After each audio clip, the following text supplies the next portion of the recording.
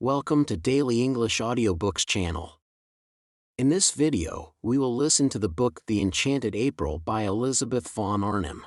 Elizabeth von Arnim, born in 1866, was a prolific British novelist known for her wit, charm, and keen observations of society. Her works often explore themes of love, marriage, and the pursuit of happiness with a delightful blend of humor and sensitivity. The Enchanted April, published in 1922, is one of von Arnim's most beloved novels. Set in post-World War I England, the story follows four dissimilar women who, feeling dissatisfied with their lives, decide to escape to a castle on the Italian Riviera for a month of rejuvenation and self-discovery. As they immerse themselves in the beauty of their surroundings and the warmth of newfound friendships, they undergo profound transformations, discovering unexpected joys and inner peace.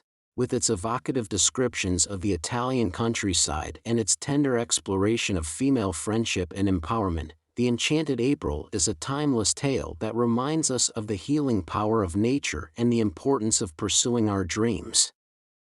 Now, let's embark on this enchanting journey of self-discovery and renewal. Let's get started. Chapter 1. It began in a woman's club in London on a February afternoon, an uncomfortable club, and a miserable afternoon, when Mrs. Wilkins, who had come down from Hampstead to shop and had lunched at her club, took up the Times from the table in the smoking room, and running her listless eye down the agony column saw this. To those who appreciate wisteria and sunshine. Small medieval Italian castle on the shores of the Mediterranean to be let furnished for the month of April. Necessary servants remain. Z. Box 1000, The Times. That was its conception, yet, as in the case of many another, the conceiver was unaware of it at the moment. So entirely unaware was Mrs. Wilkins that her April for that year had then and there been settled for her that she dropped the newspaper with a gesture that was both irritated and resigned, and went over to the window and stared drearily out at the dripping street. Not for her were medieval castles, even those that are specially described as small. Not for her the shores in April of the Mediterranean, and the wisteria and sunshine. Such delights were only for the rich. Yet the advertisement had been addressed to persons who appreciate these things, so that it had been, anyhow, addressed to her, for she certainly appreciated them, more than anybody knew, more than she had ever told. But she was poor. In the whole world she possessed of her very own only £90, saved from year to year, put by carefully pound by pound, out of her dress allowance. She had scraped this sum together at the suggestion of her husband as a shield and refuge against a rainy day. Her dress allowance, given her by her father, was £100 a year, so that Mrs. Wilkins's clothes were what her husband, urging her to save, called modest and becoming, in her acquaintance to each other, when they spoke of her at all, which was seldom for she was very negligible, called a perfect sight. Mr. Wilkins, a solicitor, encouraged thrift, except that branch of it which got into his food.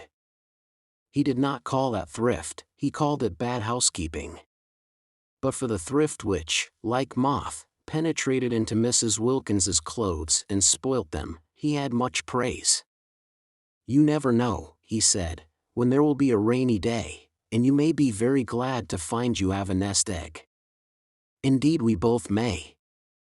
Looking out of the club window into Shaftesbury Avenue, hers was an economical club, but convenient for Hampstead, where she lived, and for Shoolbred's, where she shopped. Mrs. Wilkins, having stood there some time very drearily, her mind's eye on the Mediterranean in April, and the wisteria, and the enviable opportunities of the rich, while her bodily eye watched the really extremely horrible sooty rain falling steadily on the hurrying umbrellas and splashing omnibuses, suddenly wondered whether perhaps this was not the rainy day Mellersh was Mr. Wilkins, had so often encouraged her to prepare for, and whether to get out of such a climate and into the small medieval castle wasn't perhaps what Providence had all along intended her to do with her savings. Part of her savings, of course, perhaps quite a small part. The castle, being medieval, might also be dilapidated, and dilapidations were surely cheap. She wouldn't in the least mind a few of them, because you didn't pay for dilapidations which were already there. On the contrary, by reducing the price you had to pay they really paid you.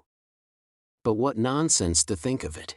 She turned away from the window with the same gesture of mingled irritation and resignation with which she had laid down the Times, and crossed the room towards the door with the intention of getting her mackintosh and umbrella and fighting her way into one of the overcrowded omnibuses and going to Shoolbred's on her way home and buying some soles for Mellish's dinner. Mellish was difficult with fish and liked only soles, except salmon, when she beheld Mrs. Arbuthnot, a woman she knew by sight, as also living in Hampstead and belonging to the club, sitting at the table in the middle of the room on which the newspapers and magazines were kept, absorbed, in her turn, in the first page of the Times.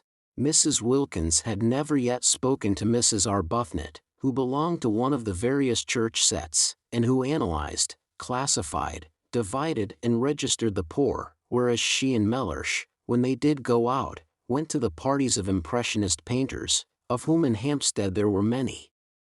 Mellish had a sister who had married one of them and lived up on the Heath, and because of this alliance Mrs. Wilkins was drawn into a circle which was highly unnatural to her, and she had learned to dread pictures. She had to say things about them, and she didn't know what to say.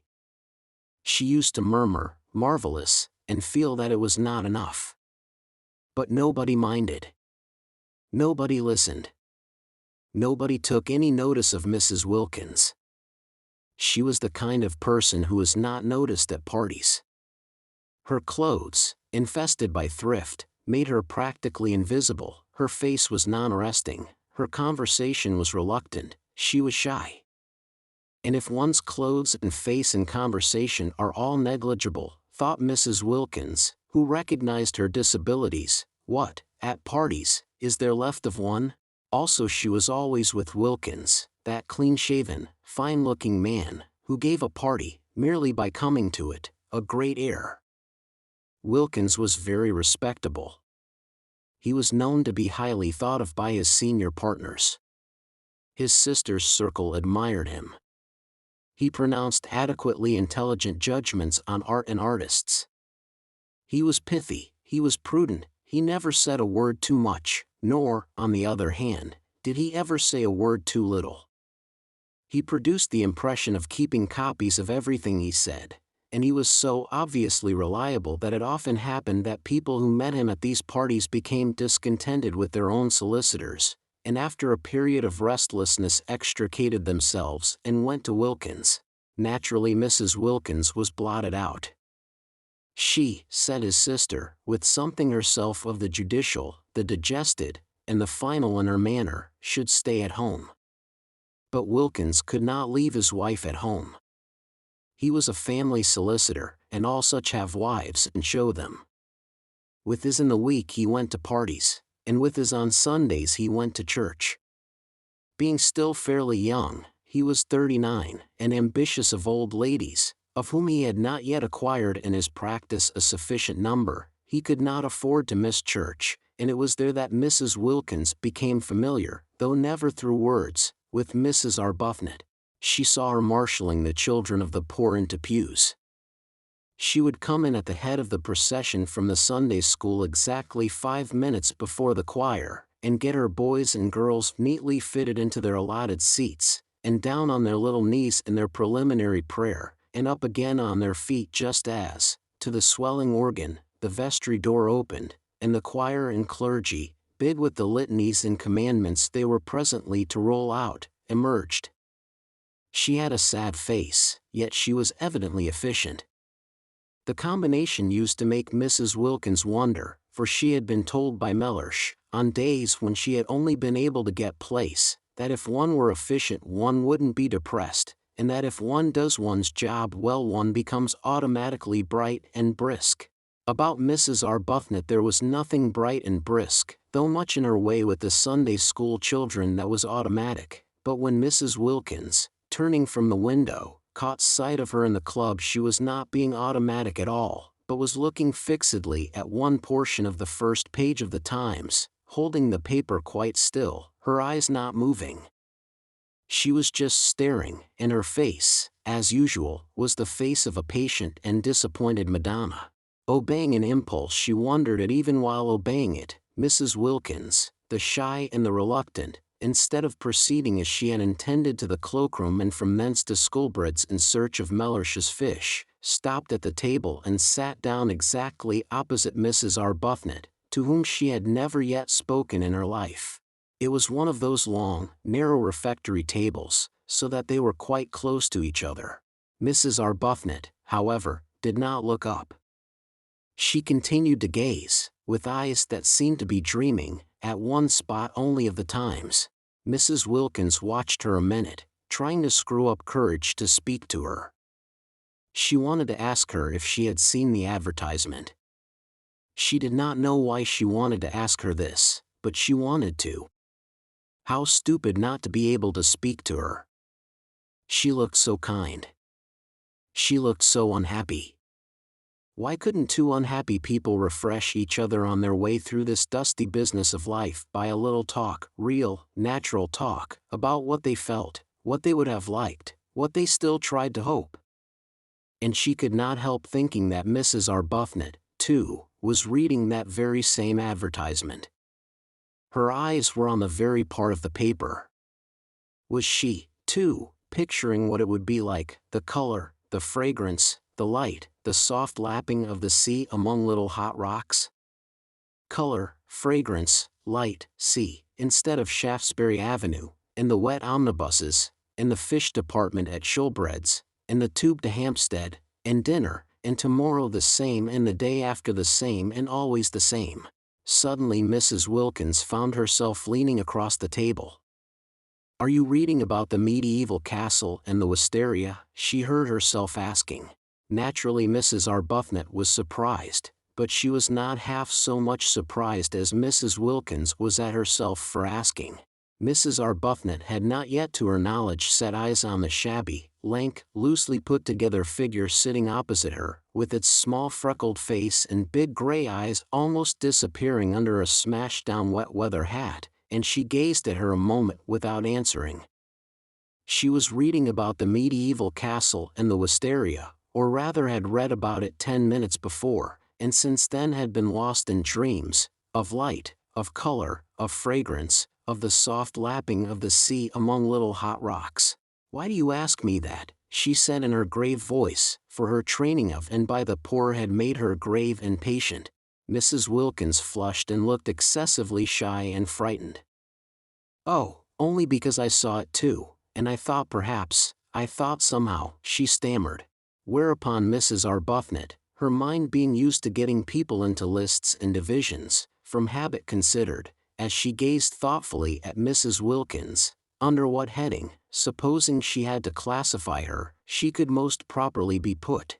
"And I know you by sight," went on Mrs. Wilkins, who, like all the shy, once she was started plunged on, frightening herself to more and more speech by the sheer sound of what she had said last in her ears. "Every Sunday, I see you every Sunday in church." "In church," echoed Mrs. Arbuthnot. "And this seems such a wonderful thing, this advertisement about the wisteria, in." Mrs. Wilkins, who must have been at least 30, broke off and wriggled in her chair with the movement of an awkward and embarrassed schoolgirl. "It seems so wonderful," she went on in a kind of burst, "and it is such a miserable day." And then she sat looking at Mrs. Arbuthnot with the eyes of an imprisoned dog. This poor thing, thought Mrs. Arbuthnot, whose life was spent in helping and alleviating, needs advice. She accordingly prepared herself patiently to give it. "If you see me in church," she said, kindly and attentively, "I suppose you live in Hampstead too?" "Oh yes," said Mrs. Wilkins. And she repeated, her head on its long thin neck drooping a little as if the recollection of Hampstead bowed her, "Oh yes."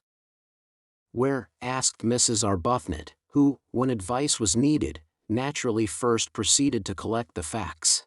But Mrs. Wilkins, laying her hand softly and caressingly on the part of the Times where the advertisement was, as though the mere printed words of it were precious, only said, "Perhaps that's why this seems so wonderful." "No, I think that's wonderful anyhow," said Mrs. Arbuthnot, forgetting facts and faintly sighing. "Then you were reading it?" "Yes," said Mrs. Arbuthnot, her eyes going dreamy again. "Wouldn't it be wonderful?" murmured Mrs. Wilkins. "Wonderful," said Mrs. Arbuthnot. Her face, which had lit up, faded into patience again. "Very wonderful," she said. "But it's no use wasting one's time thinking of such things." "Oh, but it is," was Mrs. Wilkins's quick, surprising reply, surprising because it was so much unlike the rest of her, the characterless coat and skirt, the crumpled hat, the undecided wisp of hair straggling out. "And just the considering of them is worthwhile in itself, such a change from Hampstead, and sometimes I really do believe, if one considers hard enough one gets things." Mrs. Arbuthnot observed her patiently. In what category would she, supposing she had to, put her? "Perhaps," she said, leaning forward a little, "you will tell me your name. If we are to be friends," she smiled her grave smile, "as I hope we are, we had better begin at the beginning." "Oh yes, how kind of you." "I'm Mrs. Wilkins," said Mrs. Wilkins. "I don't expect," she added, flushing, as Mrs. Arbuthnot said nothing, "that it conveys anything to you." "Sometimes it doesn't seem to convey anything to me either." "But," she looked round with a movement of seeking help, "I am Mrs. Wilkins." She did not like her name. It was a mean, small name, with a kind of facetious twist, she thought, about its end like the upward curve of a pugdog's tail. There it was, however. There was no doing anything with it. Wilkins she was and Wilkins she would remain, and though her husband encouraged her to give it on all occasions as Mrs. Mellersh Wilkins, she only did that when he was within earshot, for she thought Mellersh made Wilkins worse, emphasizing it in the way Chatsworth on the gate-posts of a villa emphasizes the villa. When first he suggested she should add Mellersh she had objected for the above reason, and after a pause, Mellersh was much too prudent to speak except after a pause, during which presumably he was taking a careful mental copy of his coming observation, he said, much displeased, "But I am not a villa," and looked at her as he looks who hopes, for perhaps the 100th time, that he may not have married a fool. Of course he was not a villa, Mrs. Wilkins assured him. She had never supposed he was, she had not dreamed of meaning, she was only just thinking. The more she explained the more earnest became Mellersh's hope, familiar to him by this time, for he had then been a husband for 2 years, that he might not by any chance have married a fool, and they had a prolonged quarrel, if that can be called a quarrel which is conducted with dignified silence on one side and earnest apology on the other, as to whether or no Mrs. Wilkins had intended to suggest that Mr. Wilkins was a villa. I believe, she had thought when it was at last over, it took a long while, that anybody would quarrel about anything when they've not left off being together for a single day for 2 whole years. What we both need is a holiday. My husband, went on Mrs. Wilkins to Mrs. Arbuthnot, trying to throw some light on herself, is a solicitor. She cast about for something she could say elucidatory of Mellersh, and found, he's very handsome. Well, said Mrs. Arbuthnot kindly, that must be a great pleasure to you. Why? Asked Mrs. Wilkins. Because, said Mrs. Arbuthnot, a little taken aback, for constant intercourse with the poor had accustomed her to have her pronouncements accepted without question, because beauty, handsomeness, is a gift like any other, and if it is properly used. She trailed off into silence. Mrs. Wilkins's great gray eyes were fixed on her, and it seemed suddenly to Mrs. Arbuthnot that perhaps she was becoming crystallized into a habit of exposition, and of exposition after the manner of nursemaids, through having an audience that couldn't but agree, that would be afraid, if it wished, to interrupt, that didn't know, that was, in fact, at her mercy. But Mrs. Wilkins was not listening, for just then, absurd as it seemed, a picture had flashed across her brain, and there were 2 figures in it sitting together under a great trailing wisteria that stretched across the branches of a tree she didn't know, and it was herself and Mrs. Arbuthnot. She saw them. and behind them, bright in sunshine, were old grey walls, the medieval castle. She saw it, they were there. She therefore stared at Mrs. Arbuthnot and did not hear a word she said. And Mrs. Arbuthnot stared too at Mrs. Wilkins, arrested by the expression on her face, which was swept by the excitement of what she saw, and was as luminous and tremulous under it as water in sunlight when it is ruffled by a gust of wind. At this moment, if she had been at a party, Mrs. Wilkins would have been looked at with interest. They stared at each other, Mrs. Arbuthnot surprised, inquiringly, Mrs. Wilkins with the eyes of someone who has had a revelation. Of course. That was how it could be done. She by herself, couldn't afford it, and wouldn't be able, even if she could afford it, to go there all alone, but she and Mrs. Arbuthnot together. She leaned across the table. "Why don't we try and get it?" she whispered. Mrs. Arbuthnot became even more wide-eyed. "Get it?" she repeated. "Yes," said Mrs. Wilkins, still as though she were afraid of being overheard. "Not just sit here and say how wonderful, and then go home to Hampstead without having put out a finger. Go home just as usual and see about the dinner and the fish just as we've been doing for years and years and will go on doing for years and years."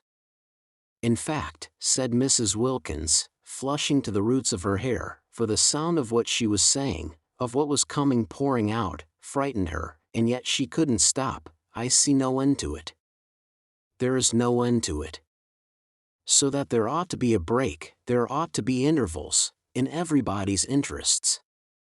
Why, it would really be being unselfish to go away and be happy for a little, because we would come back so much nicer. You see, after a bit everybody needs a holiday."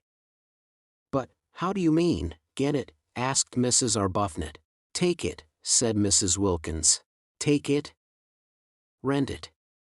Hire it? Have it? But, do you mean you and I?" "Yes.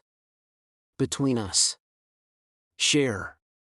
Then it would only cost half, and you look exactly as if you wanted it just as much as I do, as if you ought to have a rest, have something happy happen to you.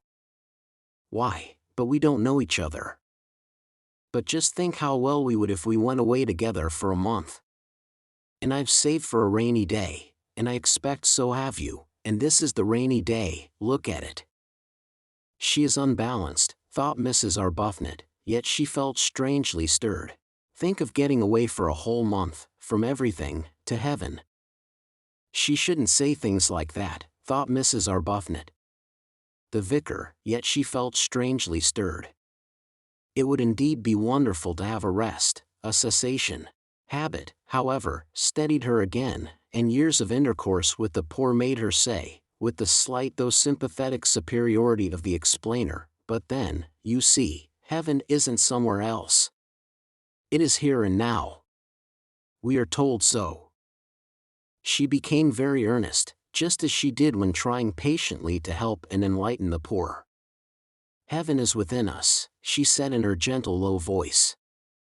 "We are told that on the very highest authority.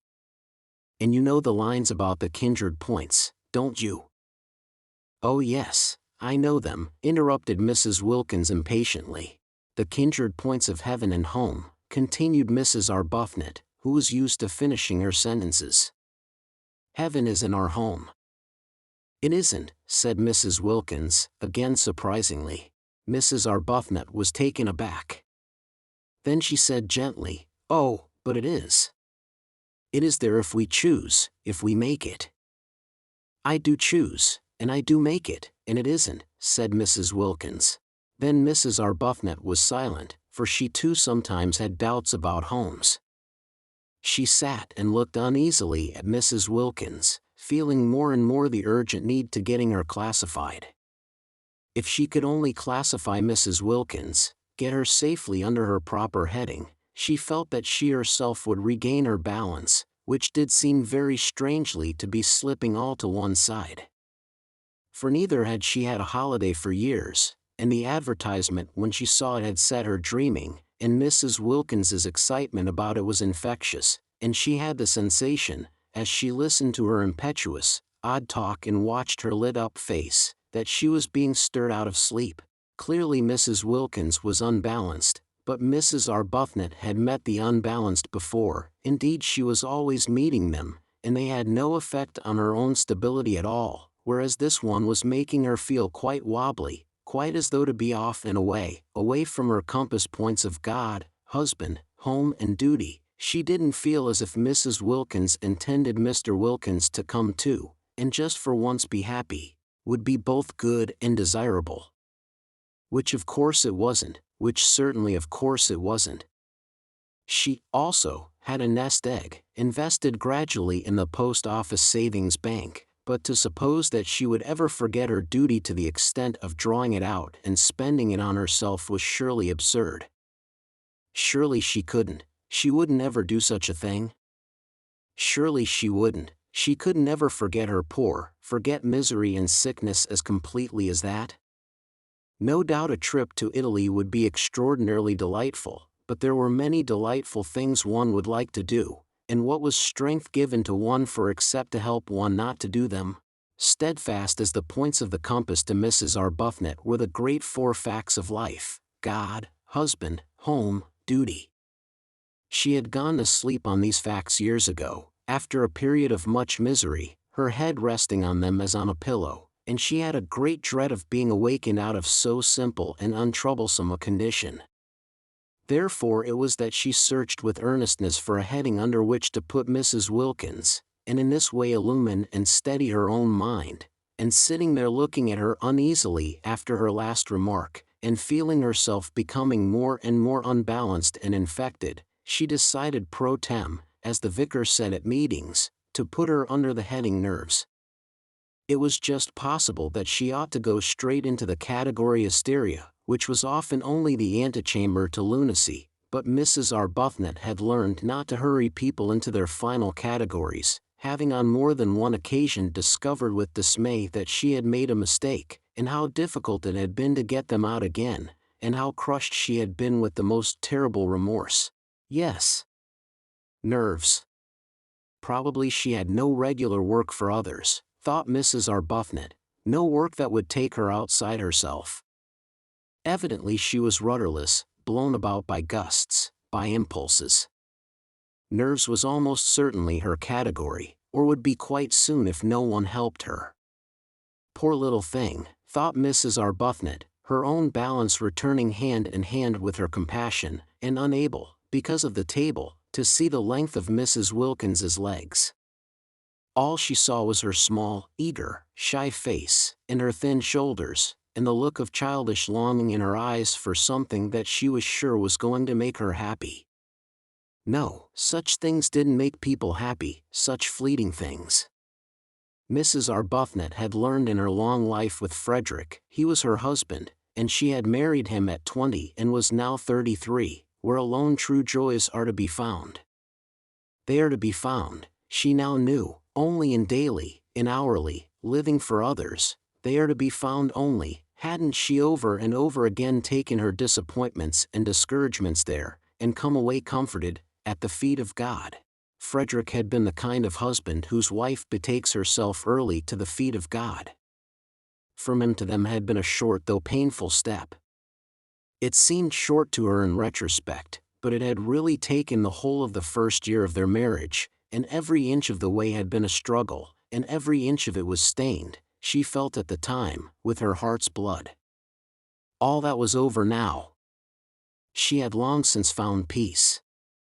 And Frederick, from her passionately loved bridegroom, from her worshipped young husband, had become second only to God on her list of duties and forbearances. There he hung, the second in importance, a bloodless thing bled white by her prayers. For years she had been able to be happy only by forgetting happiness. She wanted to stay like that. She wanted to shut out everything that would remind her of beautiful things, that might set her off again longing, desiring. I'd like so much to be friends, she said earnestly. Won't you come and see me, or let me come to you sometimes? Whenever you feel as if you wanted to talk.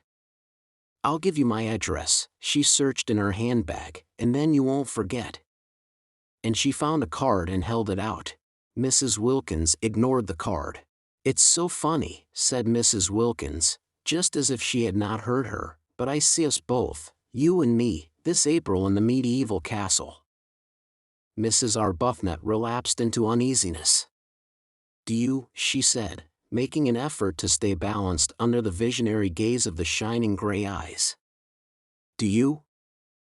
Don't you ever see things in a kind of flash before they happen?" asked Mrs. Wilkins. "Never," said Mrs. Arbuthnot.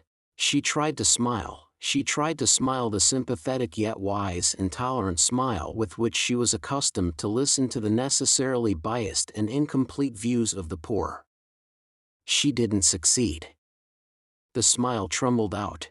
"Of course," she said in a low voice, almost as if she were afraid the vicar and the savings bank were listening, "it would be most beautiful, most beautiful." "Even if it were wrong," said Mrs. Wilkins, "it would only be for a month." "That," began Mrs. Arbuthnot, quite clear as to the reprehensibleness of such a point of view, but Mrs. Wilkins stopped her before she could finish. "Anyhow," said Mrs. Wilkins, stopping her, "I'm sure it's wrong to go on being good for too long, till one gets miserable. And I can see you've been good for years and years, because you look so unhappy." Mrs. Arbuthnot opened her mouth to protest, "and I've done nothing but duties, things for other people, ever since I was a girl, and I don't believe anybody loves me a bit, to be better, and I long, oh, I long, for something else, something else." Was she going to cry? Mrs. Arbuthnot became acutely uncomfortable and sympathetic. She hoped she wasn't going to cry. Not there. Not in that unfriendly room, with strangers coming and going. But Mrs. Wilkins, after tugging agitatedly at a handkerchief that wouldn't come out of her pocket, did succeed at last in merely apparently blowing her nose with it, and then, blinking her eyes very quickly once or twice, looked at Mrs. Arbuthnot with a quivering air of half-humble, half-frightened apology, and smiled.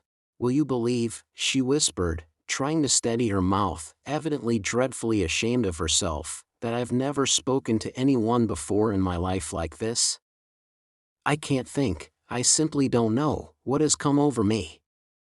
"It's the advertisement," said Mrs. Arbuthnot, nodding gravely. "Yes," said Mrs. Wilkins, dabbing furtively at her eyes, "and us both being so," she blew her nose again a little, "miserable." Chapter 2. Of course Mrs. Arbuthnot was not miserable. How could she be, she asked herself, when God was taking care of her, but she let that pass for the moment unrepudiated, because of her conviction that here was another fellow creature in urgent need of her help, and not just boots and blankets and better sanitary arrangements this time, but the more delicate help of comprehension, of finding the exact right words. The exact right words, she presently discovered, after trying various ones about living for others, and prayer, and the peace to be found in placing oneself unreservedly in God's hands. To meet all these words Mrs. Wilkins had other words, incoherent and yet, for the moment at least, till one had had more time, difficult to answer. The exact right words were a suggestion that it would do no harm to answer the advertisement. Non-committal. Mere inquiry.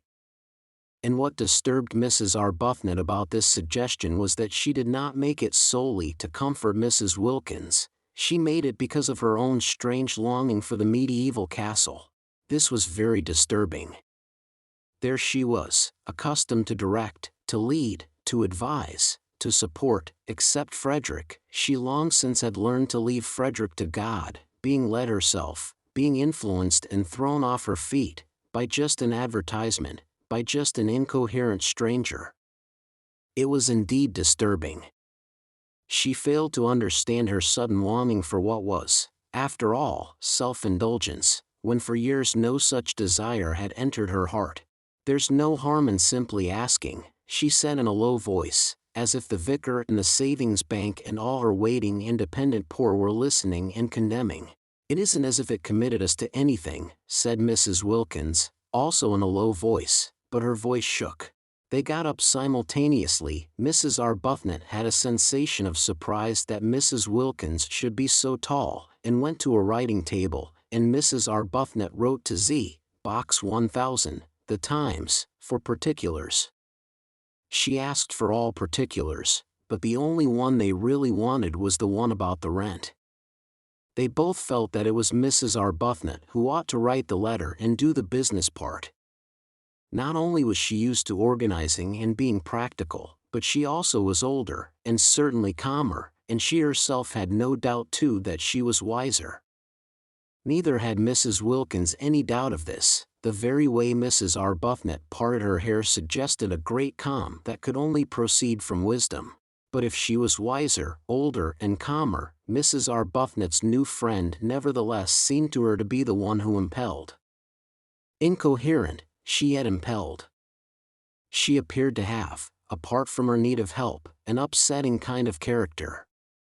She had a curious infectiousness. She led one on. And the way her unsteady mind leaped at conclusions, wrong ones, of course, witnessed the one that she, Mrs. Arbuthnot, was miserable. The way she leaped at conclusions was disconcerting.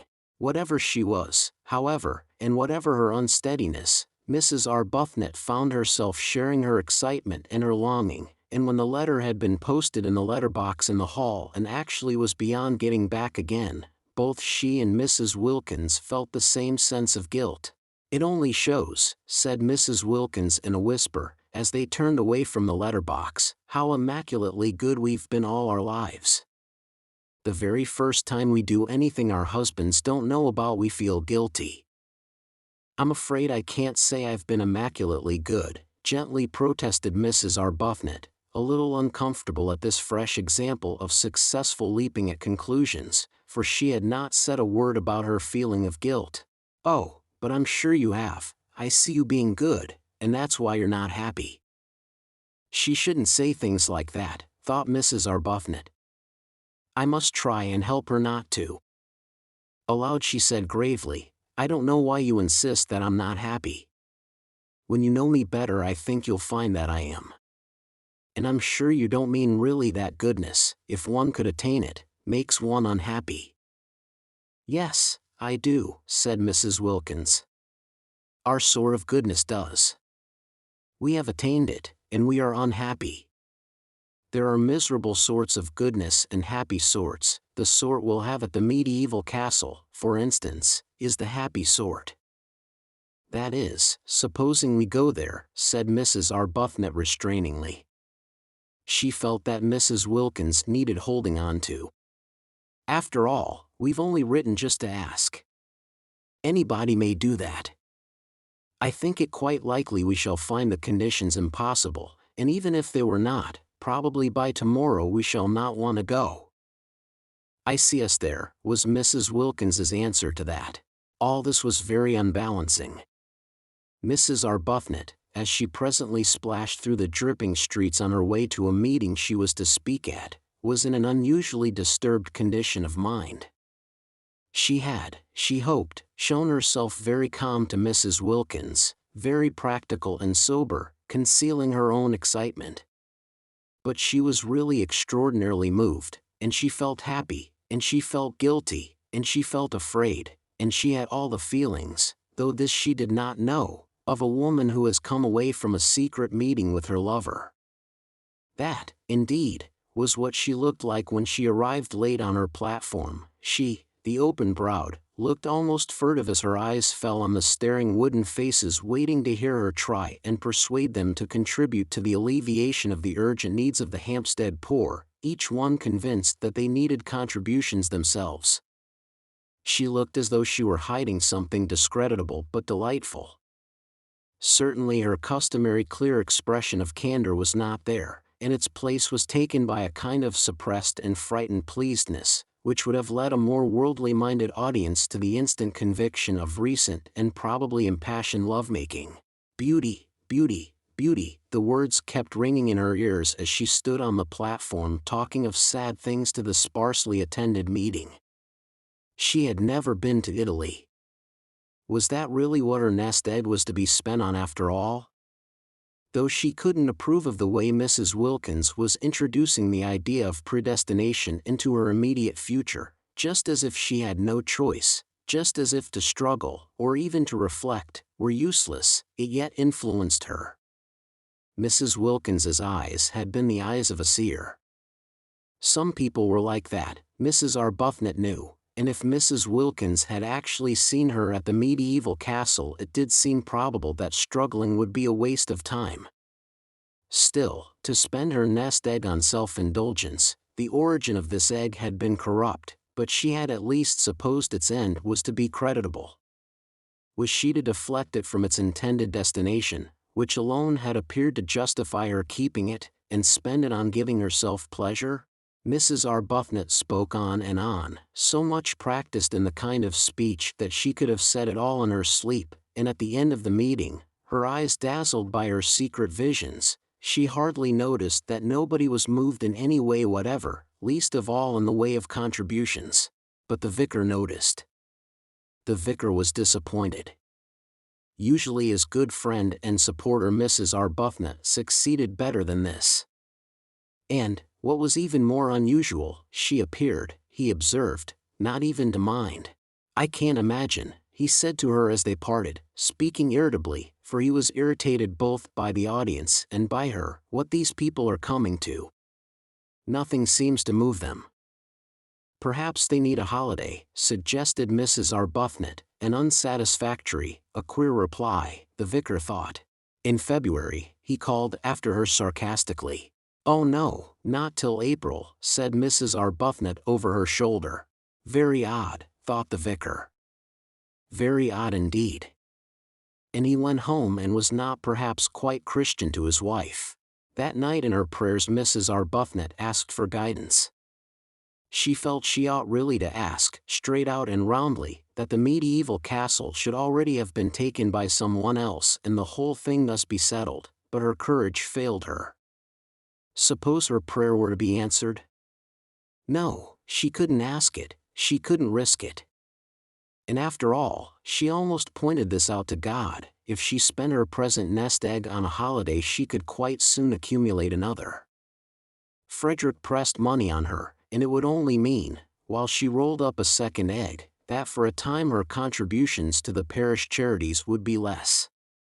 And then it could be the next nest egg whose original corruption would be purged away by the use to which it was finally put. For Mrs. Arbuthnot, who had no money of her own, was obliged to live on the proceeds of Frederick's activities, and her very nest egg was the fruit, posthumously ripened, of ancient sin. The way Frederick made his living was one of the standing distresses of her life. He wrote immensely popular memoirs, regularly, every year, of the mistresses of kings. There were in history numerous kings who had had mistresses, and there were still more numerous mistresses who had had kings, so that he had been able to publish a book of memoirs during each year of his married life, and even so there were great further piles of these ladies waiting to be dealt with. Mrs. Arbuthnot was helpless.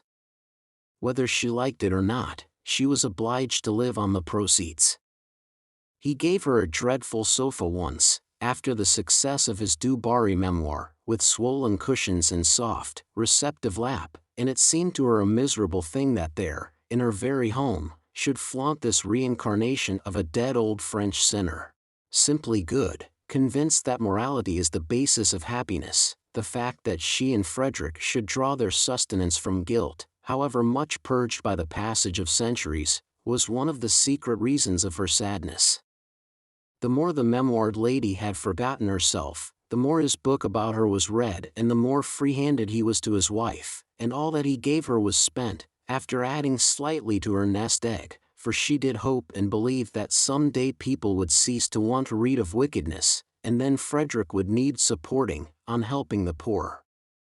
The parish flourished because, to take a handful at random, of the ill behavior of the ladies Du Barry, Montespan, Pompadour, Ninon de l'Enclos, and even of learned Maintenon.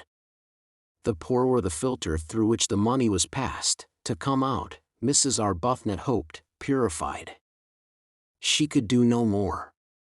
She had tried in days gone by to think the situation out, to discover the exact right course for her to take, but had found it, as she had found Frederick, too difficult, and had left it, as she had left Frederick, to God.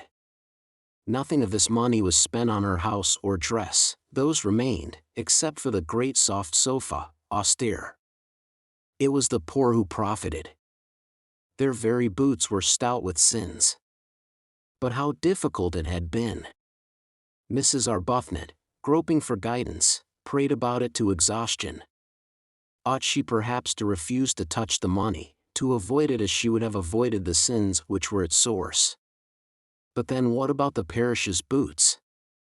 She asked the vicar what he thought, and, through much delicate language, evasive and cautious, it did finally appear that he was for the boots.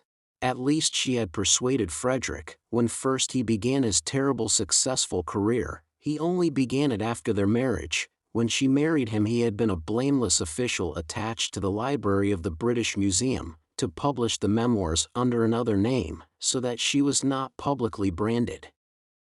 Hampstead read the books with glee, and had no idea that their writer lived in its midst. Frederick was almost unknown, even by sight, in Hampstead.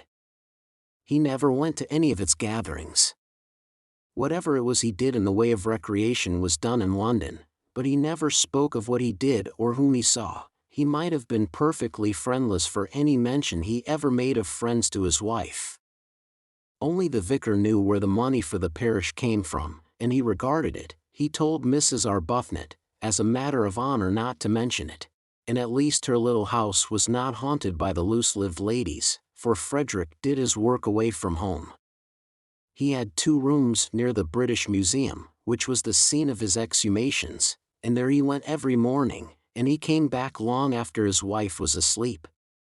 Sometimes he did not come back at all. Sometimes she did not see him for several days together. Then he would suddenly appear at breakfast, having let himself in with his latchkey the night before, very jovial and good-natured and free-handed and glad if she would allow him to give her something, a well-fed man, contented with the world, a jolly, full-blooded, satisfied man. And she was always gentle, and anxious that his coffee should be as he liked it. He seemed very happy. Life, she often thought, however much one tabulated, was yet a mystery. There were always some people it was impossible to place. Frederick was one of them. He didn't seem to bear the remotest resemblance to the original Frederick. He didn't seem to have the least need of any of the things he used to say were so important and beautiful: love, home, complete communion of thoughts, complete immersion in each other's interests. After those early painful attempts to hold him up to the point from which they had hand in hand so splendidly started, attempts in which she herself had got terribly hurt and the Frederick she supposed she had married was mangled out of recognition, she hung him up finally by her bedside as the chief subject of her prayers, and left him, except for those, entirely to God. She had loved Frederick too deeply to be able now to do anything but pray for him. He had no idea that he never went out of the house without her blessing going with him too, hovering, like a little echo of finished love, round that once dear head. She didn't dare think of him as he used to be, as he had seemed to her to be in those marvelous first days of their love-making, of their marriage. Her child had died, she had nothing, nobody of her own to lavish herself on. The poor became her children, and God the object of her love.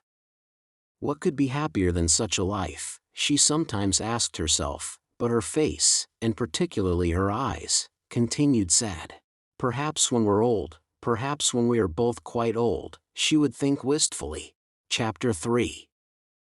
The owner of the medieval castle was an Englishman, a Mr. Briggs, who was in London at the moment and wrote that it had beds enough for 8 people, exclusive of servants, 3 sitting rooms, battlements, dungeons, and electric light. The rent was £60 for the month, the servants' wages were extra, and he wanted references. He wanted assurances that the second half of his rent would be paid, the first half being paid in advance, and he wanted assurances of respectability from a solicitor, or a doctor, or a clergyman. He was very polite in his letter, explaining that his desire for references was what was usual and should be regarded as a mere formality. Mrs. Arbuthnot and Mrs. Wilkins had not thought of references, and they had not dreamed a rent could be so high. In their minds had floated sums like 3 guineas a week, or less, seeing that the place was small and old. £60 for a single month. It staggered them. Before Mrs. Arbuthnot's eyes rose up boots, endless vistas, all the stout boots that £60 would buy, and besides the rent there would be the servant's wagesk, and the food, and the railway journeys out and home. While as for references, these did indeed seem a stumbling block. It did seem impossible to give any without making their plan more public than they had intended. They had both, even Mrs. Arbuthnot, lured for once away from perfect candor by the realization of the great saving of trouble and criticism an imperfect explanation would produce. They had both thought it would be a good plan to give out, each to her own circle, their circles being luckily distinct, that each was going to stay with a friend who had a house in Italy. It would be true as far as it went. Mrs. Wilkins asserted that it would be quite true, but Mrs. Arbuthnot thought it wouldn't be quite, and it was the only way, Mrs. Wilkins said, to keep Mellersh even approximately quiet. To spend any of her money just on the mare getting to Italy would cause him indignation. What he would say if he knew she was renting part of a medieval castle on her own account, Mrs. Wilkins preferred not to think. It would take him days to say it all, and this although it was her very own money, and not a penny of it had ever been his. But I expect, she said, your husband is just the same. I expect all husbands are alike in the long run. Mrs. Arbuthnot said nothing, because her reason for not wanting Frederick to know was the exactly opposite one. Frederick would be only too pleased for her to go. He would not mind it in the very least. Indeed, he would hail such a manifestation of self-indulgence and worldliness with an amusement that would hurt, and urge her to have a good time and not to hurry home with a crushing detachment. Far better, she thought, to be missed by Mellersh than to be sped by Frederick. To be missed, to be needed, from whatever motive, was, she thought, better than the complete loneliness of not being missed or needed at all. She therefore said nothing, and allowed Mrs. Wilkins to leap at her conclusions unchecked.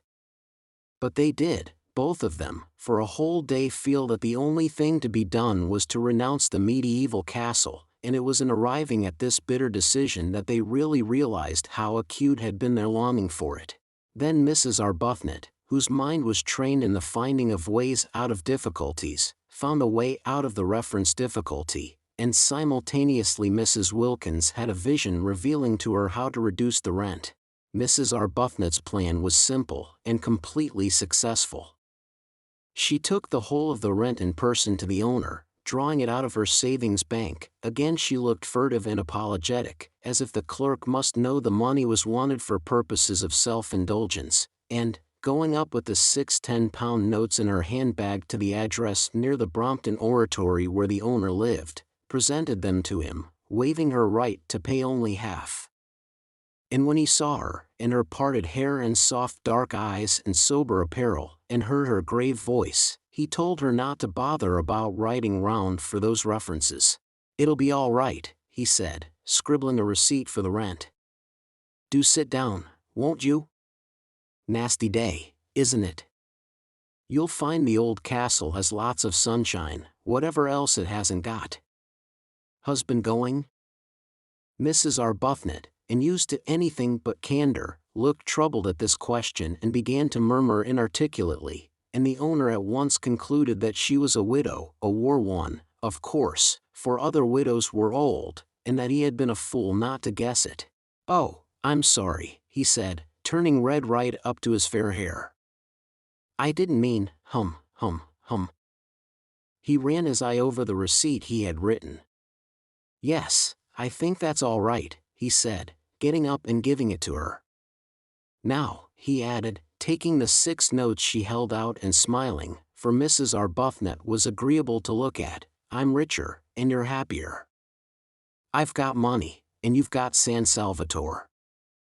I wonder which is best." "I think you know," said Mrs. Arbuthnot with her sweet smile. He laughed and opened the door for her. It was a pity the interview was over. He would have liked to ask her to lunch with him. She made him think of his mother, of his nurse, of all things kind and comforting, besides having the attraction of not being his mother or his nurse. "I hope you'll like the old place," he said, holding her hand a minute at the door. The very feel of her hand, even through its glove, was reassuring. It was the sort of hand, he thought, that children would like to hold in the dark. "In April, you know, it's simply a mass of flowers. And then there's the sea. You must wear white. You'll fit in very well. There are several portraits of you there." "Portraits?" "Madonnas, you know. There's one on the stairs really exactly like you." Mrs. Arbuthnot smiled and said goodbye and thanked him. Without the least trouble, and at once she had got him placed in his proper category. He was an artist and of an effervescent temperament. She shook hands and left, and he wished she hadn't. After she was gone he supposed that he ought to have asked for those references, if only because she would think him so unbusinesslike not to, but he could as soon have insisted on references from a saint and a nimbus as from that grave, sweet lady, Rose Arbuthnot. Her letter, making the appointment, lay on the table. Pretty name. That difficulty, then, was overcome.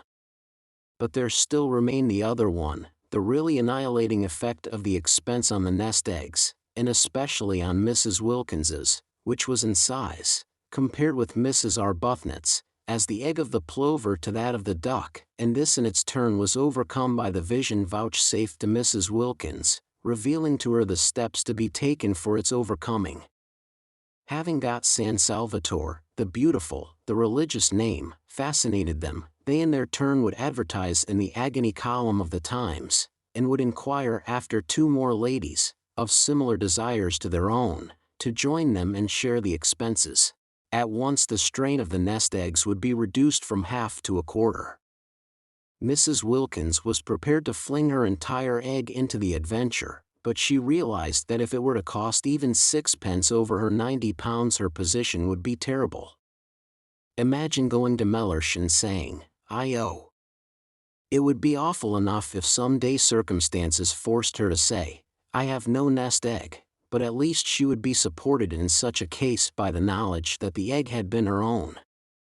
She therefore, though prepared to fling her last penny into the adventure, was not prepared to fling into it a single farthing that was not demonstrably her own, and she felt that if her share of the rent was reduced to £15 only, she would have a safe margin for the other expenses.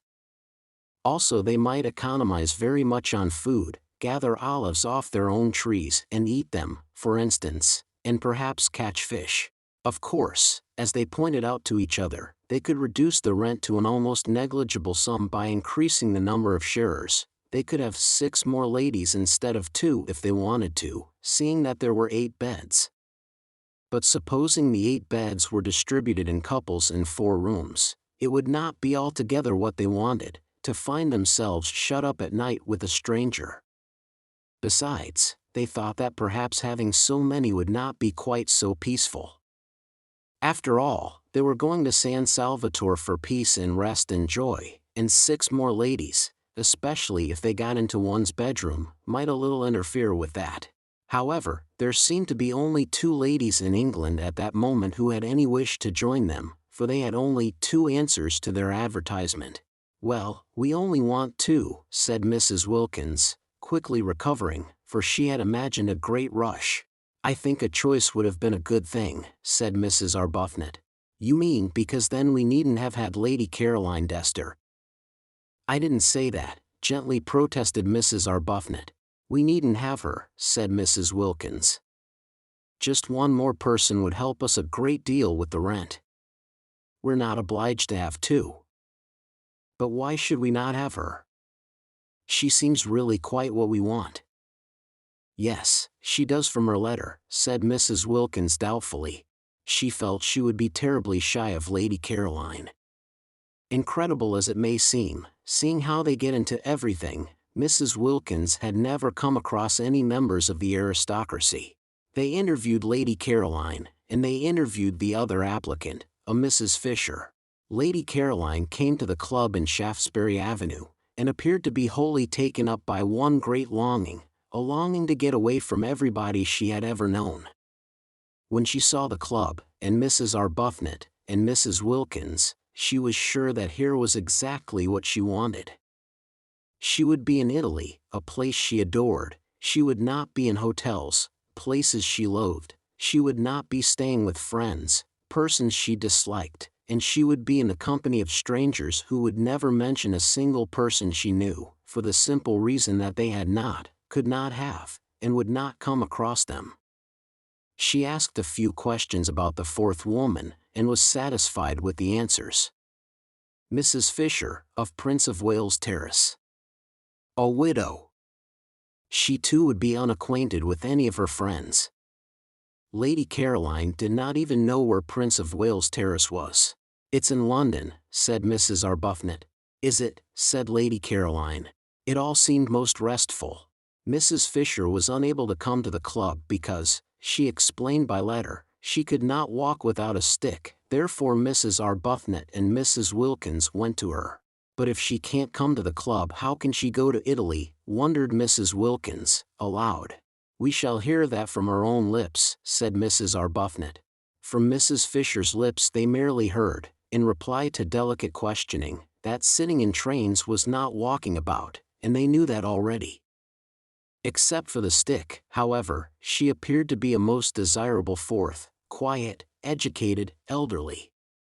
She was much older than they or Lady Caroline. Lady Caroline had informed them she was 28, but not so old as to have ceased to be active-minded. She was very respectable indeed, and still wore a complete suit of black though her husband had died, she told them, 11 years before. Her house was full of signed photographs of illustrious Victorian dead, all of whom she said she had known when she was little. Her father had been an eminent critic, and in his house she had seen practically everybody who was anybody in letters and art. Carlyle had scowled at her, Matthew Arnold had held her on his knee, Tennyson had sonorously rallied her on the length of her pigtail. She animatedly showed them the photographs, hung everywhere on her walls, pointing out the signatures with her stick, and she neither gave any information about her own husband nor asked for any about the husbands of her visitors, which was the greatest comfort. Indeed, she seemed to think that they also were widows, for on inquiring who the fourth lady was to be, and being told it was a Lady Caroline Dester, she said, "Is she a widow too?" And on their explaining that she was not, because she had not yet been married, observed with abstracted amiability, "All in good time." But Mrs. Fisher's very abstractedness, and she seemed to be absorbed chiefly in the interesting people she used to know and in their memorial photographs, and quite a good part of the interview was taken up by reminiscent anecdote of Carlyle, Meredith, Matthew Arnold, Tennyson, and a host of others. Her very abstractedness was a recommendation. She only asked, she said, to be allowed to sit quiet in the sun and remember. That was all Mrs. Arbuthnot and Mrs. Wilkins asked of their sharers. It was their idea of a perfect sharer that she should sit quiet in the sun and remember, rousing herself on Saturday evenings sufficiently to pay her share. Mrs. Fisher was very fond, too, she said, of flowers, and once when she was spending a weekend with her father at Box Hill. "Who lived at Box Hill?" interrupted Mrs. Wilkins, who hung on Mrs. Fisher's reminiscences, intensely excited by meeting somebody who had actually been familiar with all the really and truly and undoubtedly great, actually seen them, heard them talking, touched them. Mrs. Fisher looked at her over the top of her glasses in some surprise. Mrs. Wilkins, in her eagerness to tear the heart out quickly of Mrs. Fisher's reminiscences, afraid that at any moment Mrs. Arbuthnot would take her away and she wouldn't have heard half, had already interrupted several times with questions which appeared ignorant to Mrs. Fisher. "Meredith, of course," said Mrs. Fisher rather shortly. "I remember a particular weekend," she continued. "My father often took me, but I always remember this weekend particularly." "Did you know Keats?" eagerly interrupted Mrs. Wilkins. Mrs. Fisher, after a pause, said with subacid reserve that she had been unacquainted with both Keats and Shakespeare. "Oh, of course, how ridiculous of me," cried Mrs. Wilkins, flushing scarlet. "It's because," she floundered, "it's because the immortals somehow still seem alive, don't they, as if they were here, going to walk into the room in another minute, and one forgets they are dead. In fact, one knows perfectly well that they're not dead, not nearly so dead as you and I even now," she assured Mrs. Fisher, who observed her over the top of her glasses. "I thought I saw Keats the other day," Mrs. Wilkins incoherently proceeded, driven on by Mrs. Fisher's look over the top of her glasses. "In Hampstead, crossing the road in front of that house, you know, the house where he lived." Mrs. Arbuthnot said they must be going. Mrs. Fisher did nothing to prevent them. "I really thought I saw him," protested Mrs. Wilkins, appealing for belief first to one and then to the other while waves of color passed over her face, and totally unable to stop because of Mrs. Fisher's glasses and the steady eyes looking at her over their tops. "I believe I did see him. He was dressed in a—" Even Mrs. Arbuthnot looked at her now, and in her gentlest voice said they would be late for lunch. It was at this point that Mrs. Fisher asked for references. She had no wish to find herself shut up for 4 weeks with somebody who saw things. It is true that there were 3 sitting rooms, besides the garden and the battlements at San Salvatore, so that there would be opportunities of withdrawal from Mrs. Wilkins, but it would be disagreeable to Mrs. Fisher, for instance, if Mrs. Wilkins were suddenly to assert that she saw Mr. Fisher. Mr. Fisher was dead, let him remain so. She had no wish to be told he was walking about the garden. The only reference she really wanted, for she was much too old and firmly seated in her place in the world for questionable associates to matter to her, was one with regard to Mrs. Wilkins's health. Was her health quite normal? Was she an ordinary, everyday, sensible woman? Mrs. Fisher felt that if she were given even one address she would be able to find out what she needed. So she asked for references, and her visitors appeared to be so much taken aback. Mrs. Wilkins, indeed, was instantly sobered, that she added, "It is usual." Mrs. Wilkins found her speech first. "But," she said, "aren't we the ones who ought to ask for some from you?" And this seemed to Mrs. Arbuthnot too the right attitude. Surely it was they who were taking Mrs. Fisher into their party, and not Mrs. Fisher who was taking them into it. For answer Mrs. Fisher, leaning on her stick, went to the writing table and in a firm hand wrote down 3 names and offered them to Mrs. Wilkins, and the names were so respectable, they were so momentous, they were so nearly august, that just to read them was enough. The President of the Royal Academy, the Archbishop of Canterbury, and the Governor of the Bank of England, who would dare disturb such personages in their meditations with inquiries as to whether a female friend of theirs was all she should be. "They have known me since I was little," said Mrs. Fisher. Everybody seemed to have known Mrs. Fisher since or when she was little. "I don't think references are nice things at all between ordinary decent women," burst out Mrs. Wilkins, made courageous by being, as she felt, at bay, for she very well knew that the only reference she could give without getting into trouble was showbread, and she had little confidence in that, as it would be entirely based on malicious fish. "We're not business people. We needn't distrust each other." And Mrs. Arbuthnot said, with a dignity that yet was sweet, "I'm afraid references do bring an atmosphere into our holiday plan that isn't quite what we want, and I don't think we'll take yours up or give you any ourselves. So that I suppose you won't wish to join us." And she held out her hand in goodbye. Then Mrs. Fisher, her gaze diverted to Mrs. Arbuthnot, who inspired trust and liking even in tube officials, felt that she would be idiotic to lose the opportunity of being in Italy in the particular conditions offered, and that she and this comrade woman between them would certainly be able to curb the other one when she had her attacks. So she said, taking Mrs. Arbuthnot's offered hand, "Very well. I waive references." She waived references. The two, as they walked to the station in Kensington High Street, could not help thinking that this way of putting it was lofty. Even Mrs. Arbuthnot, spendthrift of excuses for lapses, thought Mrs. Fisher might have used other words, and Mrs. Wilkins, by the time she got to the station, and the walk and the struggle on the crowded pavement with other people's umbrellas had warmed her blood, actually suggested waving Mrs. Fisher. "If there's any waving to be done, do let us be the ones who wave," she said eagerly. But Mrs. Arbuthnot, as usual, held on to Mrs. Wilkins, and presently, having cooled down in the train, Mrs. Wilkins announced that at San Salvatore Mrs. Fisher would find her level. "I see her finding her level there," she said, her eyes very bright. Whereupon Mrs. Arbuthnot, sitting with her quiet hands folded, turned over in her mind how best she could help Mrs. Wilkins not to see quite so much, or at least, if she must see, to see in silence. Chapter 4. It had been arranged that Mrs. Arbuthnot and Mrs. Wilkins, traveling together, should arrive at San Salvatore on the evening of March 31st. The owner, who told them how to get there, appreciated their disinclination to begin their time in it on April 1st, and Lady Caroline and Mrs. Fisher, as yet unacquainted and therefore under no obligations to bore each other on the journey, for only towards the end would they find out by a process of sifting who they were to arrive on the morning of April 2nd.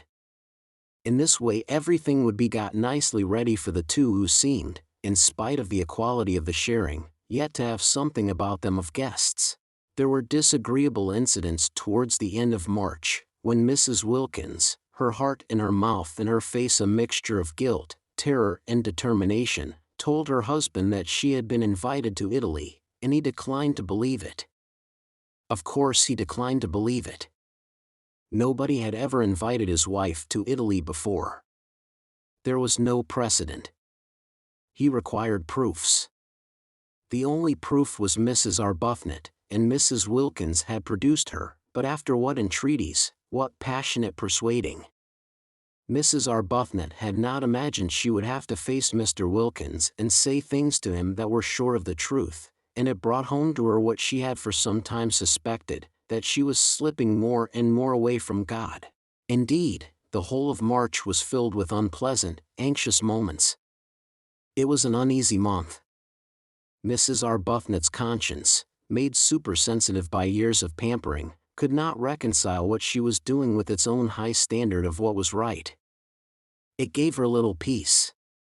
It nudged her at her prayers. It punctuated her entreaties for divine guidance with disconcerting questions, such as, "Are you not a hypocrite? Do you really mean that? Would you not, frankly, be disappointed if that prayer were granted?" The prolonged wet, raw weather was on the side too of her conscience, producing far more sickness than usual among the poor. They had bronchitis, they had fevers, there was no end to the distress. And here she was going off, spending precious money on going off, simply and solely to be happy.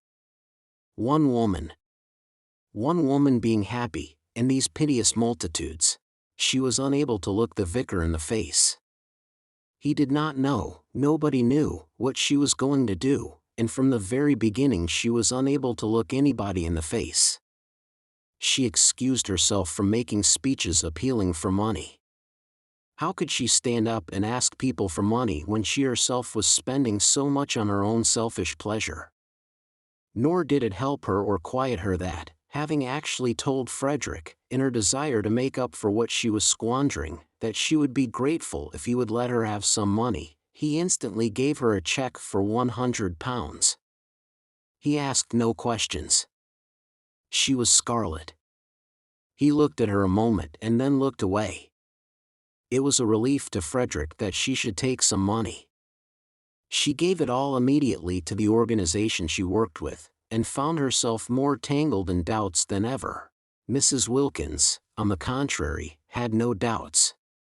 She was quite certain that it was a most proper thing to have a holiday, and altogether right and beautiful to spend one's own hard-collected savings on being happy. "Think how much nicer we shall be when we come back," she said to Mrs. Arbuthnot, encouraging that pale lady. No, Mrs. Wilkins had no doubts, but she had fears, and March was for her too an anxious month, with the unconscious Mr. Wilkins coming back daily to his dinner and eating his fish in the silence of imagined security. Also, things happen so awkwardly. It really is astonishing how awkwardly they happen.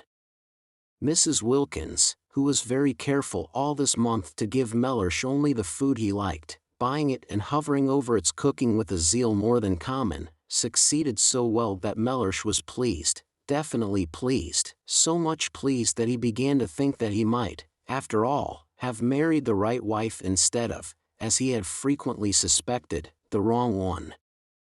The result was that on the third Sunday in the month, Mrs. Wilkins had made up her trembling mind that on the fourth Sunday, there being 5 in that March and it being on the 5th of them that she and Mrs. Arbuthnot were to start, she would tell Mellersh of her invitation on the third Sunday. Then, after a very well-cooked lunch in which the Yorkshire pudding had melted in his mouth and the apricot tart had been so perfect that he ate it all, Mellersh, smoking his cigar by the brightly burning fire the while hail gusts banged on the window, said, "I am thinking of taking you to Italy for Easter," and paused for her astounded and grateful ecstasy.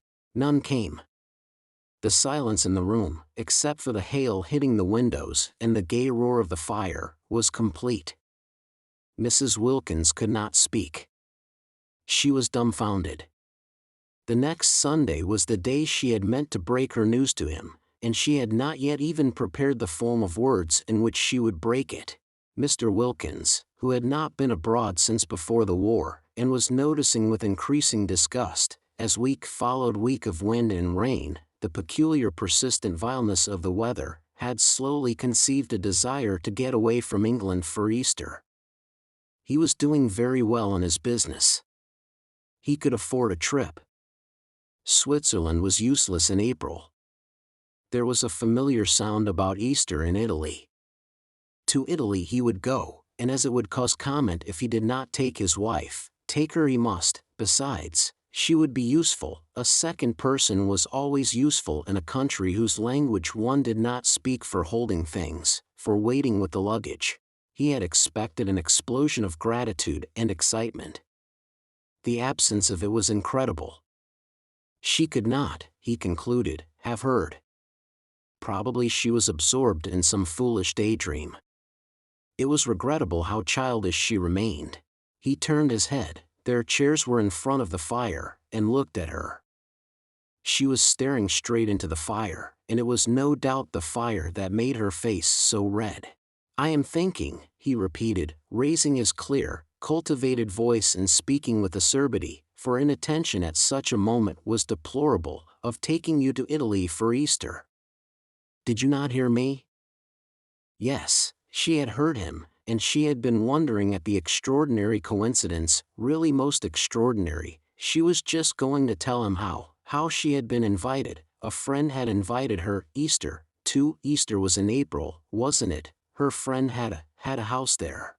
In fact, Mrs. Wilkins, driven by terror, guilt and surprise, had been more incoherent if possible than usual.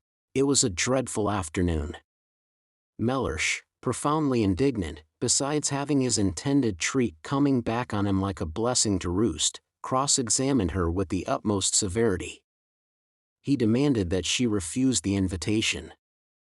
He demanded that, since she had so outrageously accepted it without consulting him, she should write and cancel her acceptance. Finding himself up against an unsuspected, shocking rock of obstinacy in her, he then declined to believe she had been invited to Italy at all. He declined to believe in this Mrs. Arbuthnot, of whom till that moment he had never heard, and it was only when the gentle creature was brought round, with such difficulty, with such a desire on her part to throw the whole thing up rather than tell Mr. Wilkins less than the truth, and herself endorsed his wife's statements, that he was able to give them credence. He could not but believe Mrs. Arbuthnot. She produced the precise effect on him that she did on tube officials. She hardly needed to say anything. But that made no difference to her conscience, which knew and would not let her forget that she had given him an incomplete impression. "Do you," asked her conscience, "see any real difference between an incomplete impression and a completely stated lie?" God sees none. The remainder of March was a confused bad dream.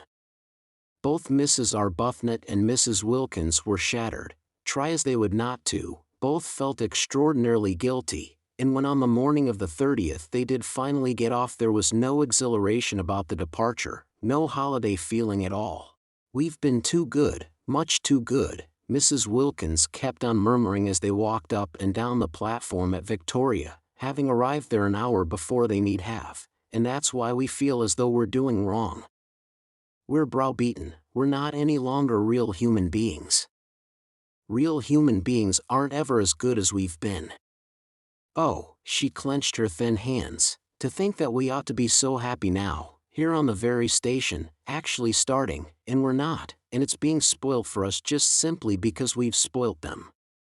What have we done, what have we done, I should like to know," she inquired of Mrs. Arbuthnot indignantly, "except for once want to go away by ourselves and have a little rest from them." Mrs. Arbuthnot, patiently pacing, did not ask who she meant by them, because she knew. Mrs. Wilkins meant their husbands, persisting in her assumption that Frederick was as indignant as Mellersh over the departure of his wife, whereas Frederick did not even know his wife had gone. Mrs. Arbuthnot, always silent about him, had said nothing of this to Mrs. Wilkins. Frederick went too deep into her heart for her to talk about him. He was having an extra bout of work finishing another of those dreadful books, and had been away practically continually the last few weeks, and was away when she left. Why should she tell him beforehand? Sure as she so miserably was that he would have no objection to anything she did, she merely wrote him a note and put it on the hall table ready for him if and when he should come home. She said she was going for a month's holiday as she needed a rest and she had not had one for so long, and that Gladys, the efficient parlour-maid, had orders to see to his comforts. She did not say where she was going, there was no reason why she should, he would not be interested, he would not care. The day was wretched, blustering and wet, the crossing was atrocious, and they were very sick. But after having been very sick, just to arrive at Calais and not be sick was happiness, and it was there that the real splendor of what they were doing first began to warm their benumbed spirits. It got hold of Mrs. Wilkins first, and spread from her like a rose-colored flame over her pale companion. Mellersh at Calais, where they restored themselves with soles because of Mrs. Wilkins's desire to eat a sole Mellersh wasn't having, Mellersh at Calais had already begun to dwindle and seem less important. None of the French porters knew him, not a single official at Calais cared a fig for Mellersh. In Paris there was no time to think of him because their train was late and they only just caught the Turin train at the Gare de Lyons, and by the afternoon of the next day when they got into Italy, England, Frederick, Mellersh, the vicar, the poor, Hampstead, the club, Shoolbred, everybody and everything, the whole inflamed sore dreariness, had faded to the dimness of a dream. Chapter 5. It was cloudy in Italy, which surprised them. They had expected brilliant sunshine. But never mind, it was Italy, and the very clouds looked fat. Neither of them had ever been there before. Both gazed out of the windows with rapt faces. The hours flew as long as it was daylight, and after that there was the excitement of getting nearer, getting quite near, getting there. At Genoa it had begun to rain, Genoa. Imagine actually being at Genoa, seeing its name written up in the station just like any other name. At Nervi it was pouring, and when at last towards midnight, for again the train was late, they got to Mezzago, the rain was coming down in what seemed solid sheets. But it was Italy. Nothing it did could be bad. The very rain was different, straight rain, falling properly onto one's umbrella, not that violently blowing English stuff that got in everywhere. And it did leave off, and when it did, behold the earth would be strewn with roses. Mr. Briggs, San Salvatore's owner, had said, "You get out at Mezzago, and then you drive." But he had forgotten what he amply knew, that trains in Italy are sometimes late, and he had imagined his tenants arriving at Mezzago at 8 o'clock and finding a string of flies to choose from. The train was 4 hours late, and when Mrs. Arbuthnot and Mrs. Wilkins scrambled down the ladder like high steps of their carriage into the black downpour, their skirts sweeping off great pools of sooty wet because their hands were full of suitcases, if it had not been for the vigilance of Domenico, the gardener at San Salvatore, they would have found nothing for them to drive in. All ordinary flies had long since gone home. Domenico, foreseeing this, had sent his aunt's fly, driven by her son as cousin, and his aunt and her fly lived in Castagneto, the village crouching at the feet of San Salvatore, and therefore, however late the train was, the fly would not dare come home without containing that which it had been sent to fetch. Domenico's cousin's name was Beppo, and he presently emerged out of the dark where Mrs. Arbuthnot and Mrs. Wilkins stood, uncertain what to do next after the train had gone on, for they could see no porter and they thought from the feel of it that they were standing not so much on a platform as in the middle of the permanent way. Beppo, who had been searching for them, emerged from the dark with a kind of pounce and talked Italian to them vociferously. Beppo was a most respectable young man, but he did not look as if he were, especially not in the dark, and he had a dripping hat slouched over one eye. They did not like the way he seized their suitcases. He could not be, they thought, a porter. However, they presently from out of his streaming talk discerned the words San Salvatore, and after that they kept on saying them to him, for it was the only Italian they knew, as they hurried after him, unwilling to lose sight of their suitcases, stumbling across rails and through puddles out to where in the road a small, high fly stood. Its hood was up, and its horse was in an attitude of thought.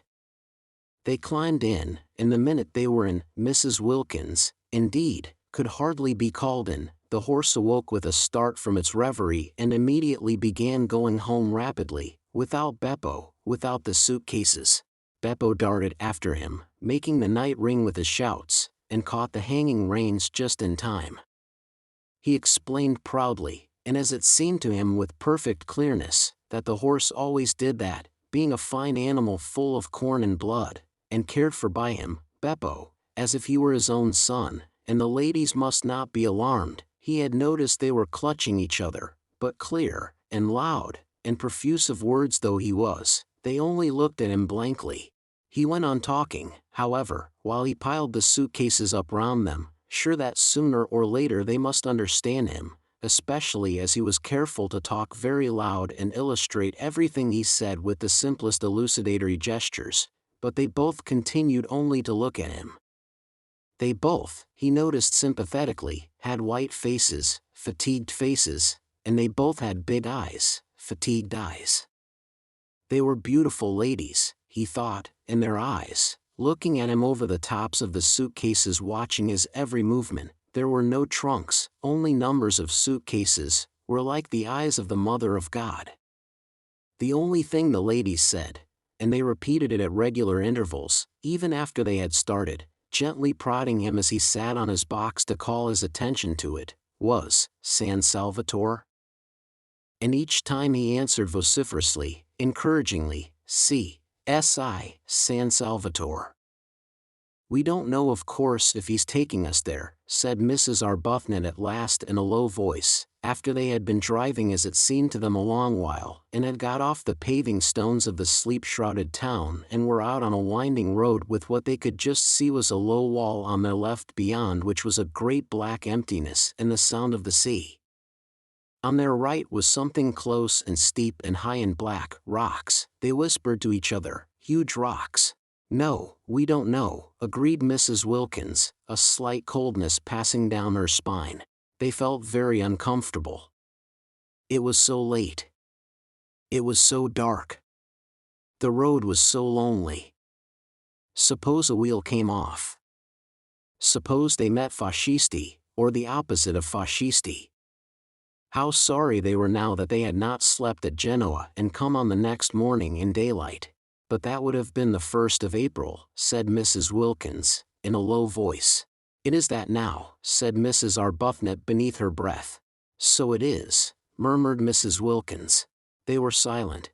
Beppo turned round on his box, a disquieting habit already noticed, for surely his horse ought to be carefully watched, and again addressed them with what he was convinced was lucidity, no patois, and the clearest explanatory movements. How much they wished their mothers had made them learn Italian when they were little. If only now they could have said, "Please sit round the right way and look after the horse." They did not even know what horse was in Italian. It was contemptible to be so ignorant. In their anxiety, for the road twisted round great jutting rocks, and on their left was only the low wall to keep them out of the sea should anything happen, they too began to gesticulate, waving their hands at Beppo, pointing ahead. They wanted him to turn round again and face his horse, that was all. He thought they wanted him to drive faster, and there followed a terrifying 10 minutes during which, as he supposed, he was gratifying them. He was proud of his horse, and it could go very fast. He rose in his seat, the whip cracked, the horse rushed forward, the rocks leaped towards them, the little fly swayed, the suitcases heaved, Mrs. Arbuthnot and Mrs. Wilkins clung. In this way they continued, swaying, heaving, clattering, clinging, till at a point near Castagneto there was a rise in the road, and on reaching the foot of the rise the horse, who knew every inch of the way, stopped suddenly, throwing everything in the fly into a heap, and then proceeded up at the slowest of walks. Beppo twisted himself round to receive their admiration, laughing with pride in his horse. There was no answering laugh from the beautiful ladies.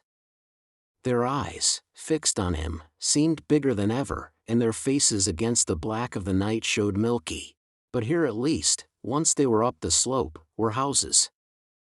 The rocks left off, and there were houses, the low wall left off, and there were houses, the sea shrunk away, and the sound of it ceased, and the loneliness of the road was finished.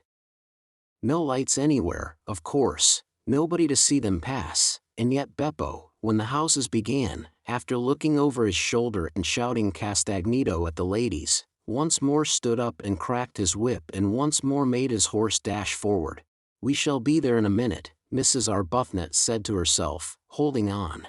"We shall soon stop now," Mrs. Wilkins said to herself, holding on. They said nothing aloud, because nothing would have been heard above the whip cracking and the wheel clattering and the boisterous inciting noises Beppo was making at his horse. Anxiously they strained their eyes for any sight of the beginning of San Salvatore. They had supposed and hoped that after a reasonable amount of village a medieval archway would loom upon them, and through it they would drive into a garden and draw up at an open, welcoming door, with light streaming from it and those servants standing in it who, according to the advertisement, remained. Instead the fly suddenly stopped. Peering out they could see they were still in the village street, with small dark houses each side, and Beppo, throwing the reins over the horse's back as if completely confident this time that he would not go any farther, got down off his box.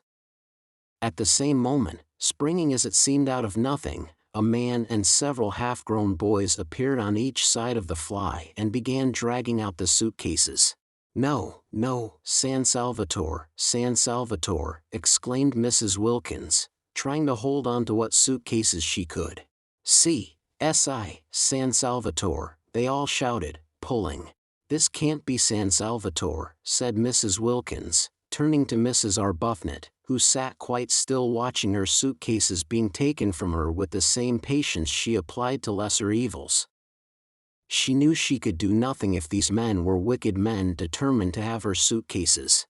"I don't think it can be," she admitted, and could not refrain from a moment's wonder at the ways of God. Had she really been brought here, she and poor Mrs. Wilkins, after so much trouble in arranging it, so much difficulty and worry, along such devious paths of prevarication and deceit, only to be? She checked her thoughts, and gently said to Mrs. Wilkins, while the ragged youths disappeared with the suitcases into the night and the man with the lantern helped Beppo pull the rug off her, that they were both in God's hands, and for the first time on hearing this, Mrs. Wilkins was afraid. There was nothing for it but to get out. Useless to try to go on sitting in the fly repeating San Salvatore. Every time they said it, and their voices each time were fainter, Beppo and the other man merely echoed it in a series of loud shouts. If only they had learned Italian when they were little.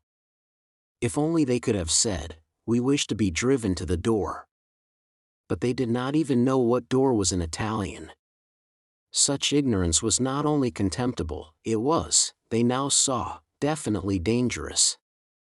Useless, however, to lament it now.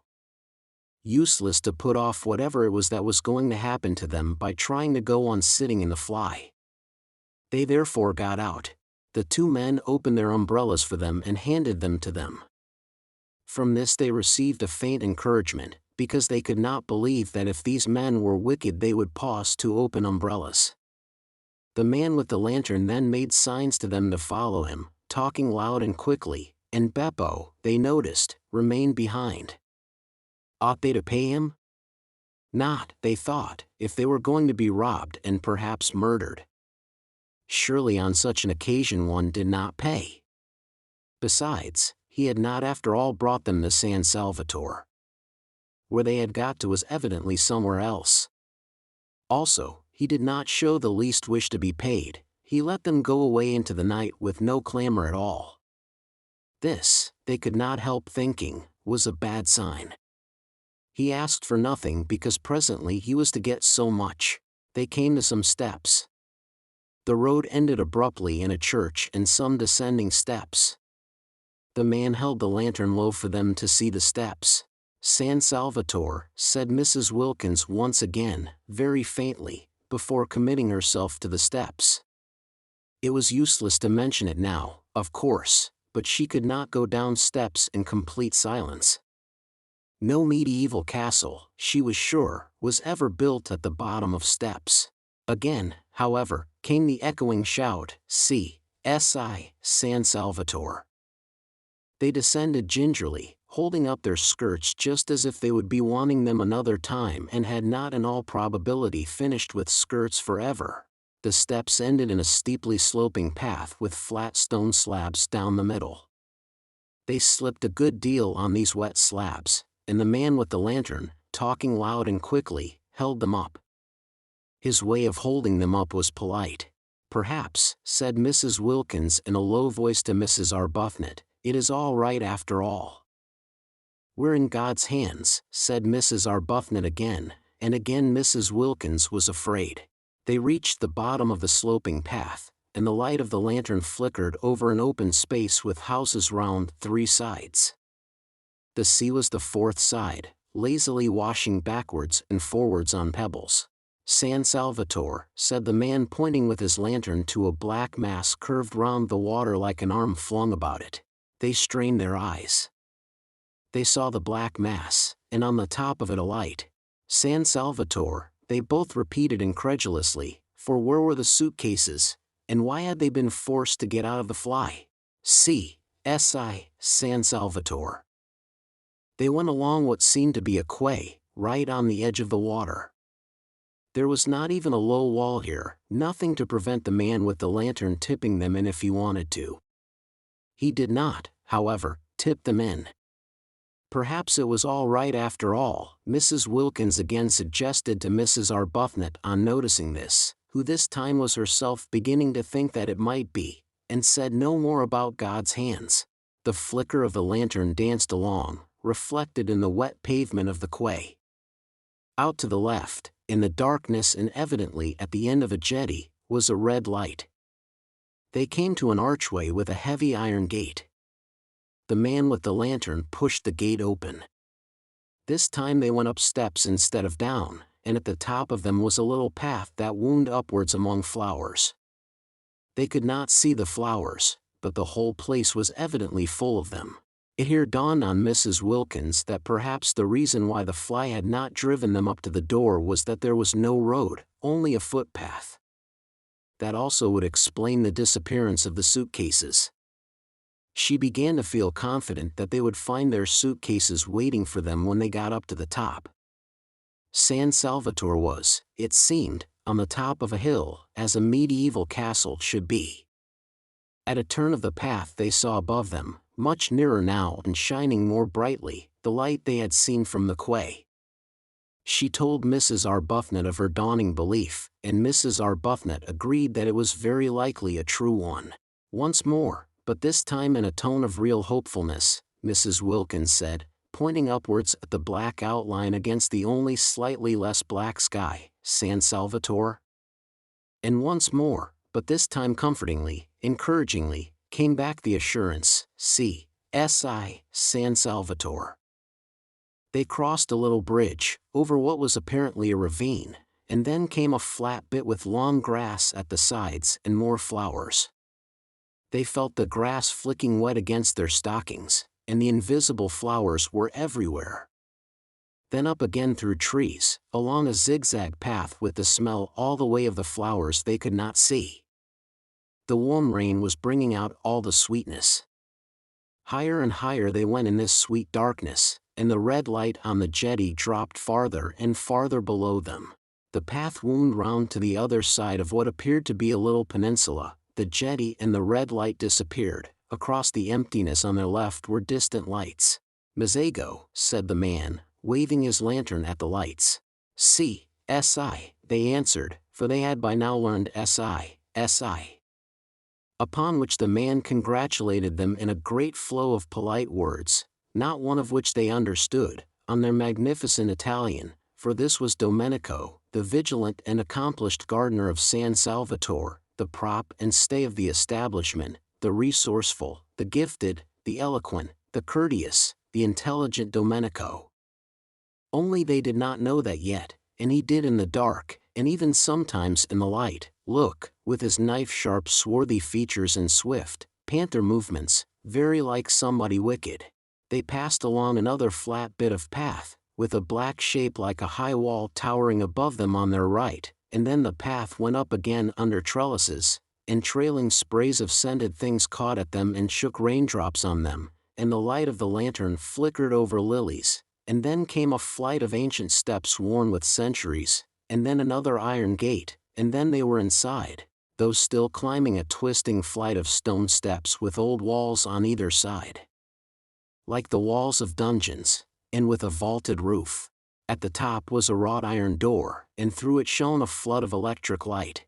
"Ecco," said Domenico, lithely running up the last few steps ahead and pushing the door open.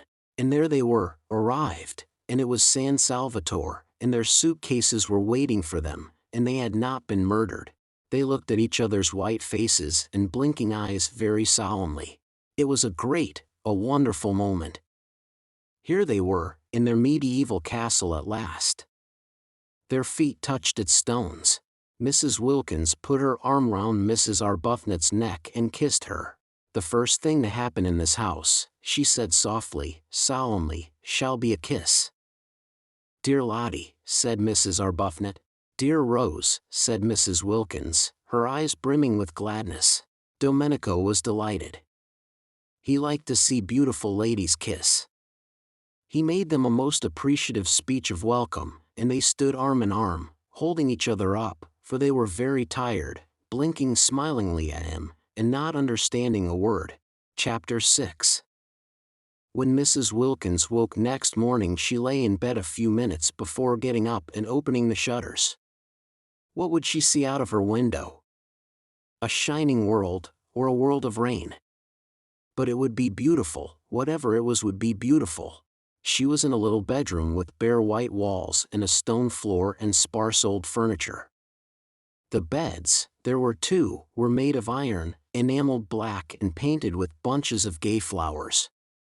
She lay putting off the great moment of going to the window as one puts off opening a precious letter, gloating over it. She had no idea what time it was. She had forgotten to wind up her watch ever since, centuries ago. Mrs. Wilkins longed to get up and open the shutters, but where she was really so very delicious. She gave a sigh of contentment, and went on lying there looking round her, taking in everything in her room, her own little room, her very own, to arrange just as she pleased for this one blessed month, her room bought with her own savings, the fruit of her careful denials, whose doors she could bolt if she wanted to, and nobody had the right to come in. It was such a strange little room, so different from any she had known, and so sweet. It was like a cell. Except for the two beds, it suggested a happy austerity. And the name of the chamber, she thought, quoting and smiling round at it, was peace. Well, this was delicious, to lie there thinking how happy she was, but outside those shutters it was more delicious still. She jumped up, pulled on her slippers, for there was nothing on the stone floor but one small rug, ran to the window and threw open the shutters. "Oh!" cried Mrs. Wilkins. All the radiance of April in Italy lay gathered together at her feet.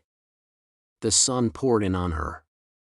The sea lay asleep in it, hardly stirring.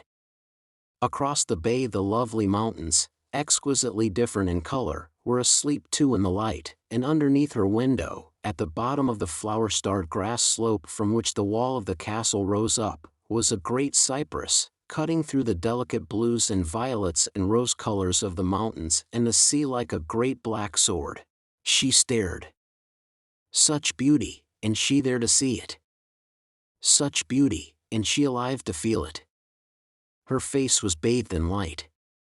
Lovely scents came up to the window and caressed her. A tiny breeze gently lifted her hair.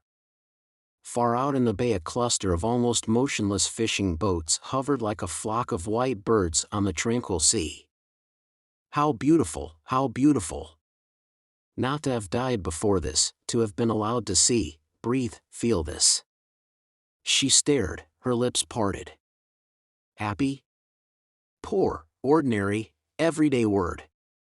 But what could one say, how could one describe it? It was as though she could hardly stay inside herself, it was as though she were too small to hold so much of joy, it was as though she were washed through with light. And how astonishing to feel this sheer bliss, for here she was, not doing and not going to do a single unselfish thing, not going to do a thing she didn't want to do. According to everybody she had ever come across she ought at least to have twinges. She had not one twinge. Something was wrong somewhere. Wonderful that at home she should have been so good, so terribly good, and merely felt tormented. Twinges of every sort had there been her portion, aches, hurts, discouragements, and she the whole time being steadily unselfish. Now she had taken off all her goodness and left it behind her like a heap of rain-sodden clothes, and she only felt joy. She was naked of goodness, and was rejoicing in being naked. She was stripped, and exulting. And there, away in the dim mugginess of Hampstead, was Mellersh being angry. She tried to visualize Mellersh, she tried to see him having breakfast and thinking bitter things about her, and lo, Mellersh himself began to shimmer, became rose color, became delicate violet, became an enchanting blue, became formless, became iridescent. Actually Mellersh, after quivering a minute, was lost in light. Well, thought Mrs. Wilkins, staring, as it were, after him. How extraordinary not to be able to visualize Mellersh, and she who used to know every feature, every expression of his by heart. She simply could not see him as he was. She could only see him resolved into beauty, melted into harmony with everything else. The familiar words of the general thanksgiving came quite naturally into her mind, and she found herself blessing God for her creation, preservation, and all the blessings of this life, but above all for his inestimable love, out loud, in a burst of acknowledgement. While Mellersh, at that moment angrily pulling on his boots before going out into the dripping streets, was indeed thinking bitter things about her, she began to dress, choosing clean white clothes in honor of the summer's day, unpacking her suitcases, tidying her adorable little room. She moved about with quick, purposeful steps, her long thin body held up straight, her small face, so much puckered at home with effort and fear, smoothed out. All she had been and done before this morning, all she had felt and worried about, was gone. Each of her worries behaved as the image of Mellersh had behaved, and dissolved into color and light. And she noticed things she had not noticed for years. When she was doing her hair in front of the glass she noticed it, and thought, why, what pretty stuff.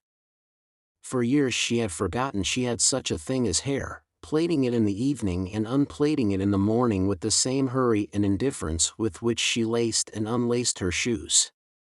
Now she suddenly saw it, and she twisted it round her fingers before the glass, and was glad it was so pretty.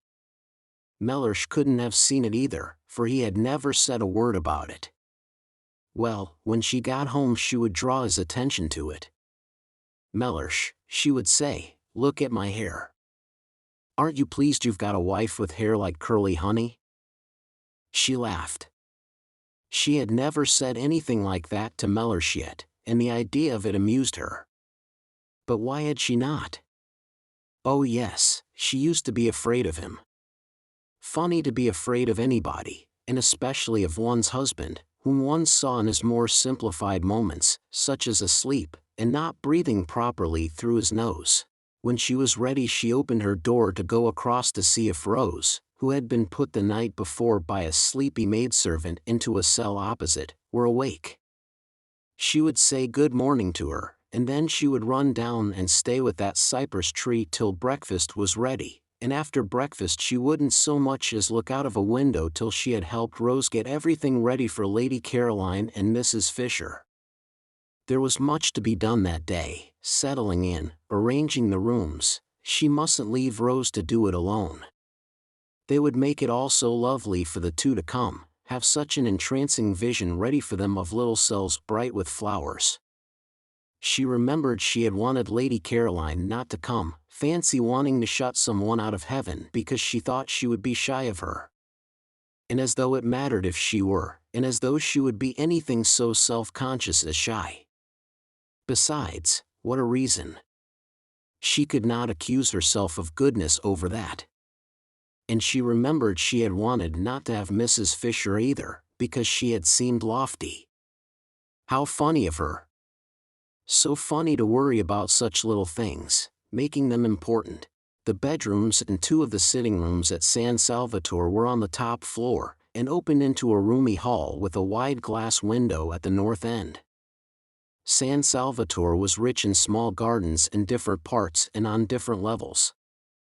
The garden this window looked down on was made on the highest part of the walls, and could only be reached through the corresponding spacious hall on the floor below. When Mrs. Wilkins came out of her room this window stood wide open, and beyond it in the sun was a Judas tree in full flower. There was no sign of anybody, no sound of voices or feet.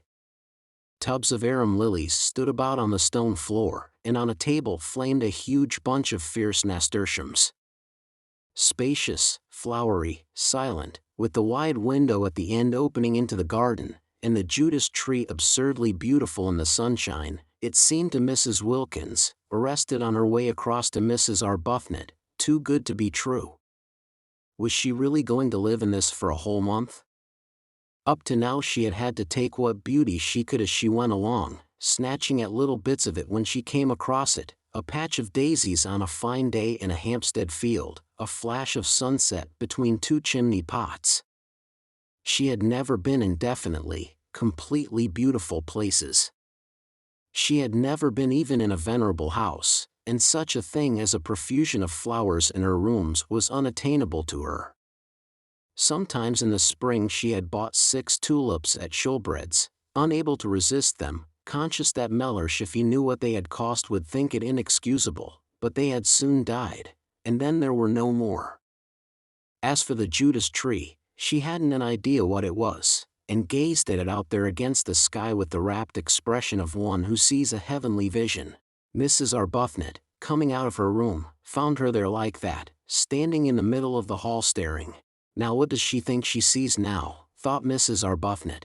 We are in God's hands, said Mrs. Wilkins, turning to her, speaking with extreme conviction.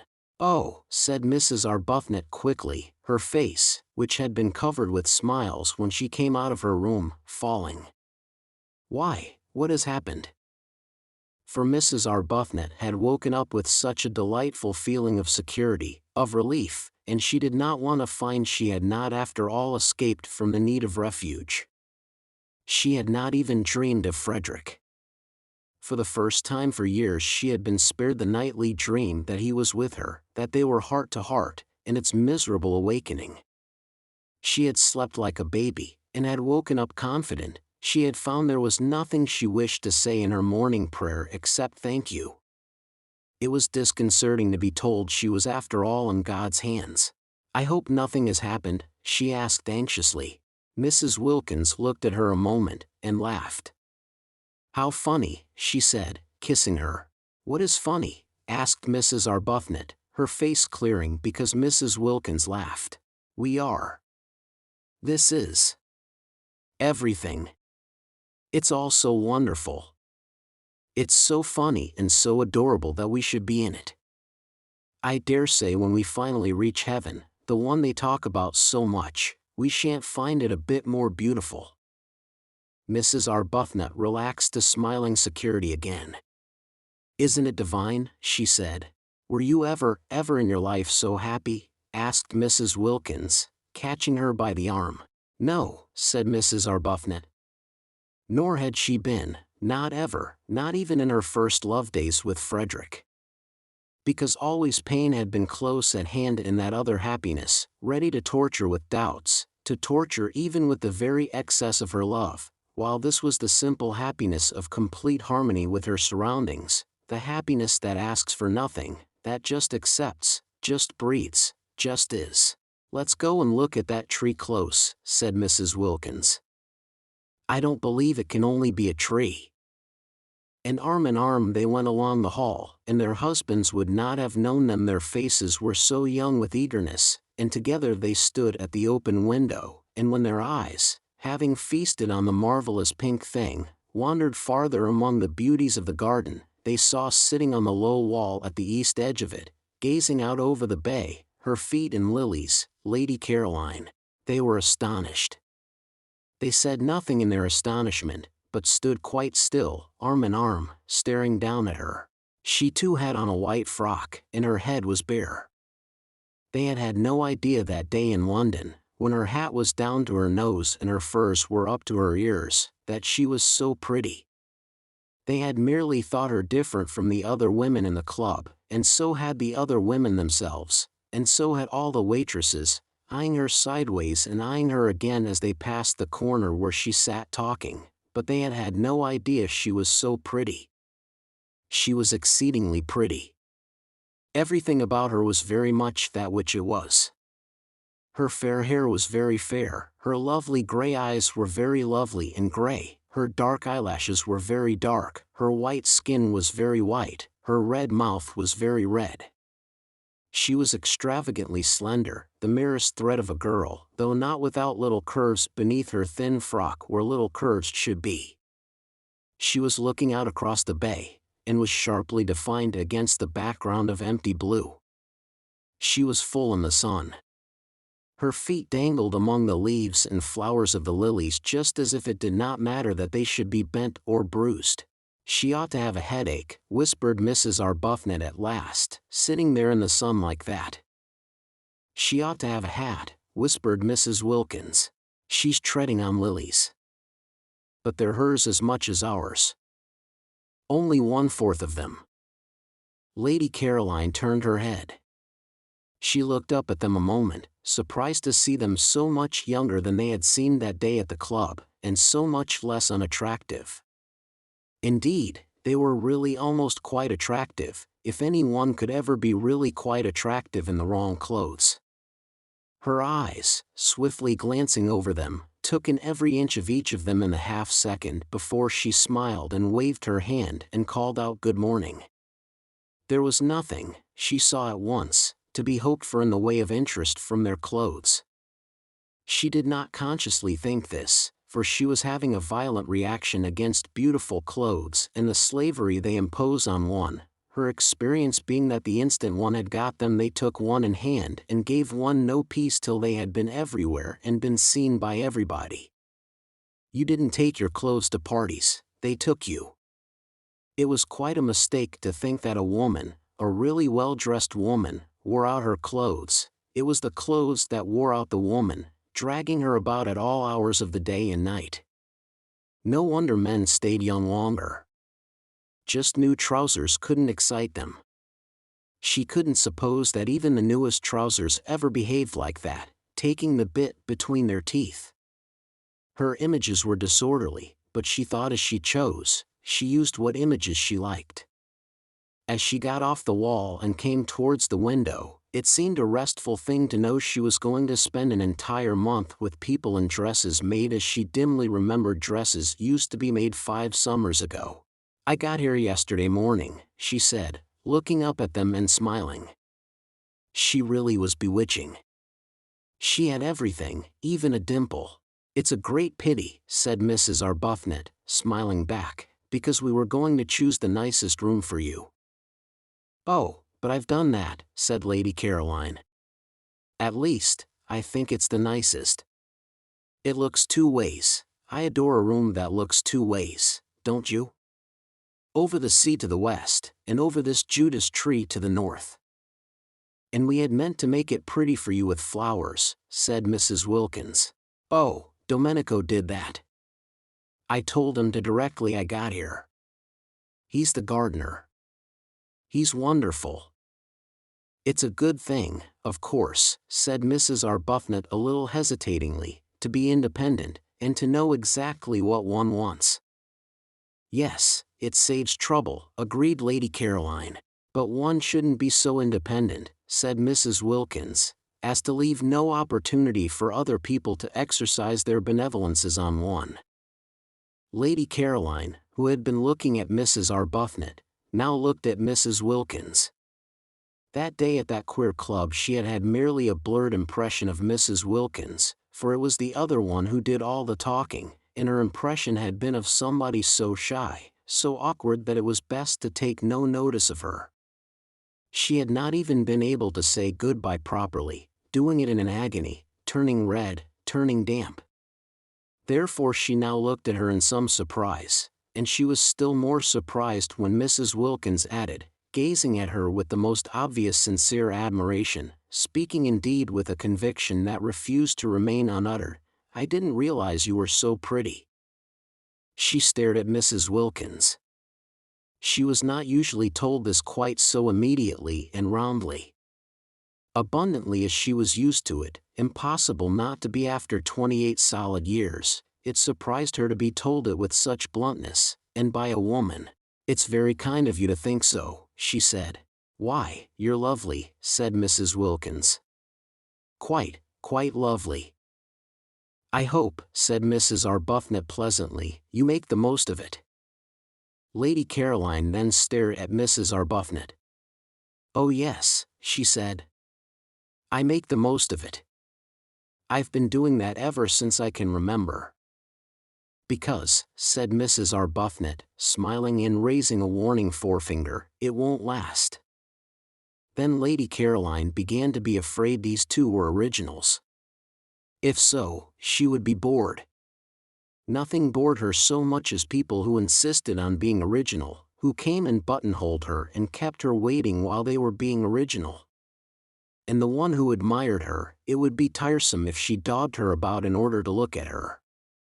What she wanted of this holiday was complete escape from all she had had before. She wanted the rest of complete contrast. Being admired, being dogged, wasn't contrast, it was repetition, and as for originals, to find herself shut up with two on the top of a precipitous hill in a medieval castle built for the express purpose of preventing easy-goings out and in, would not, she was afraid, be especially restful. Perhaps she had better be a little less encouraging. They had seemed such timid creatures, even the dark one, she couldn't remember their names, that day at the club, that she had felt it quite safe to be very friendly. Here they had come out of their shells, already, indeed, at once. There was no sign of timidity about either of them here.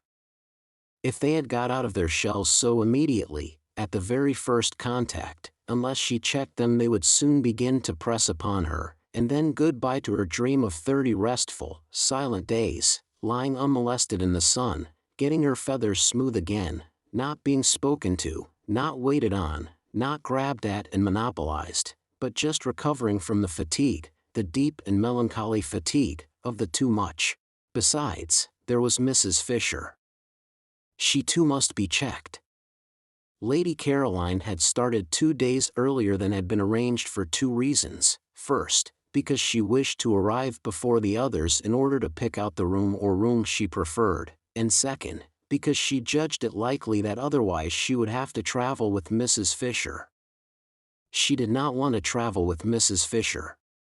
She did not want to arrive with Mrs. Fisher. She saw no reason whatever why for a single moment she should have to have anything at all to do with Mrs. Fisher.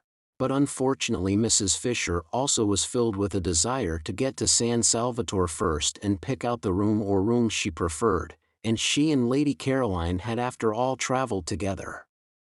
As early as Calais they began to suspect it, in Paris they feared it, at Modane they knew it, at Mazego they concealed it, driving out to Castagneto in 2 separate flies, the nose of the one almost touching the back of the other the whole way.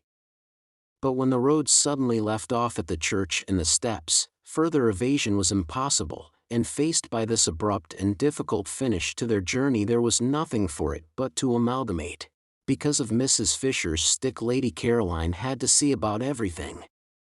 Mrs. Fisher's intentions, she explained from her fly when the situation had become plain to her, were active, but her stick prevented their being carried out. The 2 drivers told Lady Caroline boys would have to carry the luggage up to the castle, and she went in search of some, while Mrs. Fisher waited in the fly because of her stick. Mrs. Fisher could speak Italian, but only, she explained, the Italian of Dante, which Matthew Arnold used to read with her when she was a girl, and she thought this might be above the heads of boys. Therefore Lady Caroline, who spoke ordinary Italian very well, was obviously the one to go and do things. "I am in your hands," said Mrs. Fisher, sitting firmly in her fly. "You must please regard me as merely an old woman with a stick." And presently, down the steps and cobbles to the piazza, and along the quay, and up the zigzag path, Lady Caroline found herself as much obliged to walk slowly with Mrs. Fisher as if she were her own grandmother. "It's my stick," Mrs. Fisher complacently remarked at intervals.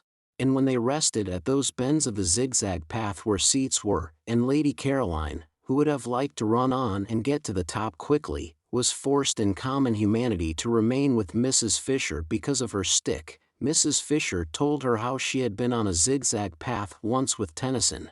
"Isn't his cricket wonderful?" said Lady Caroline absently. "The Tennyson," said Mrs. Fisher, turning her head and observing her a moment over her spectacles. "Isn't he?" said Lady Caroline. "I am speaking," said Mrs. Fisher, "of Alfred." "Oh," said Lady Caroline. "And it was a path, too," Mrs. Fisher went on severely, curiously like this. "No eucalyptus tree, of course, but otherwise curiously like this. And at one of the bends he turned and said to me, I see him now turning and saying to me." Yes, Mrs. Fisher would have to be checked. And so would these 2 up at the window. She had better begin at once. She was sorry she had got off the wall.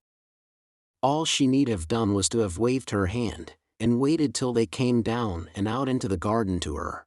So she ignored Mrs. Arbuthnot's remark and raised forefinger, and said with marked coldness, at least, she tried to make it sound marked, that she supposed they would be going to breakfast, and that she had had hers. But it was her fate that however coldly she sent forth her words they came out sounding quite warm and agreeable. That was because she had a sympathetic and delightful voice, due entirely to some special formation of her throat and the roof of her mouth, and having nothing whatever to do with what she was feeling. Nobody in consequence ever believed they were being snubbed. It was most tiresome. And if she stared icily it did not look icy at all, because her eyes, lovely to begin with, had the added loveliness of very long, soft, dark eyelashes. No icy stare could come out of ice like that, it got caught and lost in the soft eyelashes, and the persons stared at merely thought they were being regarded with a flattering and exquisite attentiveness. And if ever she was out of humor or definitely cross, and who would not be sometimes in such a world, she only looked so pathetic that people all rushed to comfort her, if possible by means of kissing. It was more than tiresome, it was maddening. Nature was determined that she should look and sound angelic. She could never be disagreeable or rude without being completely misunderstood. "I had my breakfast in my room," she said, trying her utmost to sound curt. "Perhaps I'll see you later." And she nodded, and went back to where she had been sitting on the wall, with the lilies being nice and cool round her feet. Chapter 7. Their eyes followed her admiringly. They had no idea they had been snubbed. It was a disappointment, of course, to find she had forestalled them and that they were not to have the happiness of preparing for her, of watching her face when she arrived and first saw everything, but there was still Mrs. Fisher. They would concentrate on Mrs. Fisher, and would watch her face instead, only, like everybody else, they would have preferred to watch Lady Caroline's. Perhaps, then, as Lady Caroline had talked of breakfast, they had better begin by going and having it, for there was too much to be done that day to spend any more time gazing at the scenery, servants to be interviewed, the house to be gone through and examined, and finally Mrs. Fisher's room to be got ready and adorned. They waved their hands gaily at Lady Caroline, who seemed absorbed in what she saw and took no notice, and turning away found the maidservant of the night before had come up silently behind them in cloth slippers with string soles. She was Francesca, the elderly parlour-maid, who had been with the owner, he had said, for years, and whose presence made inventories unnecessary, and after wishing them good morning and hoping they had slept well, she told them breakfast was ready in the dining room on the floor below, and if they would follow her she would lead. They did not understand a single word of the very many in which Francesca succeeded in clothing this simple information, but they followed her, for it at least was clear that they were to follow, and going down the stairs, and along the broad hall like the one above except for glass doors at the end instead of a window opening into the garden, they were shown into the dining room, where, sitting at the head of the table having her breakfast, was Mrs. Fisher. This time they exclaimed. Even Mrs. Arbuthnot exclaimed, though her exclamation was only "Oh!" Mrs. Wilkins exclaimed at greater length. "Why, but it's like having the bread taken out of one's mouth," exclaimed Mrs. Wilkins. "How do you do?" said Mrs. Fisher. "I can't get up because of my stick." And she stretched out her hand across the table. They advanced and shook it. "We had no idea you were here," said Mrs. Arbuthnot. "Yes," said Mrs. Fisher, resuming her breakfast. "Yes, I am here." And with composure she removed the top of her egg. "It's a great disappointment," said Mrs. Wilkins. "We had meant to give you such a welcome." This was the one, Mrs. Fisher remembered, briefly glancing at her, who when she came to Prince of Wales Terrace said she had seen Keats. She must be careful with this one, curb her from the beginning.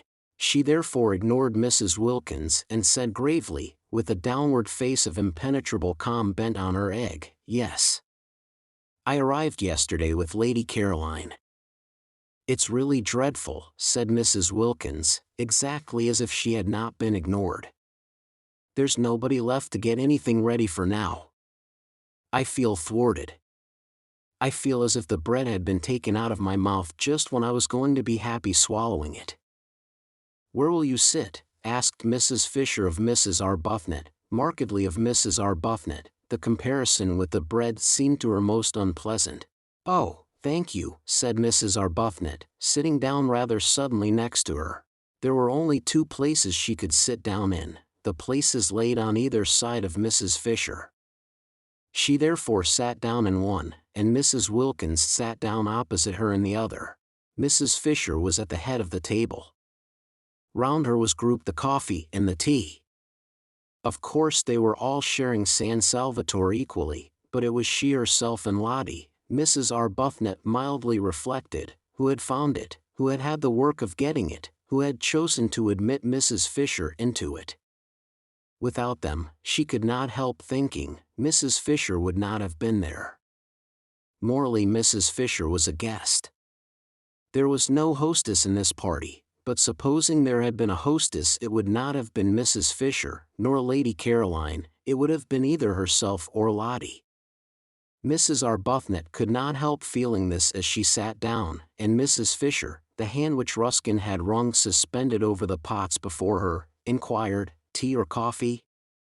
She could not help feeling it even more definitely when Mrs. Fisher touched a small gong on the table beside her, as though she had been used to that gong and that table ever since she was little, and, on Francesca's appearing, bade her in the language of Dante bring more milk. There was a curious air about Mrs. Fisher, thought Mrs. Arbuthnot, of being in possession, and if she herself had not been so happy she would have perhaps minded. Mrs. Wilkins noticed it too, but it only made her discursive brain think of cuckoos. She would no doubt immediately have begun to talk of cuckoos, incoherently, unrestrainably and deplorably, if she had been in the condition of nerves and shyness she was in last time she saw Mrs. Fisher.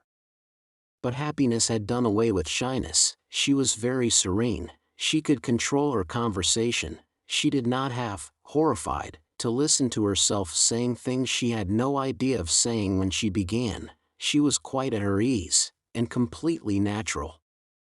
The disappointment of not going to be able to prepare a welcome for Mrs. Fisher had evaporated at once, for it was impossible to go on being disappointed in heaven. Nor did she mind her behaving as hostess. What did it matter? You did not mind things in heaven. She and Mrs. Arbuthnot, therefore, sat down more willingly than they otherwise would have done, one on either side of Mrs. Fisher, and the sun, pouring through the two windows facing east across the bay, flooded the room, and there was an open door leading into the garden, and the garden was full of many lovely things, especially freesias. The delicate and delicious fragrance of the freesias came in through the door and floated round Mrs. Wilkins's enraptured nostrils. Freesias in London were quite beyond her. Occasionally she went into a shop and asked what they cost, so as just to have an excuse for lifting up a bunch and smelling them, while knowing that it was something awful like a shilling for about 3 flowers. Here they were everywhere, bursting out of every corner and carpeting the rose beds. Imagine it, having freesias to pick in armsful if you wanted to, and with glorious sunshine flooding the room, and in your summer frock, and it's being only the 1st of April. I suppose you realize, don't you, that we've got to heaven, she said, beaming at Mrs. Fisher with all the familiarity of a fellow angel. They are considerably younger than I had supposed, thought Mrs. Fisher, and not nearly so plain.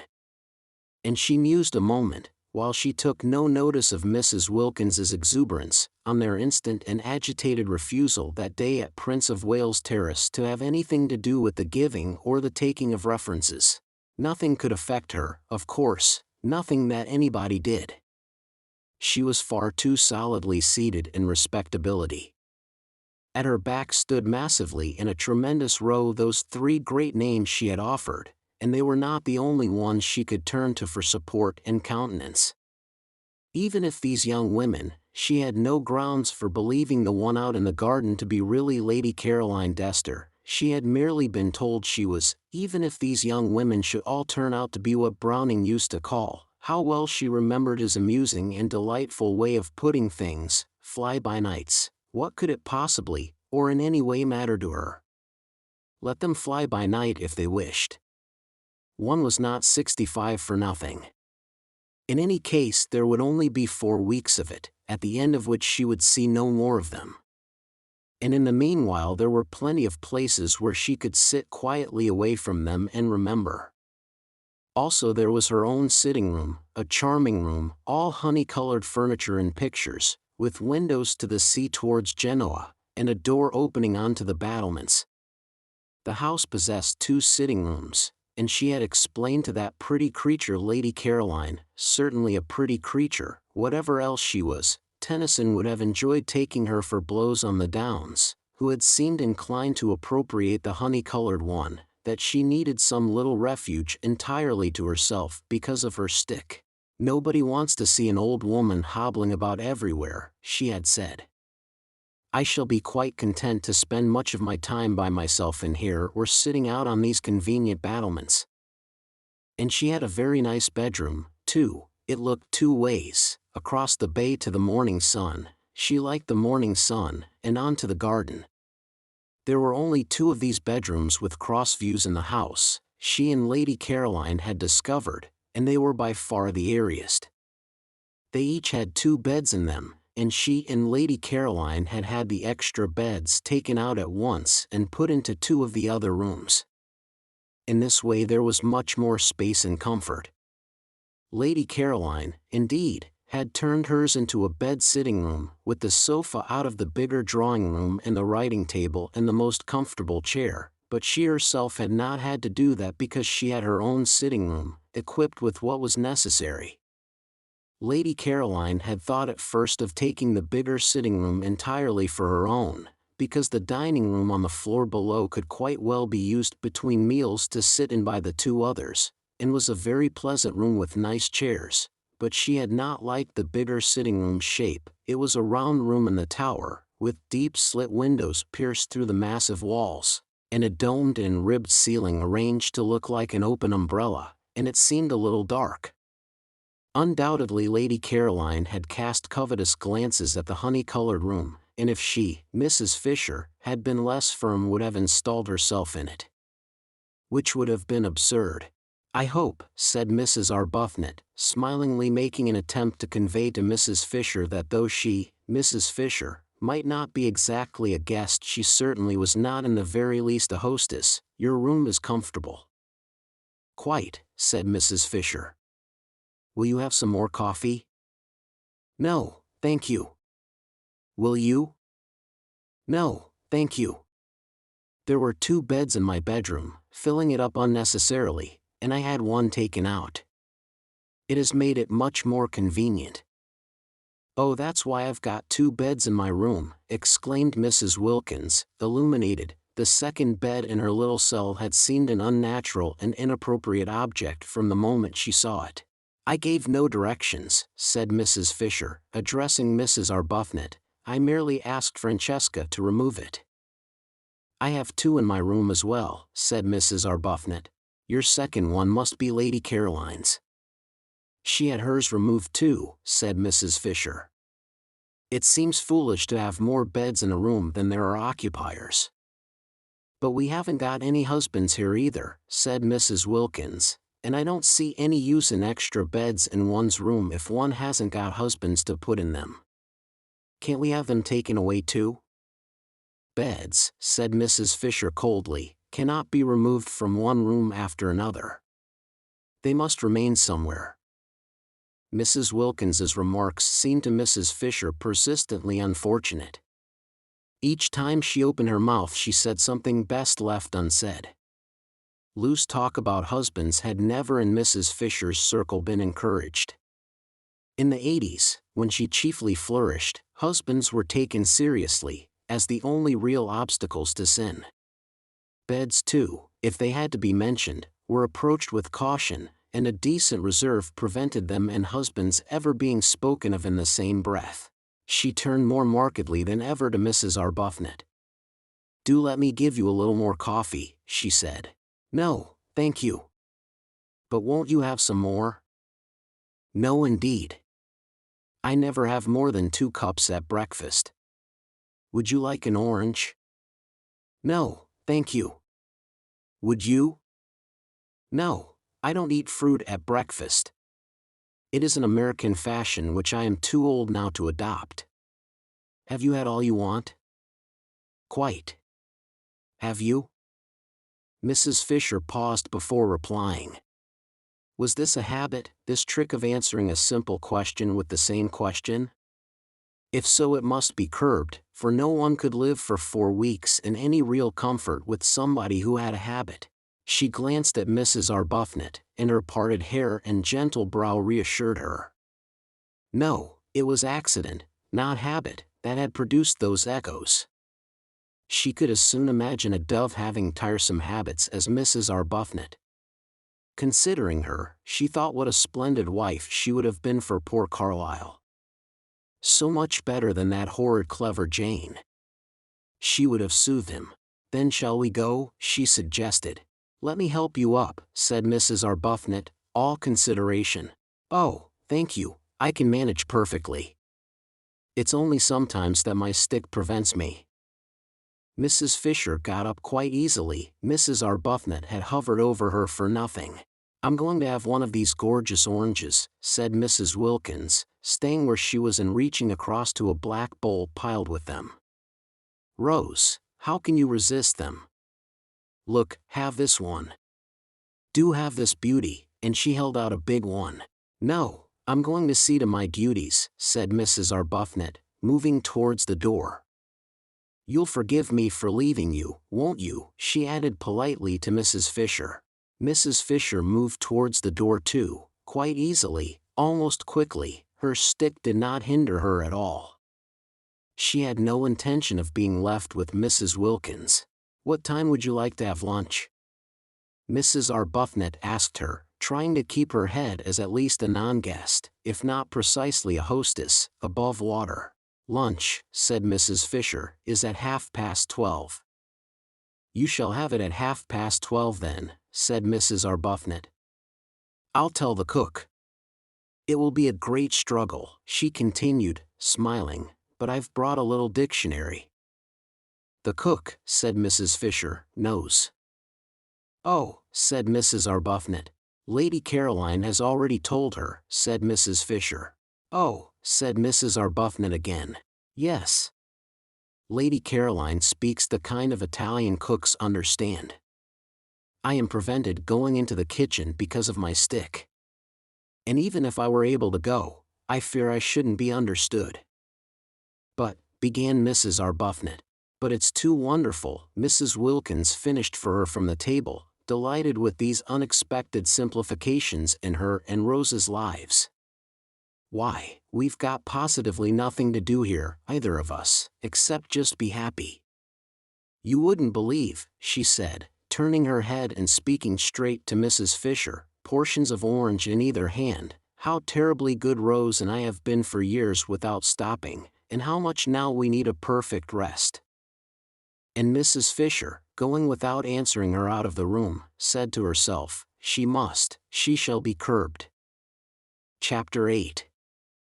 Presently, when Mrs. Wilkins and Mrs. Arbuthnot, unhampered by any duties, wandered out and down the worn stone steps and under the pergola into the lower garden, Mrs. Wilkins said to Mrs. Arbuthnot, who seemed pensive, "Don't you see that if somebody else does the ordering it frees us?" Mrs. Arbuthnot said she did see, but nevertheless she thought it rather silly to have everything taken out of their hands. "I love things to be taken out of my hands," said Mrs. Wilkins. "But we found San Salvatore," said Mrs. Arbuthnot, "and it is rather silly that Mrs. Fisher should behave as if it belonged only to her." "What is rather silly," said Mrs. Wilkins with much serenity, "is to mind. I can't see the least point in being an authority at the price of one's liberty." Mrs. Arbuthnot said nothing to that for two reasons. First, because she was struck by the remarkable and growing calm of the hitherto incoherent and excited Lottie, and secondly because what she was looking at was so very beautiful. All down the stone steps on either side were periwinkles in full flower, and she could now see what it was that had caught at her the night before and brushed, wet and scented, across her face. It was wisteria. Wisteria and sunshine, she remembered the advertisement. Here indeed were both in profusion. The wisteria was tumbling over itself in its excess of life, its prodigality of flowering, and where the pergola ended the sun blazed on scarlet geraniums, bushes of them, and nasturtiums in great heaps, and marigolds so brilliant that they seemed to be burning, and red and pink snapdragons, all outdoing each other in bright, fierce color. The ground behind these flaming things dropped away in terraces to the sea, each terrace a little orchard, where among the olives grew vines on trellises, and fig trees, and peach trees, and cherry trees. The cherry trees and peach trees were in blossom, lovely showers of white and deep rose color among the trembling delicacy of the olives. The fig leaves were just big enough to smell of figs, the vine buds were only beginning to show. And beneath these trees were groups of blue and purple irises, and bushes of lavender, and gray, sharp cactuses, and the grass was thick with dandelions and daisies, and right down at the bottom was the sea.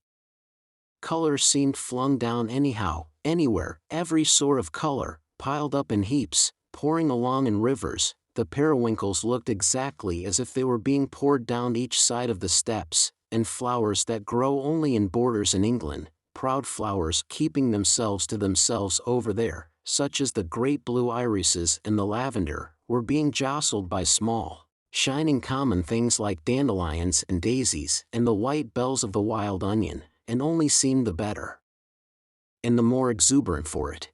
They stood looking at this crowd of loveliness, this happy jumble, in silence.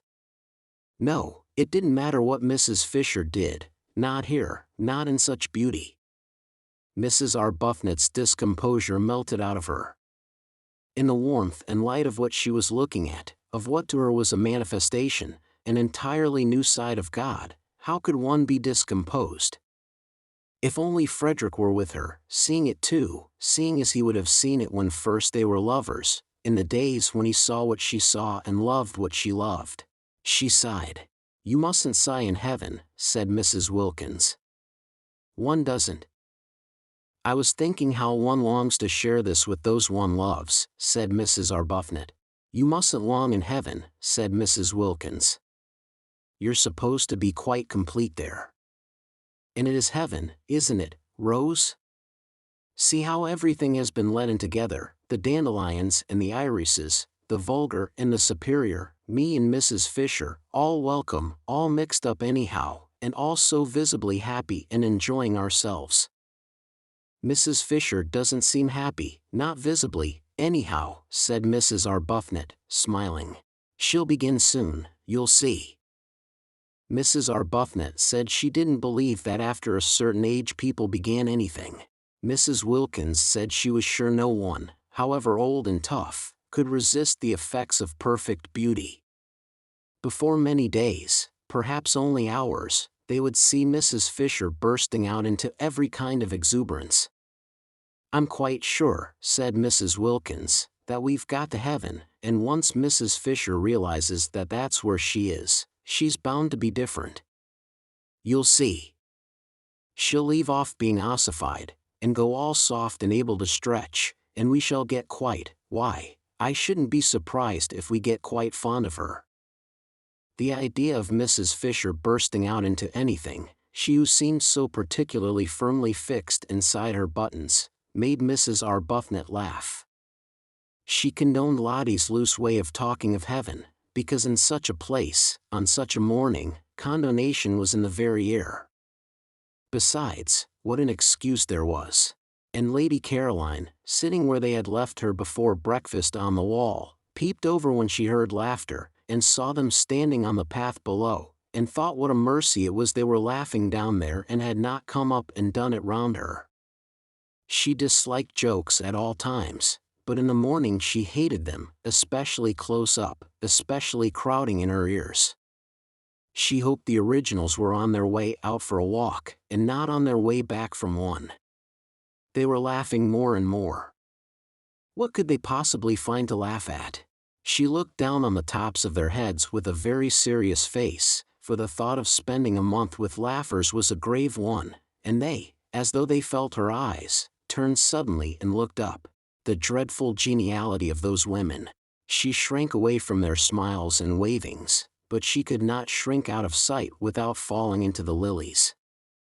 She neither smiled nor waved back, and turning her eyes to the more distant mountains surveyed them carefully till the two, tired of waving, moved away along the path and turned the corner and disappeared. This time they both did notice that they had been met with, at least, unresponsiveness. "If we weren't in heaven," said Mrs. Wilkins serenely, "I should say we had been snubbed, but as nobody snubs anybody there of course we can't have been." "Perhaps she is unhappy," said Mrs. Arbuthnot.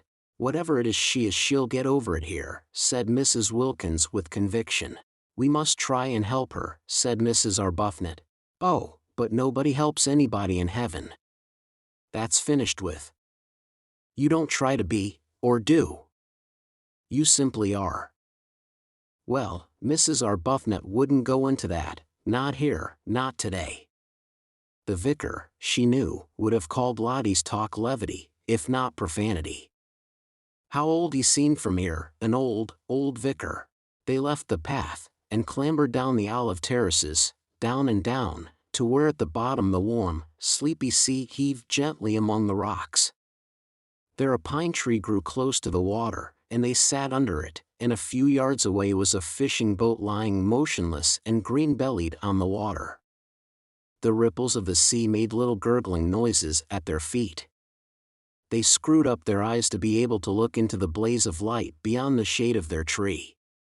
The hot smell from the pine needles and from the cushions of wild thyme that padded the spaces between the rocks, and sometimes a smell of pure honey from a clump of warm irises up behind them in the sun, puffed across their faces. Very soon Mrs. Wilkins took her shoes and stockings off, and let her feet hang in the water. After watching her a minute, Mrs. Arbuthnot did the same. Their happiness was then complete. Their husbands would not have known them. They left off talking. They ceased to mention heaven. They were just cups of acceptance. Meanwhile Lady Caroline, on her wall, was considering her position. The garden on the top of the wall was a delicious garden, but its situation made it insecure and exposed to interruptions. At any moment the others might come and want to use it, because both the hall and the dining room had doors opening straight into it. Perhaps, thought Lady Caroline, she could arrange that it should be solely hers.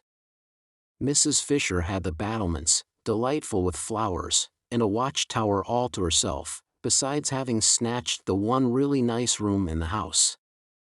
There were plenty of places the originals could go to. She had herself seen at least 2 other little gardens, while the hill the castle stood on was itself a garden, with walks and seats. Why should not this one spot be kept exclusively for her? She liked it best of all. It had the Judas tree and an umbrella pine, it had the freesias and the lilies, it had a tamarisk beginning to flush pink, it had the convenient low wall to sit on, it had from each of its 3 sides the most amazing views, to the east the bay and mountains, to the north the village across the tranquil clear green water of the little harbor and the hills dotted with white houses and orange groves, and to the west was the thin thread of land by which San Salvatore was tied to the mainland, and then the open sea and the coastline beyond Genoa reaching away into the blue dimness of France. Yes, she would say she wanted to have this entirely to herself. How obviously sensible if each of them had their own special place to sit in apart. It was essential to her comfort that she should be able to be apart, left alone, not talked to. The others ought to like it best too. Why heard? One had enough of that in England, with one's relations and friends, oh, the numbers of them, pressing on one continually. Having successfully escaped them for 4 weeks, why continue? And with persons having no earthly claim on one, to herd? She lit a cigarette. She began to feel secure. Those 2 had gone for a walk. There was no sign of Mrs. Fisher. How very pleasant this was. Somebody came out through the glass doors, just as she was drawing a deep breath of security. Surely it couldn't be Mrs. Fisher, wanting to sit with her? Mrs. Fisher had her battlements. She ought to stay on them, having snatched them. It would be too tiresome if she wouldn't, and wanted not only to have them in her sitting room but to establish herself in this garden as well. No, it wasn't Mrs. Fisher, it was the cook. She frowned. Was she going to have to go on ordering the food? Surely one or other of those 2 waving women would do that now. The cook, who had been waiting in increasing agitation in the kitchen, watching the clock getting nearer to lunchtime while she still was without knowledge of what lunch was to consist of, had gone at last to Mrs. Fisher, who had immediately waved her away. She then wandered about the house seeking a mistress, any mistress, who would tell her what to cook, and finding none, and at last, directed by Francesca, who always knew where everybody was, came out to Lady Caroline. Domenico had provided this cook. She was Costanza, the sister of that one of his cousins who kept a restaurant down on the piazza. She helped her brother in his cooking when she had no other job, and knew every sort of fat, mysterious Italian dish such as the workmen of Castagnito, who crowded the restaurant at midday, and the inhabitants of Mezzago when they came over on Sundays, loved to eat.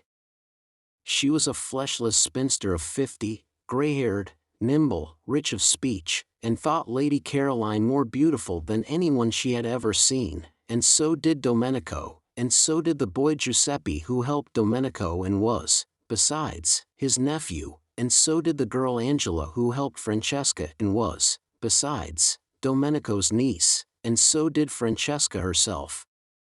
Domenico and Francesca, the only two who had seen them, thought the two ladies who arrived last very beautiful, but compared to the fair young lady who arrived first they were as candles to the electric light that had lately been installed, and as the tin tubs in the bedrooms to the wonderful new bathroom their master had had arranged on his last visit. Lady Caroline scowled at the cook. The scowl, as usual, was transformed on the way into what appeared to be an intent and beautiful gravity, and Costanza threw up her hands and took the saints aloud to witness that here was the very picture of the Mother of God. Lady Caroline asked her crossly what she wanted, and Costanza's head went on one side with delight at the sheer music of her voice. She said, after waiting a moment in case the music was going to continue, for she didn't wish to miss any of it, that she wanted orders. She had been to the Signorina's mother, but in vain. "She is not my mother," repudiated Lady Caroline angrily, and her anger sounded like the regretful wail of a melodious orphan. Costanza poured forth pity. She too, she explained, had no mother. Lady Caroline interrupted with the curt information that her mother was alive and in London.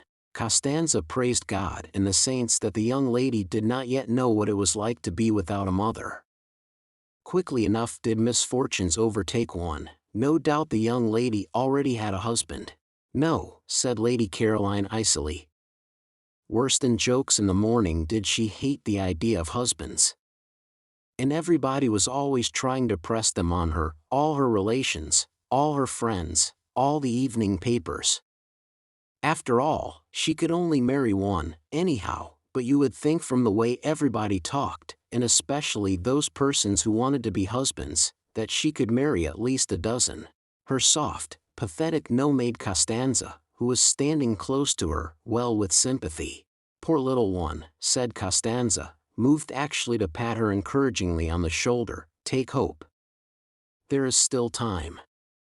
"For lunch," said Lady Caroline freezingly, marveling as she spoke that she should be patted, she who had taken so much trouble to come to a place, remote and hidden, where she could be sure that among other things of a like oppressive nature pattings also were not. "We will have." Costanza became businesslike. She interrupted with suggestions, and her suggestions were all admirable and all expensive. Lady Caroline did not know they were expensive, and fell in with them at once. They sounded very nice. Every sort of young vegetables and fruits came into them, and much butter and a great deal of cream and incredible numbers of eggs. Costanza said enthusiastically at the end, as a tribute to this acquiescence, that of the many ladies and gentlemen she had worked for on temporary jobs such as this she preferred the English ladies and gentlemen. She more than preferred them, they roused devotion in her. For they knew what to order, they did not skimp, they refrained from grinding down the faces of the poor. From this Lady Caroline concluded that she had been extravagant, and promptly countermanded the cream. Costanza's face fell, for she had a cousin who had a cow, and the cream was to have come from them both. "And perhaps we had better not have chickens," said Lady Caroline. Costanza's face fell more, for her brother at the restaurant kept chickens in his backyard, and many of them were ready for killing. "Also do not order strawberries till I have consulted with the other ladies," said Lady Caroline, remembering that it was only the 1st of April, and that perhaps people who lived in Hampstead might be poor, indeed, must be poor, or why live in Hampstead? "It is not I who am mistress here." "Is it the old one?" asked Costanza, her face very long. "No," said Lady Caroline. "Which of the other two ladies is it?" "Neither," said Lady Caroline. Then Costanza's smiles returned, for the young lady was having fun with her and making jokes. She told her so, in her friendly Italian way, and was genuinely delighted. "I never make jokes," said Lady Caroline briefly. "You had better go," or lunch will certainly not be ready by 12:30. And these curt words came out sounding so sweet that Costanza felt as if kind compliments were being paid her, and forgot her disappointment about the cream and the chickens, and went away all gratitude and smiles. This, thought Lady Caroline, will never do. I haven't come here to housekeep, and I won't. She called Costanza back. Costanza came running. The sound of her name in that voice enchanted her. I have ordered the lunch for today, said Lady Caroline, with the serious angel face that was hers when she was annoyed, and I have also ordered the dinner, but from now on you will go to one of the other ladies for orders. I give no more. The idea that she would go on giving orders was too absurd. She never gave orders at home. Nobody there dreamed of asking her to do anything. That such a very tiresome activity should be thrust upon her here, simply because she happened to be able to talk Italian, was ridiculous. Let the originals give orders if Mrs. Fisher refused to. Mrs. Fisher, of course, was the one nature intended for such a purpose.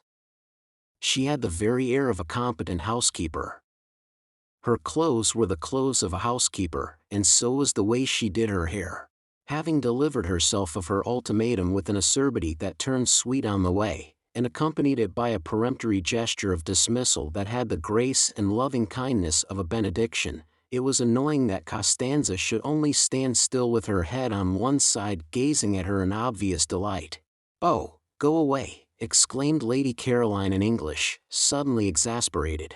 There had been a fly in her bedroom that morning which had stuck just as Costanza was sticking, only one, but it might have been a myriad, it was so tiresome from daylight on. It was determined to settle on her face, and she was determined it should not. Its persistence was uncanny. It woke her, and would not let her go to sleep again. She hit at it, and it eluded her without fuss or effort and with an almost visible blandness, and she had only hit herself. It came back again instantly, and with a loud buzz alighted on her cheek. She hit at it again and hurt herself, while it skimmed gracefully away. She lost her temper, and sat up in bed and waited, watching to hit at it and kill it.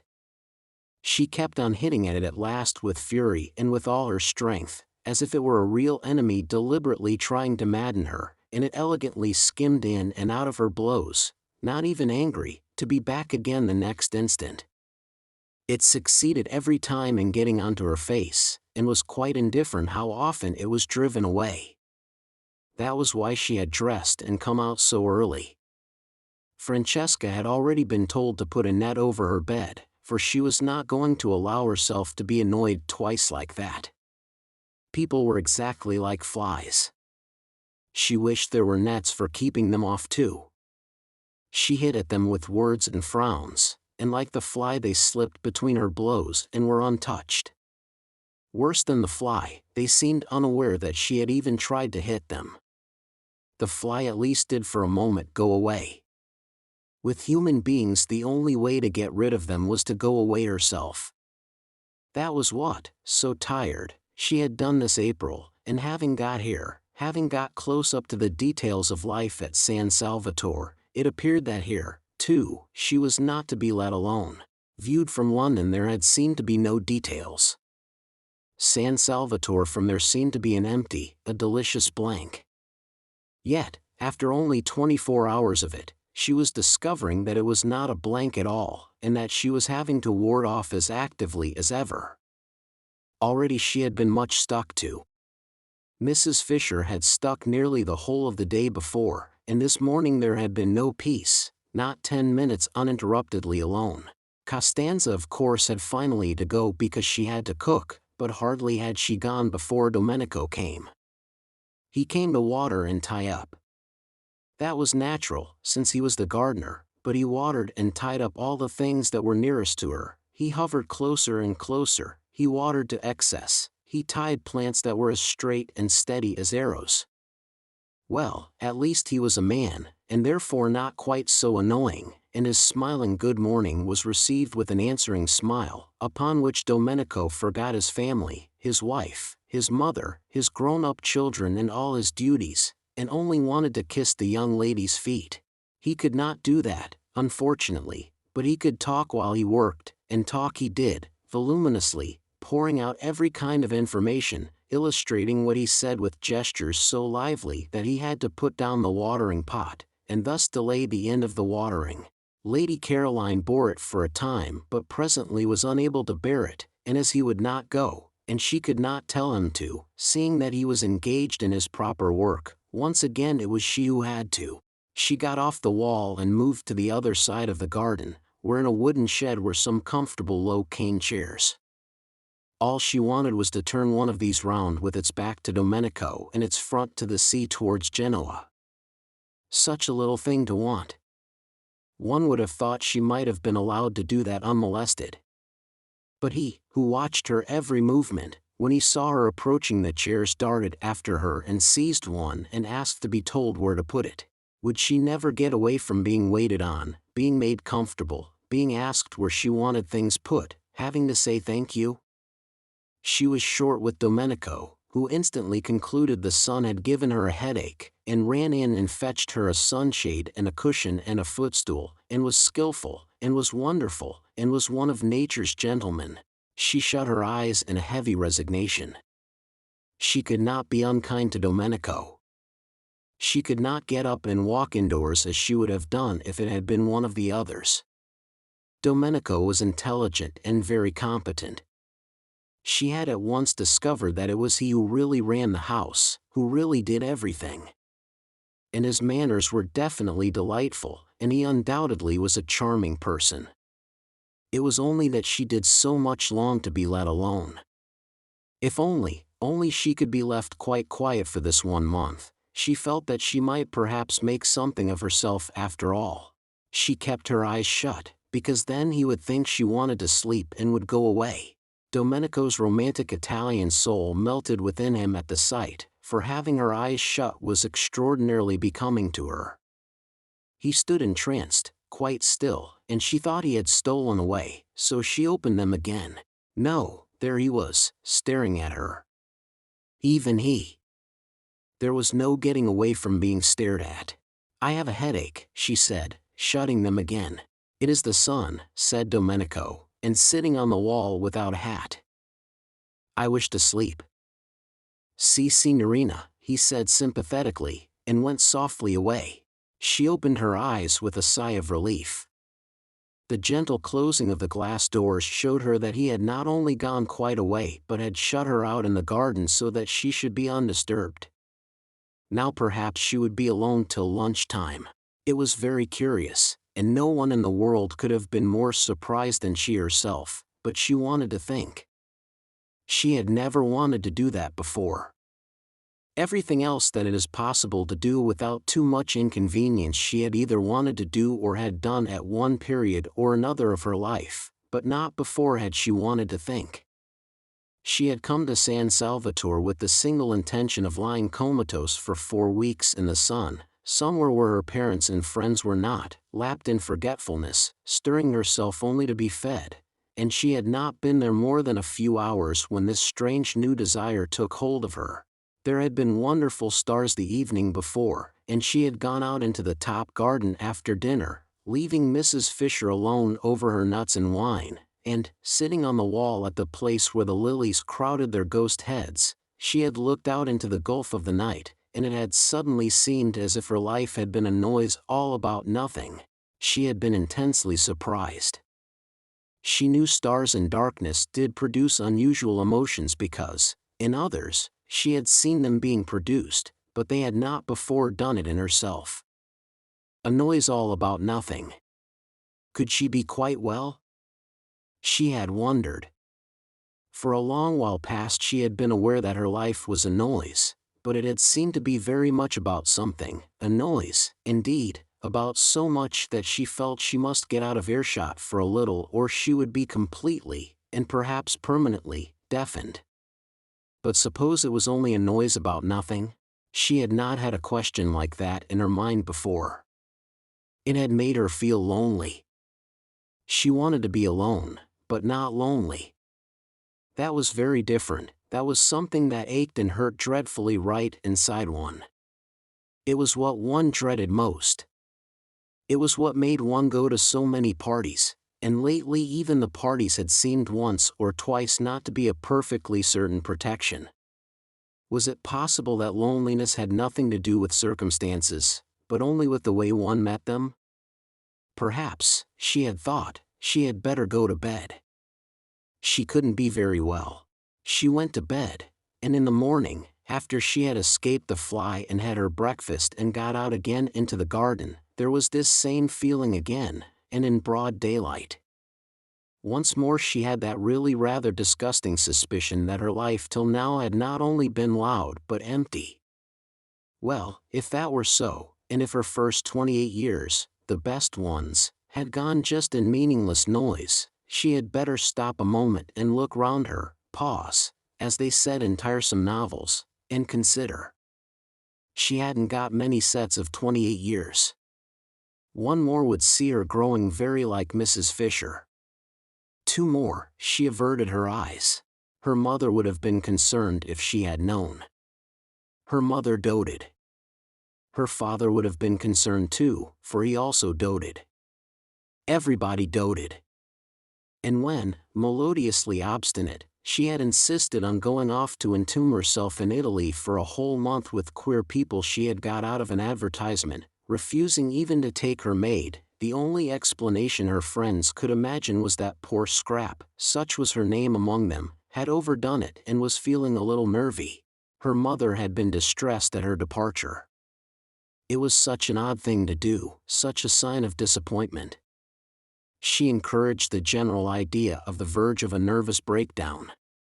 If she could have seen her adored Scrap, more delightful to look upon than any other mother's daughter had ever yet been, the object of her utmost pride, the source of all her fondest hopes, sitting staring at the empty noonday Mediterranean considering her 3 possible sets of 28 years, she would have been miserable. To go away alone was bad, to think was worse. No good could come out of the thinking of a beautiful young woman.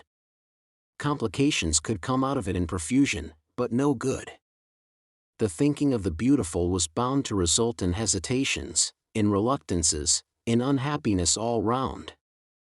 And here, if she could have seen her, sat her Scrap thinking quite hard. And such things. Such old things. Things nobody ever began to think till they were at least 40. Chapter 9. That one of the 2 sitting rooms which Mrs. Fisher had taken for her own was a room of charm and character. She surveyed it with satisfaction on going into it after breakfast, and was glad it was hers. It had a tiled floor, and walls the color of pale honey, and inlaid furniture the color of amber, and mellow books, many in ivory or lemon-colored covers. There was a big window overlooking the sea towards Genoa, and a glass door through which she could proceed out onto the battlements and walk along past the quaint and attractive watchtower, in itself a room with chairs and a writing table, to where on the other side of the tower the battlements ended in a marble seat, and one could see the western bay and the point round which began the Gulf of Spezia. Her south view, between these 2 stretches of sea, was another hill, higher than San Salvatore, the last of the little peninsula, with the bland turrets of a smaller and uninhabited castle on the top, on which the setting sun still shone when everything else was sunk in shadow. Yes, she was very comfortably established here, in receptacles. Mrs. Fisher did not examine their nature closely, but they seemed to be small stone troughs, or perhaps little sarcophagi, ringed round the battlements with flowers. These battlements, she thought, considering them, would have been a perfect place for her to pace up and down gently in moments when she least felt the need of her stick, or to sit in on the marble seat, having first put a cushion on it, if there had not unfortunately been a second glass door opening onto them, destroying their complete privacy, spoiling her feeling that the place was only for her. The second door belonged to the round drawing room, which both she and Lady Caroline had rejected as too dark. That room would probably be sat in by the women from Hampstead, and she was afraid they would not confine themselves to sitting in it, but would come out through the glass door and invade her battlements. This would ruin the battlements. It would ruin them as far as she was concerned if they were to be overrun, or even if, not actually overrun, they were liable to be raked by the eyes of persons inside the room. No one could be perfectly at ease if they were being watched and knew it. What she wanted, what she surely had a right to, was privacy. She had no wish to intrude on the others. Why then should they intrude on her? And she could always relax her privacy if, when she became better acquainted with her companions, she should think it worthwhile, but she doubted whether any of the three would so develop as to make her think it worthwhile. Hardly anything was really worthwhile, reflected Mrs. Fisher, except the past. It was astonishing, it was simply amazing, the superiority of the past to the present. Those friends of hers in London, solid persons of her own age, knew the same past that she knew, could talk about it with her, could compare it as she did with the tinkling present, and in remembering great men forget for a moment the trivial and barren young people who still, in spite of the war, seem to litter the world in such numbers. She had not come away from these friends, these conversable ripe friends, in order to spend her time in Italy chatting with three persons of another generation and defective experience. She had come away merely to avoid the treacheries of a London April. It was true what she had told the two who came to Prince of Wales Terrace, that all she wished to do at San Salvatore was to sit by herself in the sun and remember. They knew this, for she had told them. It had been plainly expressed and clearly understood. Therefore she had a right to expect them to stay inside the round drawing-room and not to emerge interruptingly on to her battlements. But would they? The doubt spoilt her morning. It was only towards lunchtime that she saw a way to be quite safe, and ringing for Francesca, bade her, in slow and majestic Italian, shut the shutters of the glass door of the round drawing-room, and then, going with her into the room, which had become darker than ever in consequence, but also, Mrs. Fisher observed to Francesca, who was being voluble, would because of this very darkness remain agreeably cool, and after all there were the numerous slit windows in the walls to let in light and it was nothing to do with her if they did not let it in. She directed the placing of a cabinet of curios across the door on its inside. This would discourage egress. Then she rang for Domenico, and caused him to move one of the flower-filled sarcophagi across the door on its outside. This would discourage ingress. No one, said Domenico, hesitating, will be able to use the door. No one, said Mrs. Fisher firmly, will wish to. She then retired to her sitting-room, and from a chair placed where she could look straight onto them, gazed at her battlements, secured to her now completely, with calm pleasure. Being here, she reflected placidly, was much cheaper than being in an hotel and, if she could keep off the others, immeasurably more agreeable.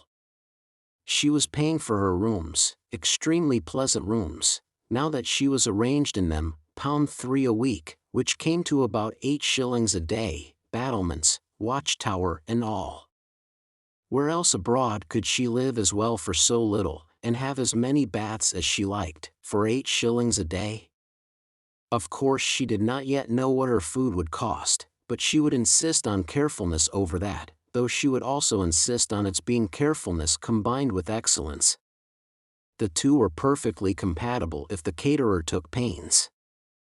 The servants' wages, she had ascertained, were negligible owing to the advantageous exchange, so that there was only the food to cause her anxiety. If she saw signs of extravagance she would propose that they each hand over a reasonable sum every week to Lady Caroline which should cover the bills, any of it that was not used to be returned, and if it were exceeded the loss to be borne by the caterer. Mrs. Fisher was well off and had the desire for comforts proper to her age, but she disliked expenses. So well off was she that, had she so chosen, she could have lived in an opulent part of London and driven from it into it in a Rolls-Royce. She had no such wish. It needed more vitality than went with true comfort to deal with a house in an opulent spot and a Rolls-Royce. Worries attended such possessions, worries of every kind, crowned by bills.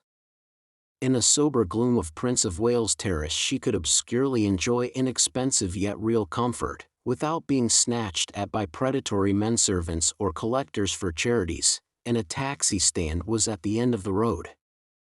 Her annual outlay was small. The house was inherited. Death had furnished it for her. She trod in the dining room on the Turkey carpet of her father's. She regulated her day by the excellent black marble clock on the mantelpiece which she remembered from childhood. Her walls were entirely covered by the photographs her illustrious deceased friends had given either herself or her father, with their own handwriting across the lower parts of their bodies, and the windows, shrouded by the maroon curtains of all her life, were decorated besides with the selfsame aquariums to which she owed her first lessons in sea lore, and in which still swam slowly the goldfishes of her youth. Were they the same goldfish? She did not know. Perhaps, like carp, they outlived everybody.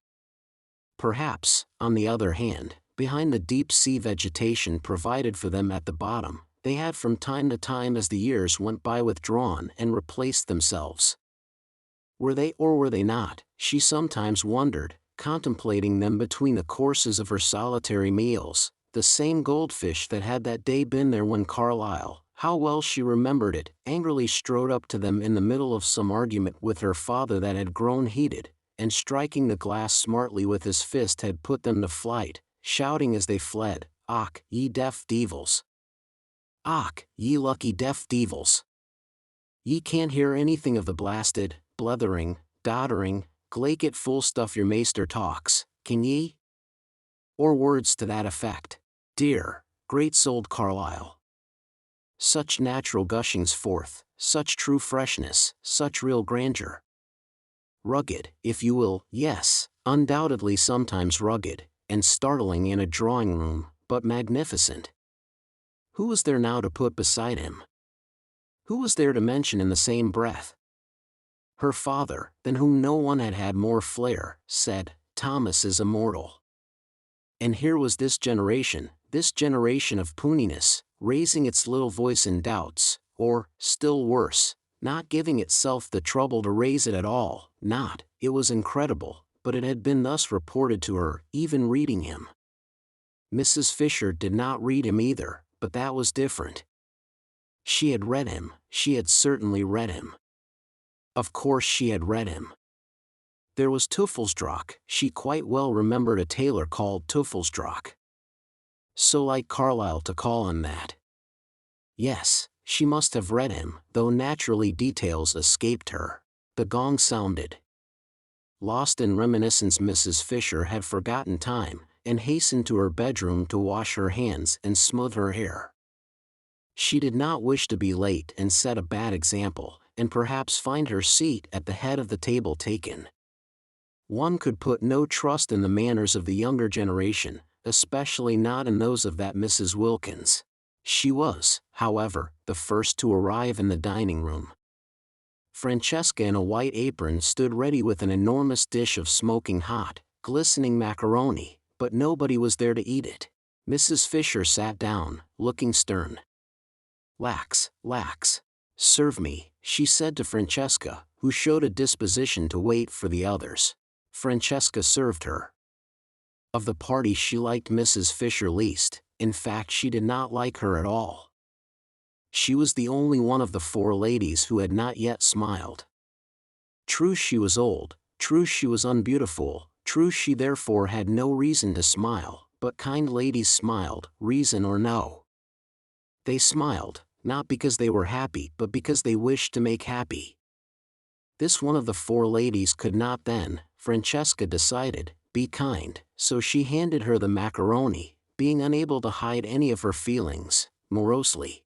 It was very well cooked, but Mrs. Fisher had never cared for macaroni, especially not this long, worm-shaped variety. She found it difficult to eat, slippery, wriggling off her fork, making her look, she felt, undignified when, having got it as she supposed into her mouth, ends of it yet hung out. Always, too, when she ate it she was reminded of Mr. Fisher. He had during their married life behaved very much like macaroni. He had slipped, he had wriggled, he had made her feel undignified, and when at last she had got him safe, as she thought, there had invariably been little bits of him that still, as it were, hung out. Francesca from the sideboard watched Mrs. Fisher's way with macaroni gloomily, and her gloom deepened when she saw her at last take her knife to it and chop it small. Mrs. Fisher really did not know how else to get hold of the stuff. She was aware that knives in this connection were improper, but one did finally lose patience. Macaroni was never allowed to appear on her table in London. Apart from its tiresomeness, she did not even like it, and she would tell Lady Caroline not to order it again. Years of practice, reflected Mrs. Fisher, chopping it up, years of actual living in Italy, would be necessary to learn the exact trick. Browning managed macaroni wonderfully. She remembered watching him one day when he came to lunch with her father, and a dish of it had been ordered as a compliment to his connection with Italy. Fascinating, the way it went in. No chasing round the plate, no slidings off the fork, no subsequent protrusions of loose ends, just one dig, one whisk, one thrust, one gulp, and lo, yet another poet had been nourished. "Shall I go and seek the young lady?" asked Francesca, unable any longer to look on a good macaroni being cut with a knife. Mrs. Fisher came out of her reminiscent reflections with difficulty. "She knows lunch is at 12:30, she said. "They all know." "She may be asleep," said Francesca. "The other ladies are further away, but this one is not far away." "Beat the gong again then," said Mrs. Fisher. What manners, she thought, what manners? It was not an hotel, and considerations were due. She must say she was surprised at Mrs. Arbuthnot, who had not looked like somebody unpunctual. Lady Caroline, too, she had seemed amiable and courteous, whatever else she might be. From the other one, of course, she expected nothing. Francesca fetched the gong, and took it out into the garden and advanced, beating it as she advanced, close up to Lady Caroline, who, still stretched in her low chair, waited till she had done, and then turned her head and in the sweetest tones poured forth what appeared to be music but was really invective. Francesca did not recognize the liquid flow as invective. How was she to, when it came out sounding like that? And with her face all smiles, for she could not but smile when she looked at this young lady, she told her the macaroni was getting cold. "When I do not come to meals it is because I do not wish to come to meals," said the irritated Scrap, "and you will not in future disturb me." "Is she ill?" asked Francesca, sympathetic but unable to stop smiling. Never had she seen hair so beautiful. Like pure flax, like the hair of northern babes. On such a little head only blessing could rest, on such a little head the nimbus of the holiest saints could fitly be placed. Scrap shut her eyes and refused to answer. In this she was injudicious, for its effect was to convince Francesca, who hurried away full of concern to tell Mrs. Fisher that she was indisposed.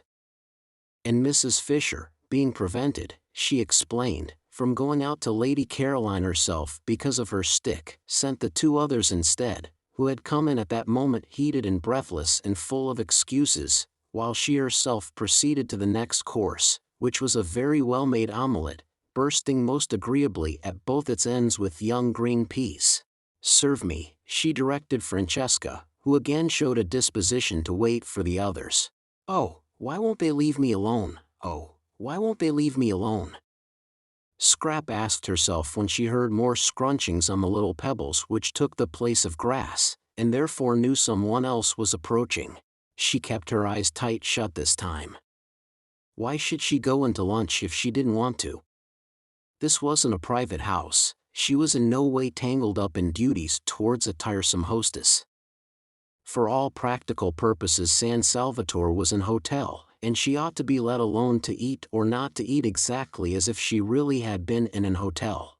But the unfortunate Scrap could not just sit still and close her eyes without rousing that desire to stroke and pet in her beholders with which she was only too familiar. Even the cook had patted her. And now a gentle hand, how well she knew and how much she dreaded gentle hands, was placed on her forehead. "I'm afraid you're not well," said a voice that was not Mrs. Fisher's, and therefore must belong to one of the originals. "I have a headache," murmured Scrap. Perhaps it was best to say that, perhaps it was the shortest cut to peace. "I'm so sorry," said Mrs. Arbuthnot softly, for it was her hand being gentle.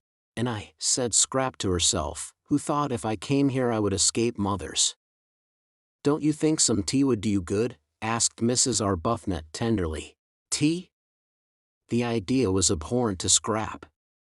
In this heat to be drinking tea in the middle of the day. "No," she murmured.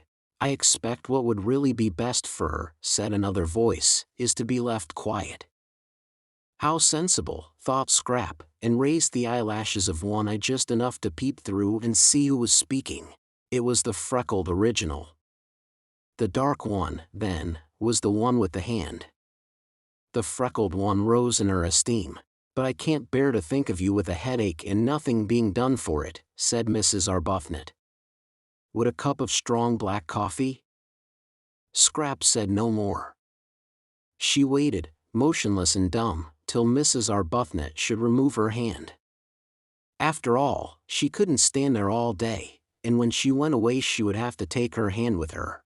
"I do think," said the freckled one, "that she wants nothing except quiet." And perhaps the freckled one pulled the one with the hand by the sleeve, for the hold on Scrap's forehead relaxed, and after a minute's silence, during which no doubt she was being contemplated, she was always being contemplated, the footsteps began to scrunch the pebbles again, and grew fainter, and were gone. "Lady Caroline has a headache," said Mrs. Arbuthnot, re-entering the dining room and sitting down in her place next to Mrs. Fisher. "I can't persuade her to have even a little tea, or some black coffee. Do you know what aspirin is in Italian?" "The proper remedy for headaches," said Mrs. Fisher firmly, "is castor oil." "But she hasn't got a headache," said Mrs. Wilkins. "Carlyle," said Mrs. Fisher, who had finished her omelette and had leisure, while she waited for the next course, to talk, "suffered at one period terribly from headaches, and he constantly took castor oil as a remedy. He took it, I should say, almost to excess, and called it, I remember, in his interesting way, the oil of sorrow. My father said it colored for a time his whole attitude to life, his whole philosophy. But that was because he took too much. What Lady Caroline wants is one dose, and one only. It is a mistake to keep on taking castor oil." "Do you know the Italian for it?" asked Mrs. Arbuthnot. "Ah, that I'm afraid I don't." "However, she would know. You can ask her." "But she hasn't got a headache," repeated Mrs. Wilkins, who was struggling with the macaroni. "She only wants to be let alone." They both looked at her. The word shovel crossed Mrs. Fisher's mind in connection with Mrs. Wilkins's actions at that moment. "Then why should she say she has?" asked Mrs. Arbuthnot. "Because she is still trying to be polite. Soon she won't try. When the place has got more into her, she'll really be it. Without trying. Naturally. Lottie, you see," explained Mrs. Arbuthnot, smiling to Mrs. Fisher, who sat waiting with a stony patience for her next course, delayed because Mrs. Wilkins would go on trying to eat the macaroni, which must be less worth eating than ever now that it was cold. "Lottie, you see, has a theory about this place." But Mrs. Fisher had no wish to hear any theory of Mrs. Wilkins's. "I am sure I don't know," she interrupted, looking severely at Mrs. Wilkins, "why you should assume Lady Caroline is not telling the truth." "I don't assume, I know," said Mrs. Wilkins. "And pray how do you know?" asked Mrs. Fisher icily, for Mrs. Wilkins was actually helping herself to more macaroni, offered her officiously and unnecessarily a second time by Francesca.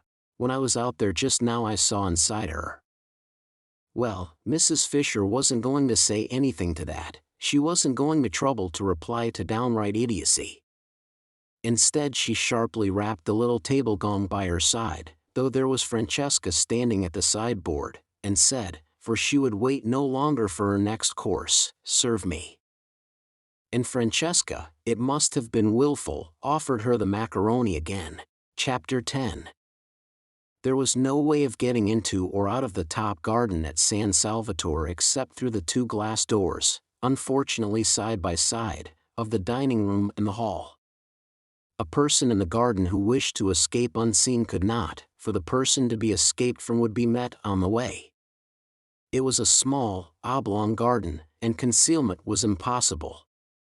What trees there were, the Judas tree, the tamarisk, the umbrella pine, grew close to the low parapets. Rose bushes gave no real cover, one step to right or left of them, and the person wishing to be private was discovered. Only the northwest corner was a little place jutting out from the great wall, a kind of excrescence or loop, no doubt used in the old distrustful days for observation, where it was possible to sit really unseen, because between it and the house was a thick clump of daphne. Scrap, after glancing round to see that no one was looking, got up and carried her chair into this place, stealing away as carefully on tiptoe as those steal whose purpose is sin.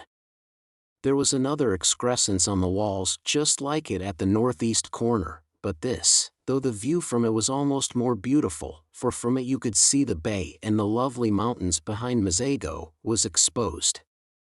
No bushes grew near it, nor had it any shade. The northwest loop then was where she would sit, and she settled into it, and nestling her head in her cushion and putting her feet comfortably on the parapet, from whence they appeared to the villagers on the piazza below as 2 white doves, thought that now indeed she would be safe. Mrs. Fisher found her there, guided by the smell of her cigarette. The incautious Scrap had not thought of that. Mrs. Fisher did not smoke herself, and all the more distinctly could she smell the smoke of others. The virile smell met her directly she went out into the garden from the dining room after lunch in order to have her coffee. She had bidden Francesca set the coffee in the shade of the house just outside the glass door, and when Mrs. Wilkins, seeing a table being carried there, reminded her, very officiously and tactlessly Mrs. Fisher considered, that Lady Caroline wanted to be alone, she retorted, and with what propriety, that the garden was for everybody. Into it accordingly she went, and was immediately aware that Lady Caroline was smoking. She said to herself, "These modern young women," and proceeded to find her stick, now that lunch was over, being no longer the hindrance to action that it was before her meal had been securely, as Browning once said. Surely it was Browning? Yes, she remembered how much diverted she had been, roped in. Nobody diverted her now, reflected Mrs. Fisher, making straight for the clump of daphne. The world had grown very dull, and had entirely lost its sense of humor. Probably they still had their jokes, these people, in fact she knew they did, for punch still went on, but how differently it went on, and what jokes! Thackeray, in his inimitable way, would have made mincemeat of this generation. Of how much it needed the tonic properties of that astringent pen it was of course unaware. It no longer even held him, at least, so she had been informed, in any particular esteem. Well, she could not give it eyes to see and ears to hear and a heart to understand, but she could and would give it, represented and united in the form of Lady Caroline, a good dose of honest medicine. "I hear you are not well," she said, standing in the narrow entrance of the loop and looking down with the inflexible face of one who is determined to do good at the motionless and apparently sleeping Scrap. Mrs. Fisher had a deep voice, very like a man's, for she had been overtaken by that strange masculinity that sometimes pursues a woman during the last lapse of her life. Scrap tried to pretend that she was asleep, but if she had been her cigarette would not have been held in her fingers but would have been lying on the ground. She forgot this. Mrs. Fisher did not, and coming inside the loop, sat down on a narrow stone seat built out of the wall. For a little she could sit on it, for a little, till the chill began to penetrate. She contemplated the figure before her. Undoubtedly a pretty creature, and one that would have had a success at Farringford. Strange how easily even the greatest men were moved by exteriors. She had seen with her own eyes Tennyson turn away from everybody, turn, positively, his back on a crowd of eminent people assembled to do him honor, and withdraw to the window with a young person nobody had ever heard of, who had been brought there by accident and whose one and only merit, if it be a merit, that which is conferred by chance, was beauty. Beauty! All over before you can turn round. An affair, one might almost say, of minutes. Well, while it lasted it did seem able to do what it liked with men. Even husbands were not immune. There had been passages in the life of Mr. Fisher. "I expect the journey has upset you," she said in her deep voice. "What you want is a good dose of some simple medicine. I shall ask Domenico if there is such a thing in the village as castor oil." Scrap opened her eyes and looked straight at Mrs. Fisher. "Ah," said Mrs. Fisher, "I knew you were not asleep. If you had been you would have let your cigarette fall to the ground." Scrap threw the cigarette over the parapet. "Waste," said Mrs. Fisher. "I don't like smoking for women, but I still less like waste. What does one do with people like this?" Scrap asked herself, her eyes fixed on Mrs. Fisher in what felt to her an indignant stare but appeared to Mrs. Fisher as really charming docility. "Now you'll take my advice," said Mrs. Fisher, touched, "and not neglect what may very well turn into an illness. We are in Italy, you know, and one has to be careful.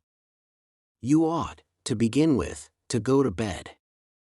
"I never go to bed," snapped Scrap, and it sounded as moving, as forlorn, as that line spoken years and years ago by an actress playing the part of Poor Joe in dramatized version of Bleak House. "I'm always moving on," said Poor Joe in this play, urged to do so by a policeman, and Mrs. Fisher, then a girl, had laid her head on the red velvet parapet of the front row of the dress circle and wept aloud. It was wonderful, Scrap's voice. It had given her, in the 10 years since she came out, all the triumphs that intelligence and wit can have, because it made whatever she said seem memorable. She ought, with a throat formation like that, to have been a singer, but in every kind of music Scrap was dumb except this one music of the speaking voice, and what a fascination, what a spell lay in that. Such was the loveliness of her face and the beauty of her coloring that there was not a man into whose eyes at the sight of her there did not leap a flame of intensest interest, but, when he heard her voice, the flame in that man's eyes was caught and fixed. It was the same with every man, educated and uneducated, old, young, desirable themselves or undesirable, men of her own world and bus conductors, generals and Tommies. During the war she had had a perplexing time, bishops equally with vergers. Round about her confirmation startling occurrences had taken place, wholesome and unwholesome, rich and penniless, brilliant or idiotic, and it made no difference at all what they were, or how long and securely married, into the eyes of every one of them. When they saw her, leapt this flame, and when they heard her it stayed there. Scrap had had enough of this look. It only led to difficulties. At first it had delighted her. She had been excited, triumphant. To be apparently incapable of doing or saying the wrong thing, to be applauded, listened to, petted, adored wherever she went, and when she came home to find nothing there either but the most indulgent proud fondness, why, how extremely pleasant. And so easy, too. No preparation necessary for this achievement, no hard work, nothing to learn. She need take no trouble. She had only to appear, and presently say something, but gradually experiences gathered round her. After all, she had to take trouble, she had to make efforts, because, she discovered with astonishment and rage, she had to defend herself. That look, that leaping look, meant that she was going to be grabbed at.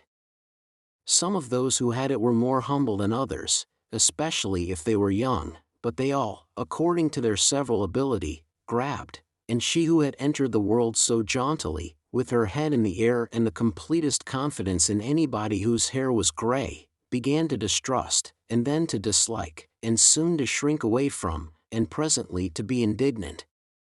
Sometimes it was just as if she didn't belong to herself, wasn't her own at all, but was regarded as a universal thing, a sort of beauty of all work. Really men. and she found herself involved in vague quarrels, being curiously hated. Really women. And when the war came, and she flung herself into it along with everybody else, it finished her. Really generals. The war finished Scrap. It killed the one man she felt safe with, whom she would have married, and it finally disgusted her with love. Since then she had been embittered. She was struggling as angrily in the sweet stuff of life as a wasp got caught in honey. Just as desperately did she try to unstick her wings. It gave her no pleasure to outdo other women. She didn't want their tiresome men. What could one do with men when one had got them? None of them would talk to her of anything but the things of love, and how foolish and fatiguing that became after a bit. It was as though a healthy person with a normal hunger was given nothing whatever to eat but sugar. Love, love, the very word made her want to slap somebody. Why should I love you? Why should I? She would ask amazed sometimes when somebody was always trying, to propose to her. But she never got a real answer, only further incoherence. A deep cynicism took hold of the unhappy Scrap. Her inside grew hoary with disillusionment, while her gracious and charming outside continued to make the world more beautiful. What had the future in it for her? She would not be able, after such a preparation, to take hold of it. She was fit for nothing. She had wasted all this time being beautiful. Presently she wouldn't be beautiful, and what then? Scrap didn't know what then. It appalled her to wonder even. Tired as she was of being conspicuous, she was at least used to that. She had never known anything else, and to become inconspicuous, to fade, to grow shabby and dim, would probably be most painful. And once she began, what years and years of it there would be. Imagine, thought Scrap, having most of one's life at the wrong end. Imagine being old for 2 or 3 times as long as being young. Stupid, stupid. Everything was stupid. There wasn't a thing she wanted to do. There were thousands of things she didn't want to do. Avoidance, silence, invisibility, if possible unconsciousness, these negations were all she asked for at the moment, and here, even here, she was not allowed a minute's peace, and this absurd woman must come pretending, merely because she wanted to exercise power and make her go to bed and make her, hideous, drink castor oil, that she thought she was ill. "I'm sure," said Mrs. Fisher, who felt the cold of the stone beginning to come through and knew she could not sit much longer, "you'll do what is reasonable. Your mother would wish. Have you a mother?" A faint wonder came into Scrap's eyes. Have you a mother? If ever anybody had a mother, it was Scrap. It had not occurred to her that there could be people who had never heard of her mother. She was one of the major marchionesses, there being, as no one knew better than Scrap, marchionesses and marchionesses, and had held high positions at court. Her father, too, in his day had been most prominent. His day was a little over, poor dear, because in the war he had made some important mistakes, and besides he was now grown old. Still, there he was, an excessively well-known person. How restful, how extraordinarily restful to have found someone who had never heard of any of her lot, or at least had not yet connected her with them. She began to like Mrs. Fisher. Perhaps the originals didn't know anything about her either. When she first wrote to them and signed her name, that great name of Dester which twisted in and out of English history like a bloody thread, for its bearers constantly killed, she had taken it for granted that they would know who she was, and at the interview in Shaftesbury Avenue she was sure they did know, because they hadn't asked, as they otherwise would have, for references. Scrap began to cheer up. If nobody at San Salvatore had ever heard of her, if for a whole month she could shed herself, get right away from everything connected with herself, be allowed really to forget the clinging and the clogging and all the noise, why, perhaps she might make something of herself after all. She might really think, really clear up her mind, really come to some conclusion. "What I want to do here," she said, leaning forward in her chair and clasping her hands round her knees and looking up at Mrs. Fisher, whose seat was higher than hers, almost with animation. So much pleased was she that Mrs. Fisher knew nothing about her, is to come to a conclusion. That's all. It isn't much to want, is it? Just that.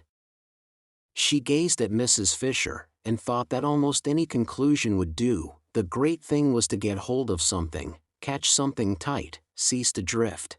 Mrs. Fisher's little eyes surveyed her. I should say, she said, that what a young woman like you wants is a husband and children. Well, that's one of the things I'm going to consider, said Scrap amiably. But I don't think it would be a conclusion.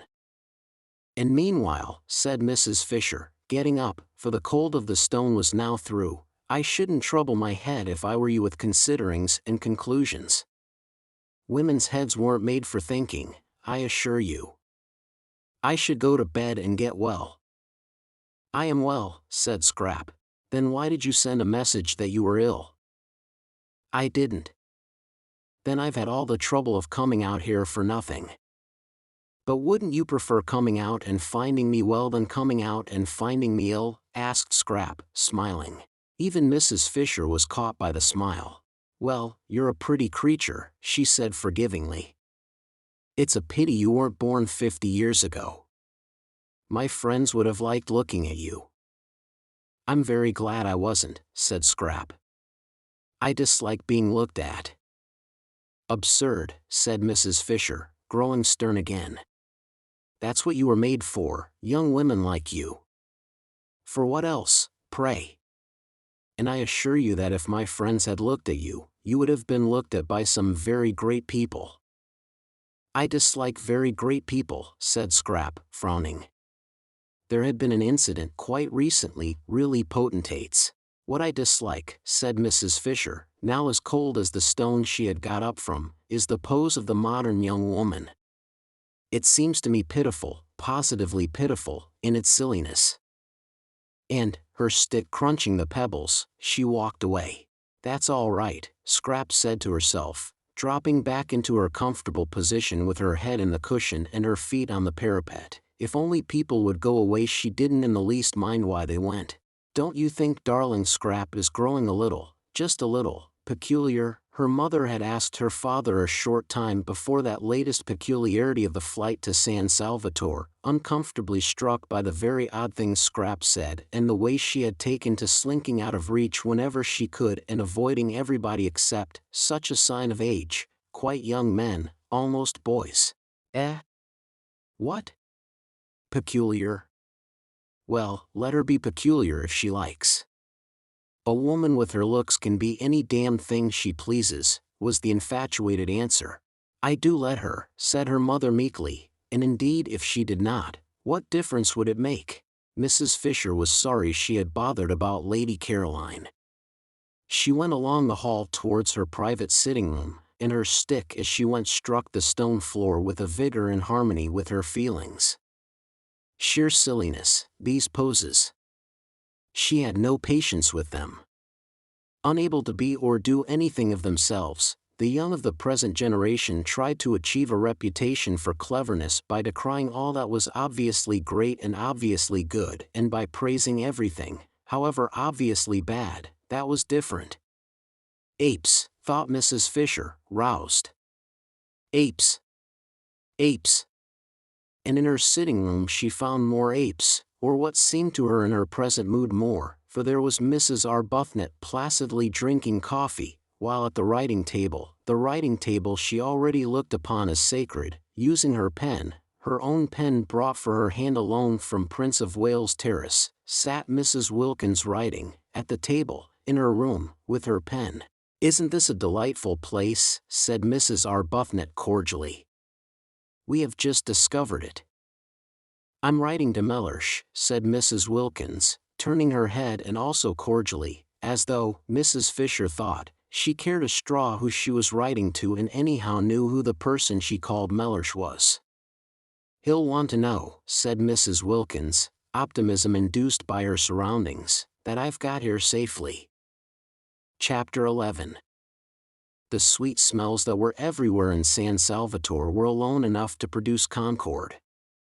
They came into the sitting room from the flowers on the battlements, and met the ones from the flowers inside the room, and almost, thought Mrs. Wilkins, could be seen greeting each other with a holy kiss. Who could be angry in the middle of such gentlenesses? Who could be acquisitive, selfish, in the old rasped London way, in the presence of this bounteous beauty? Yet Mrs. Fisher seemed to be all three of these things. There was so much beauty, so much more than enough for every one, that it did appear to be a vain activity to try and make a corner in it. Yet Mrs. Fisher was trying to make a corner in it, and had railed off a portion for her exclusive use. Well, she would get over that presently, she would get over it inevitably, Mrs. Wilkins was sure, after a day or two in the extraordinary atmosphere of peace in that place. Meanwhile she obviously hadn't even begun to get over it. She stood looking at her and rose with an expression that appeared to be one of anger. Anger. Fancy. Silly old nerve-racked London feelings, thought Mrs. Wilkins, whose eyes saw the room full of kisses, and everybody in it being kissed, Mrs. Fisher as copiously as she herself, and rose. "You don't like us being in here," said Mrs. Wilkins, getting up and at once, after her manner, fixing on the truth. "Why?" "I should have thought," said Mrs. Fisher leaning on her stick, "you could have seen that it is my room." "You mean because of the photographs," said Mrs. Wilkins. Mrs. Arbuthnot, who was a little red and surprised, got up too. "And the notepaper," said Mrs. Fisher. "Notepaper with my London address on it." "That pen." She pointed. It was still in Mrs. Wilkins's hand. "Is yours." "I'm very sorry," said Mrs. Wilkins, laying it on the table. And she added, smiling, that it had just been writing some very amiable things. "But why?" asked Mrs. Arbuthnot, who found herself unable to acquiesce in Mrs. Fisher's arrangements without at least a gentle struggle. "Ought we not to be here?" "It's a sitting room." "There is another one," said Mrs. Fisher. "You and your friend cannot sit in two rooms at once, and if I have no wish to disturb you in yours, I am unable to see why you should wish to disturb me in mine." "But why?" began Mrs. Arbuthnot again. "It's quite natural," Mrs. Wilkins interrupted, for Rose was looking stubborn, and turning to Mrs. Fisher she said that although sharing things with friends was pleasant, she could understand that Mrs. Fisher, still steeped in the Prince of Wales Terrace attitude to life, did not yet want to, but that she would get rid of that after a bit and feel quite different. "Soon you'll want us to share," said Mrs. Wilkins reassuringly. "Why, you may even get so far as asking me to use your pen if you knew I hadn't got one." Mrs. Fisher was moved almost beyond control by this speech. To have a ramshackle young woman from Hampstead patting her on the back as it were, in breezy certitude that quite soon she would improve, stirred her more deeply than anything had stirred her since her first discovery that Mr. Fisher was not what he seemed. Mrs. Wilkins must certainly be curbed. But how? There was a curious imperviousness about her. At that moment, for instance, she was smiling as pleasantly and with as unclouded a face as if she were saying nothing in the least impertinent. Would she know she was being curbed? If she didn't know, if she were too tough to feel it, then what? Nothing, except avoidance, except, precisely, one's own private sitting room. "I'm an old woman," said Mrs. Fisher, "and I need a room to myself.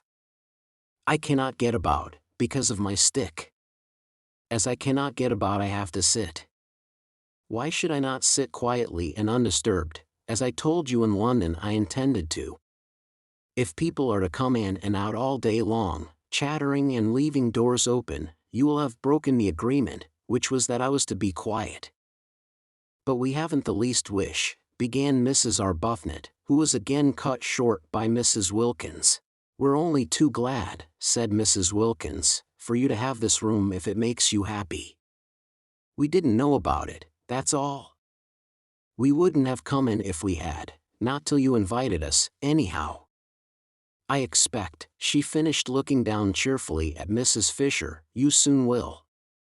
and picking up her letter she took Mrs. Arbuthnot's hand and drew her towards the door. Mrs. Arbuthnot did not want to go. She, the mildest of women, was filled with a curious and surely unchristian desire to stay and fight.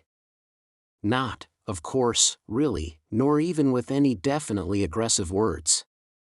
No, she only wanted to reason with Mrs. Fisher, and to reason patiently. But she did feel that something ought to be said, and that she ought not to allow herself to be rated and turned out as if she were a schoolgirl caught in ill behavior by authority. Mrs. Wilkins, however, drew her firmly to and through the door, and once again Rose wondered at Lottie, at her balance, her sweet and equable temper, she who in England had been such a thing of gusts. From the moment they got into Italy it was Lottie who seemed the elder. She certainly was very happy, blissful, in fact. Did happiness so completely protect one? Did it make one so untouchable, so wise? Rose was happy herself, but not anything like so happy. Evidently not, for not only did she want to fight Mrs. Fisher but she wanted something else, something more than this lovely place, something to complete it. She wanted Frederick. For the first time in her life she was surrounded by perfect beauty, and her one thought was to show it to him, to share it with him. She wanted Frederick. She yearned for Frederick. Ah, if only Frederick. Poor old thing, said Mrs. Wilkins, shutting the door gently on Mrs. Fisher and her triumph. Fancy on a day like this. She's a very rude old thing, said Mrs. Arbuthnot. She'll get over that.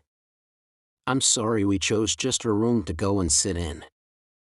It's much the nicest, said Mrs. Arbuthnot. And it isn't hers. Oh, but there are lots of other places, and she's such a poor old thing. Let her have the room. Whatever does it matter? And Mrs. Wilkins said she was going down to the village to find out where the post office was and post her letter to Mellersh, and would Rose go too? I've been thinking about Mellersh, said Mrs. Wilkins as they walked, one behind the other, down the narrow zigzag path up which they had climbed in the rain the night before. She went first. Mrs. Arbuthnot, quite naturally now, followed. In England it had been the other way about, Lottie, timid, hesitating, except when she burst out so awkwardly, getting behind the calm and reasonable Rose whenever she could. I've been thinking about Mellersh, repeated Mrs. Wilkins over her shoulder, as Rose seemed not to have heard. Have you? Said Rose, a faint distaste in her voice, for her experiences with Mellersh had not been of a kind to make her enjoy remembering him. She had deceived Mellersh, therefore she didn't like him. She was unconscious that this was the reason of her dislike, and thought it was that there didn't seem to be much, if any, of the grace of God about him. And yet how wrong to feel that, she rebuked herself, and how presumptuous. No doubt Lottie's husband was far, far nearer to God than she herself was ever likely to be. Still, she didn't like him. I've been a mean dog, said Mrs. Wilkins. A what? Asked Mrs. Arbuthnot, incredulous of her hearing. All this coming away and leaving him in that dreary place while I rollick in heaven. He had planned to take me to Italy for Easter himself. Did I tell you?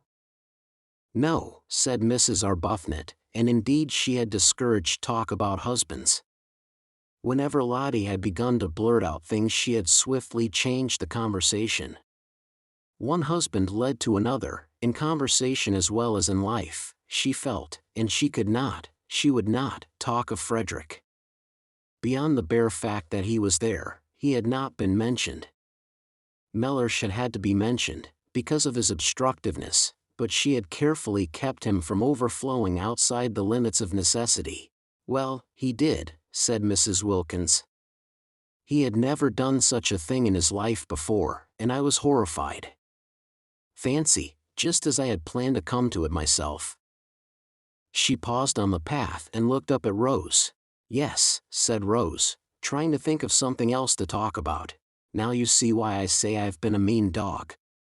He had planned a holiday in Italy with me, and I had planned a holiday in Italy leaving him at home. I think, she went on, her eyes fixed on Rose's face, "Mellersh has every reason to be both angry and hurt." Mrs. Arbuthnot was astonished. The extraordinary quickness with which, hour by hour, under her very eyes, Lottie became more selfless, disconcerted her. She was turning into something surprisingly like a saint. Here she was now being affectionate about Mellersh, who only that morning, while they hung their feet into the sea, had seemed a mere iridescence, Lottie had told her, a thing of gauze. That was only that morning, and by the time they had had lunch Lottie had developed so far as to have got him solid enough again to write to, and to write to at length. And now, a few minutes later, she was announcing that he had every reason to be angry with her and hurt, and that she herself had been, the language was unusual, but it did express real penitence, a mean dog. Rose stared at her astonished. If she went on like this, soon a nimbus might be expected round her head. Was there already, if one didn't know it was the sun through the tree trunks catching her sandy hair? A great desire to love and be friends, to love everybody, to be friends with everybody, seemed to be invading Lottie, a desire for sheer goodness. Rose's own experience was that goodness, the state of being good, was only reached with difficulty and pain. It took a long time to get to it, in fact one never did get to it, or, if for a flashing instant one did, it was only for a flashing instant. Desperate perseverance was needed to struggle along its path, and all the way was dotted with doubts. Lottie simply flew along. She had certainly, thought Rose, not got rid of her impetuousness. It had merely taken another direction. She was now impetuously becoming a saint. Could one really attain goodness so violently? Wouldn't there be an equally violent reaction? "I shouldn't," said Rose with caution, looking down into Lottie's bright eyes. The path was steep, so that Lottie was well below her. "I shouldn't be sure of that too quickly. But I am sure of it, and I've written and told him so." Rose stared. "Why, but only this morning," she began. "It's all in this," interrupted Lottie, tapping the envelope and looking pleased. "What, everything? You mean about the advertisement and my savings being spent?" "Oh no, not yet. But I'll tell him all that when he comes." "When he comes," repeated Rose. "I've invited him to come and stay with us." Rose could only go on staring. "It's the least I could do. Besides, look at this." Lottie waved her hand. "Disgusting not to share it. I was a mean dog to go off and leave him, but no dog I've ever heard of was ever as mean as I'd be if I didn't try and persuade Mellersh to come out and enjoy this too. It's barest decency that he should have some of the fun out of my nest egg.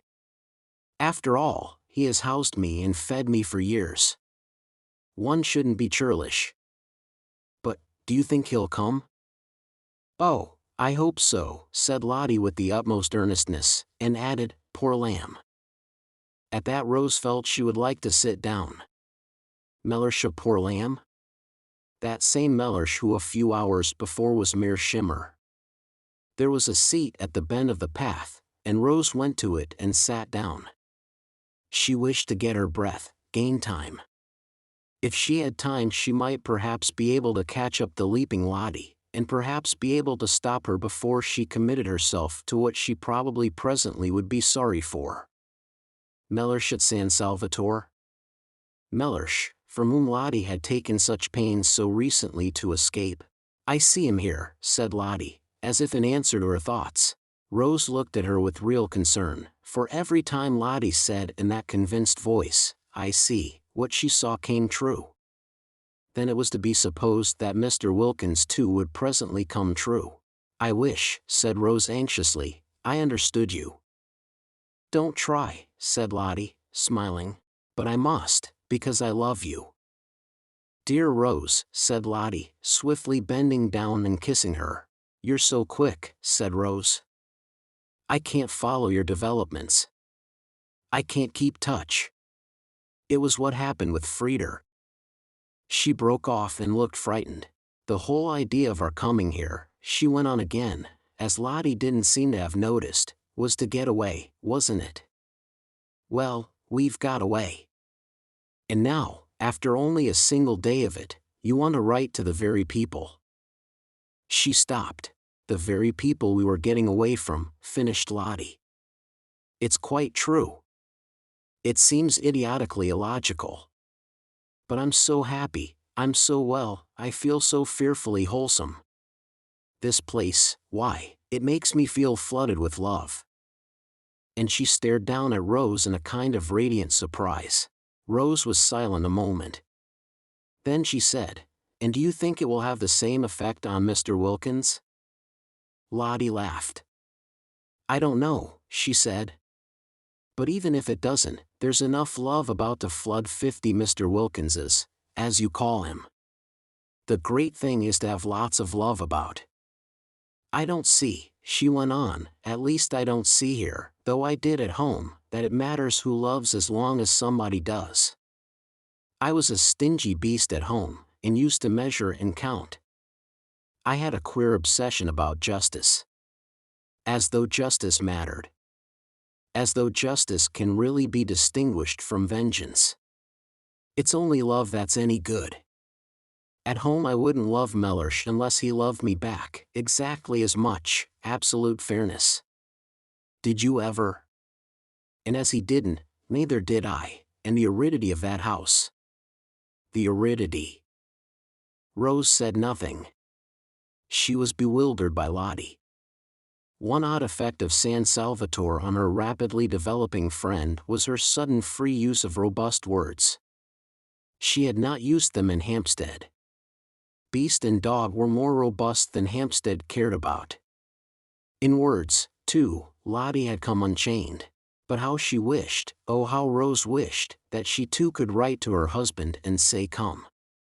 The Wilkins menage, however pompous Mellersh might be, and he had seemed to Rose pompous, was on a healthier, more natural footing than hers. Lottie could write to Mellersh and would get an answer.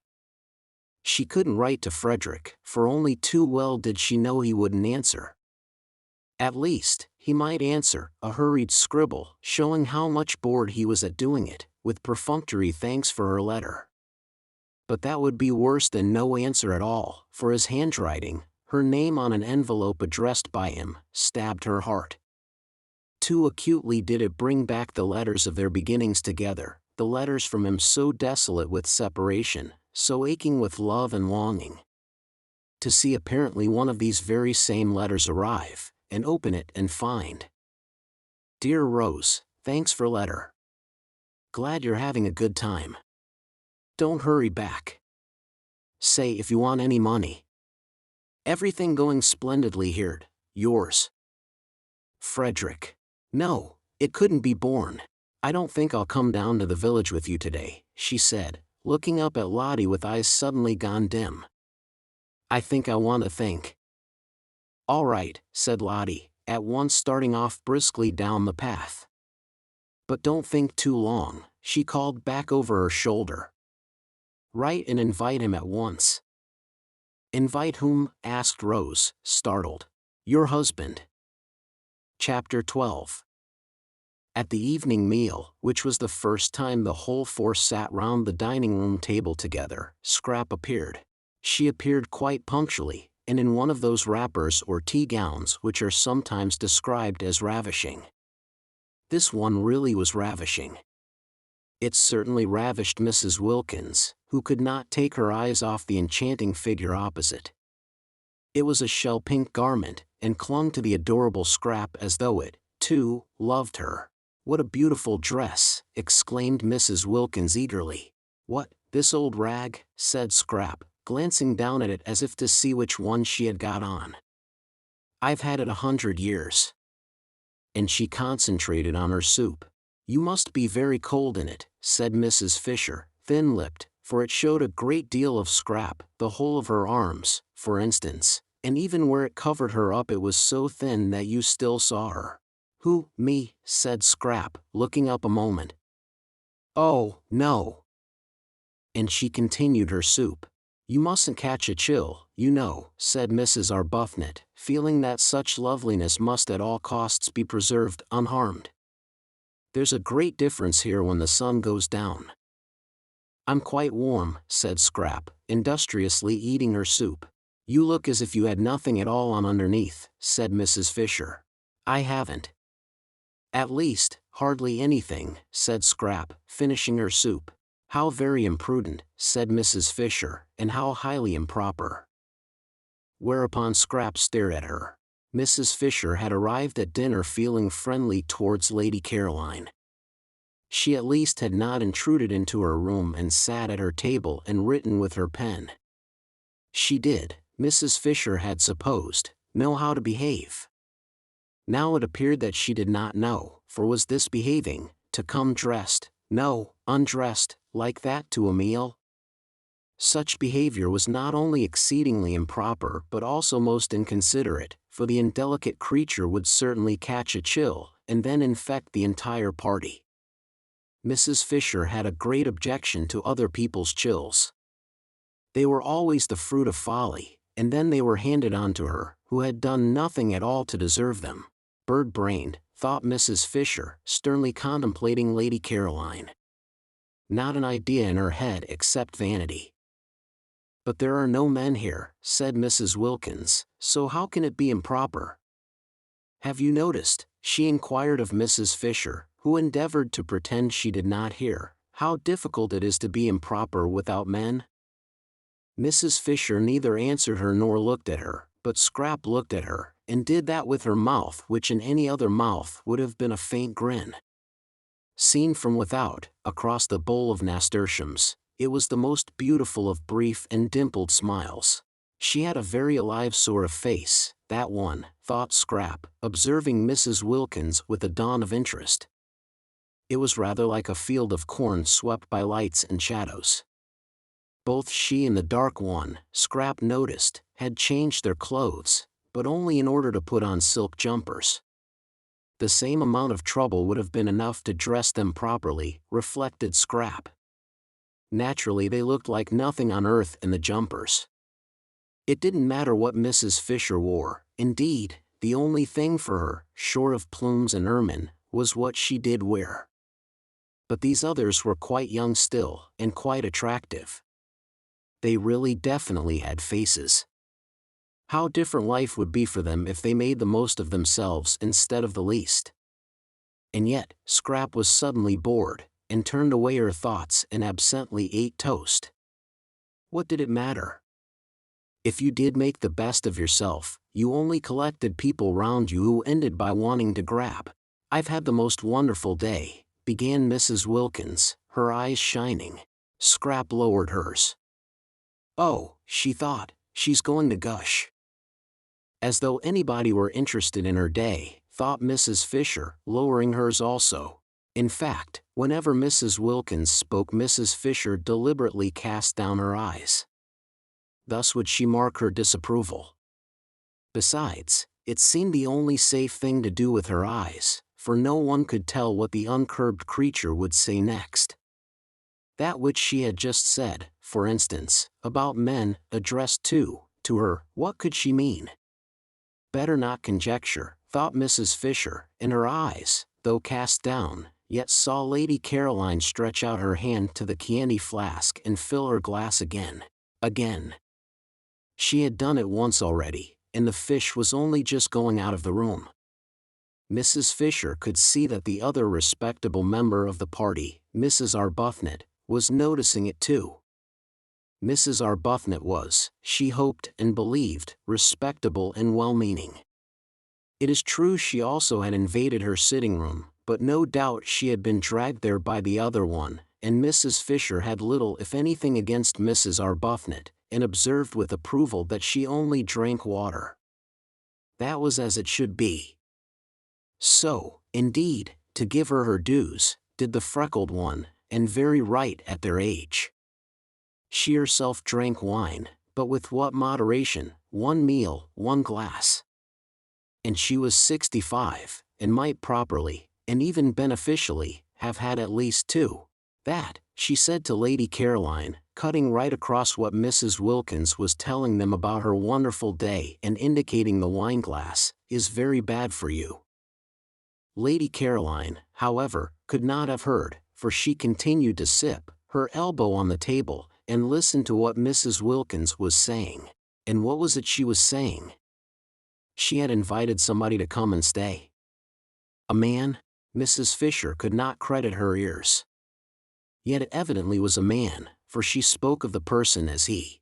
Suddenly, and for the first time, but then this was most important, Mrs. Fisher addressed Mrs. Wilkins directly.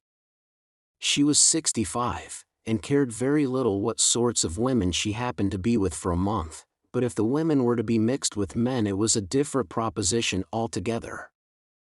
She was not going to be made a cat's paw.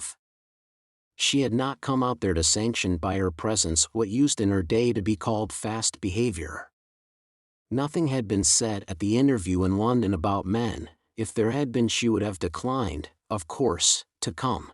"What is his name?" asked Mrs. Fisher, abruptly interposing. Mrs. Wilkins turned to her with a slight surprise. "Wilkins," she said. "Wilkins?" "Yes." "Your name?" "And his." "A relation?" "Not blood." "A connection?" "A husband." Mrs. Fisher once more cast down her eyes. She could not talk to Mrs. Wilkins. There was something about the things she said. A husband. Suggesting one of many. Always that unseemly twist to everything. Why could she not say my husband? Besides, Mrs. Fisher had, she herself knew not for what reason, taken both the Hampstead young women for widows. War ones. There had been an absence of mention of husbands at the interview which would not, she considered, be natural if such persons did after all exist. And if a husband was not a relation, who was? Not blood. What a way to talk. Why, a husband was the first of all relations. How well she remembered Ruskin. No, it was not Ruskin, it was the Bible that said a man should leave his father and mother and cleave only to his wife, showing that she became by marriage an even more than blood relation. And if the husband's father and mother were to be nothing to him compared to his wife, how much less than nothing ought the wife's father and mother be to her compared to her husband? She herself had been unable to leave her father and mother in order to cleave to Mr. Fisher because they were no longer, when she married, alive, but she certainly would have left them if they had been there to leave. Not blood, indeed. Silly talk. The dinner was very good. Succulence succeeded succulence. Costanza had determined to do as she chose in the matter of cream and eggs the first week, and see what happened at the end of it when the bills had to be paid. Her experience of the English was that they were quiet about bills. They were shy of words. They believed readily. Besides, who was the mistress here? In the absence of a definite one, it occurred to Costanza that she might as well be the mistress herself. So she did as she chose about the dinner, and it was very good. The four, however, were so much preoccupied by their own conversation that they ate it without noticing how good it was. Even Mrs. Fisher, she who in such matters was manly, did not notice. The entire excellent cooking was to her as though it were not, which shows how much she must have been stirred. She was stirred. It was that Mrs. Wilkins. She was enough to stir anybody. And she was undoubtedly encouraged by Lady Caroline, who, in her turn, was no doubt influenced by the Chianti. Mrs. Fisher was very glad there were no men present, for they certainly would have been foolish about Lady Caroline. She was precisely the sort of young woman to unbalance them, especially, Mrs. Fisher recognized, at that moment. Perhaps it was the Chianti momentarily intensifying her personality, but she was undeniably most attractive, and there were few things Mrs. Fisher disliked more than having to look on while sensible, intelligent men, who the moment before were talking seriously and interestingly about real matters, became merely foolish and simpering. She had seen them actually simpering, just because in walked a bit of bird-brained beauty. Even Mr. Gladstone, that great wise statesman, whose hand had once rested for an unforgettable moment solemnly on her head, would have, she felt, on perceiving Lady Caroline left off talking sense and horribly embarked on badinage. "You see," Mrs. Wilkins said, a silly trick that, with which she mostly began her sentences, Mrs. Fisher each time wished to say, "Pardon me, I do not see, I hear, but why trouble, you see," said Mrs. Wilkins, leaning across towards Lady Caroline. "We arranged, didn't we, in London that if any of us wanted to we could each invite one guest. So now I'm doing it." "I don't remember that," said Mrs. Fisher, her eyes on her plate. "Oh yes, we did, didn't we, Rose?" "Yes, I remember," said Lady Caroline. "Only it seemed so incredible that one could ever want to. One's whole idea was to get away from one's friends. And one's husbands. Again that unseemly plural. But how altogether unseemly, thought Mrs. Fisher. Such implications.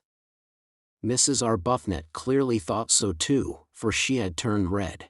"And family affection," said Lady Caroline, "or was it the Chianti speaking?" "Surely it was the Chianti. And the one of family affection," said Mrs. Wilkins, what a light she was throwing on her home life and real character. "That wouldn't be so bad," said Lady Caroline. "I'd stay with that. It would give one room." "Oh no, no, it's dreadful," cried Mrs. Wilkins. "It's as if one had no clothes on." "But I like that," said Lady Caroline. "Really," said Mrs. Fisher. "It's a divine feeling, getting rid of things," said Lady Caroline, who was talking altogether to Mrs. Wilkins and paid no attention to the other two. "Oh, but in a bitter wind to have nothing on and know there never will be anything on and you going to get colder and colder till at last you die of it, that's what it was like, living with somebody who didn't love one." These confidences, thought Mrs. Fisher, and no excuse whatever for Mrs. Wilkins, who was making them entirely on plain water. Mrs. Arbuthnot, judging from her face, quite shared Mrs. Fisher's disapproval. She was fidgeting. "But didn't he?" asked Lady Caroline, every bit as shamelessly unreticent as Mrs. Wilkins. "Mellersh?" "He showed no signs of it." "Delicious," murmured Lady Caroline. "Really," said Mrs. Fisher. "I didn't think it was at all delicious. I was miserable. And now, since I've been here, I simply stare at myself being miserable. As miserable as that. And about Mellersh." "You mean he wasn't worth it?" "Really," said Mrs. Fisher. "No, I don't. I mean I've suddenly got well."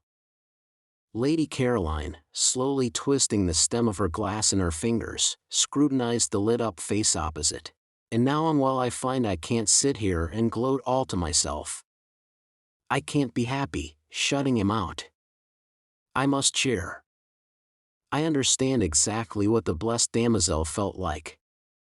"What was the blessed damozel?" asked Scrap. "Really," said Mrs. Fisher, and with such emphasis this time that Lady Caroline turned to her. "Ought I to know?" she asked. "I don't know any natural history." "It sounds like a bird." "It is a poem," said Mrs. Fisher with extraordinary frost. "Oh," said Scrap. "I'll lend it to you," said Mrs. Wilkins, over whose face laughter rippled. "No," said Scrap. "And its author," said Mrs. Fisher icily, though not perhaps quite what one would have wished him to be, "was frequently at my father's table." "What a bore for you," said Scrap. "That's what mother's always doing, inviting authors. I hate authors. I wouldn't mind them so much if they didn't write books." "Go on about Mellersh," she said, turning to Mrs. Wilkins. "Really," said Mrs. Fisher. "All those empty beds," said Mrs. Wilkins. "What empty beds?" asked Scrap. "The ones in this house. Why, of course they each ought to have somebody happy inside them. 8 beds, and only 4 people. It's dreadful, dreadful to be so greedy and keep everything just for oneself.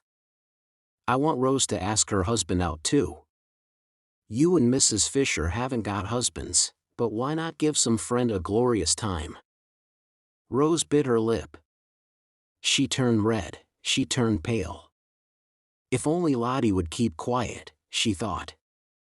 It was all very well to have suddenly become a saint and want to love everybody, but need she be so tactless? Rose felt that all her poor sore places were being danced on.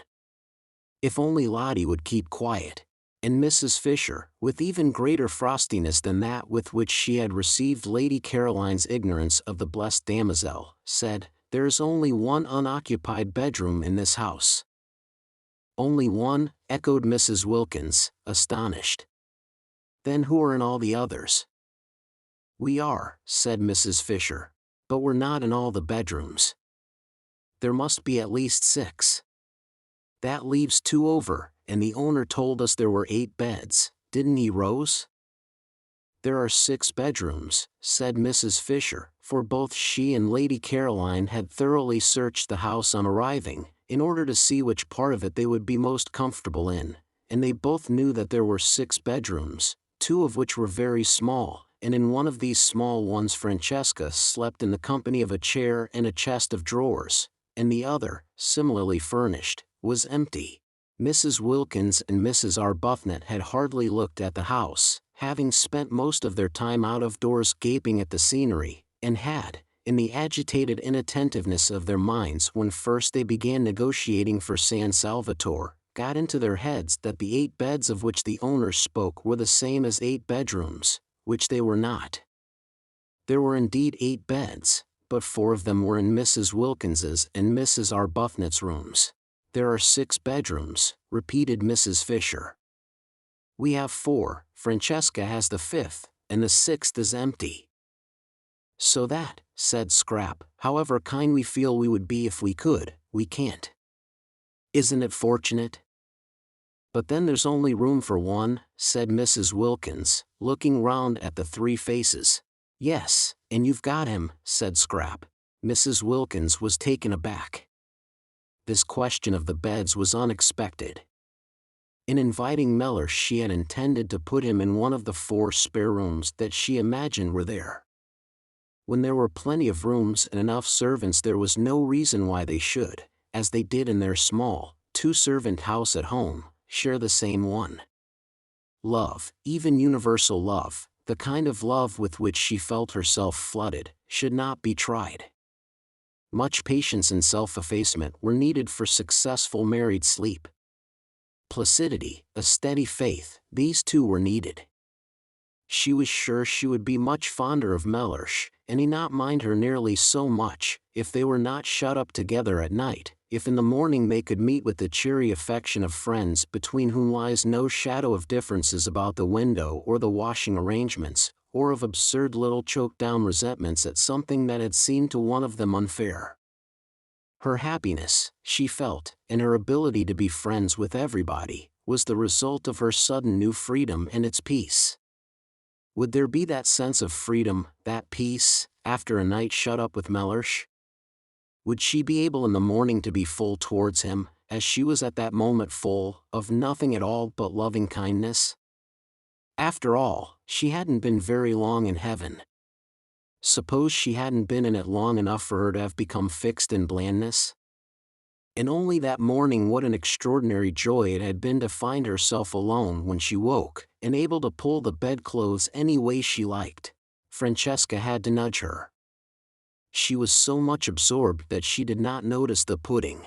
"If," thought Mrs. Wilkins, distractedly helping herself, "I share my room with Mellersh I risk losing all I now feel about him. If on the other hand I put him in the 1 spare room, I prevent Mrs. Fisher and Lady Caroline from giving somebody a treat. True they don't seem to want to at present, but at any moment in this place one or the other of them may be seized with a desire to make somebody happy, and then they wouldn't be able to because of Mellersh. What a problem," she said aloud, her eyebrows puckered. "What is?" asked Scrap. "Where to put Mellersh?" Scrap stared. "Why, isn't 1 room enough for him?" she asked. "Oh yes, quite. But then there won't be any room left at all, any room for somebody you may want to invite." "I shan't want to," said Scrap. "Or you," said Mrs. Wilkins to Mrs. Fisher. Rose, of course, doesn't count. I'm sure she would like sharing her room with her husband. It's written all over her." "Really?" said Mrs. Fisher. "Really what?" asked Mrs. Wilkins, turning hopefully to her, for she thought the word this time was the preliminary to a helpful suggestion. It was not. It stood by itself. It was, as before, mere frost. Challenged, however, Mrs. Fisher did fasten it on to a sentence. "Really am I to understand," she asked, "that you propose to reserve the one spare room for the exclusive use of your own family?" "He isn't my own family," said Mrs. Wilkins. "He's my husband. You see." "I see nothing," Mrs. Fisher could not this time refrain from interrupting, for what an intolerable trick. "At the most I hear, and that reluctantly." But Mrs. Wilkins, as impervious to rebuke as Mrs. Fisher had feared, immediately repeated the tiresome formula and launched out into a long and excessively indelicate speech about the best place for the person she called Mellersh to sleep in. Mellersh, Mrs. Fisher, remembering the Thomases and Johns and Alfreds and Roberts of her day, plain names that yet had all become glorious, thought it sheer affectation to be christened Mellersh, was, it seemed, Mrs. Wilkins's husband, and therefore his place was clearly indicated. Why this talk? She herself, as if foreseeing his arrival, had had a second bed put in Mrs. Wilkins's room. There were certain things in life which were never talked about but only done. Most things connected with husbands were not talked about, and to have a whole dinner table taken up with a discussion as to where one of them should sleep was an affront to the decencies. How and where husbands slept should be known only to their wives. Sometimes it was not known to them, and then the marriage had less happy moments, but these moments were not talked about either, the decencies continued to be preserved. At least, it was so in her day. To have to hear whether Mr. Wilkins should or should not sleep with Mrs. Wilkins, and the reasons why he should and the reasons why he shouldn't, was both uninteresting and indelicate. She might have succeeded in imposing propriety and changing the conversation if it had not been for Lady Caroline. Lady Caroline encouraged Mrs. Wilkins, and threw herself into the discussion with every bit as much unreserve as Mrs. Wilkins herself. No doubt she was impelled on this occasion by Chianti, but whatever the reason there it was. And, characteristically, Lady Caroline was all for Mr. Wilkins being given the solitary spare room. She took that for granted. Any other arrangement would be impossible, she said. Her expression was barbarous. Had she never read her Bible, Mrs. Fisher was tempted to inquire, and they two shall be one flesh? Clearly also, then, one room. But Mrs. Fisher did not inquire. She did not care even to allude to such texts to someone unmarried. However, there was one way she could force Mr. Wilkins into his proper place and save the situation. She could say she herself intended to invite a friend. It was her right. They had all said so. Apart from propriety, it was monstrous that Mrs. Wilkins should want to monopolize the one spare room, when in her own room was everything necessary for her husband. Perhaps she really would invite somebody, not invite, but suggest coming. There was Kate Lumley, for instance. Kate could perfectly afford to come and pay her share, and she was of her own period and knew, and had known, most of the people she herself knew and had known. Kate, of course, had only been on the fringe. She used to be asked only to the big parties, not to the small ones, and she still was only on the fringe. There were some people who never got off the fringe, and Kate was one. Often, however, such people were more permanently agreeable to be with than the others, in that they remained grateful. Yes, she might really consider Kate. The poor soul had never married, but then everybody could not expect to marry, and she was quite comfortably off, not too comfortably, but just comfortably enough to pay her own expenses if she came and yet be grateful. Yes, Kate was the solution.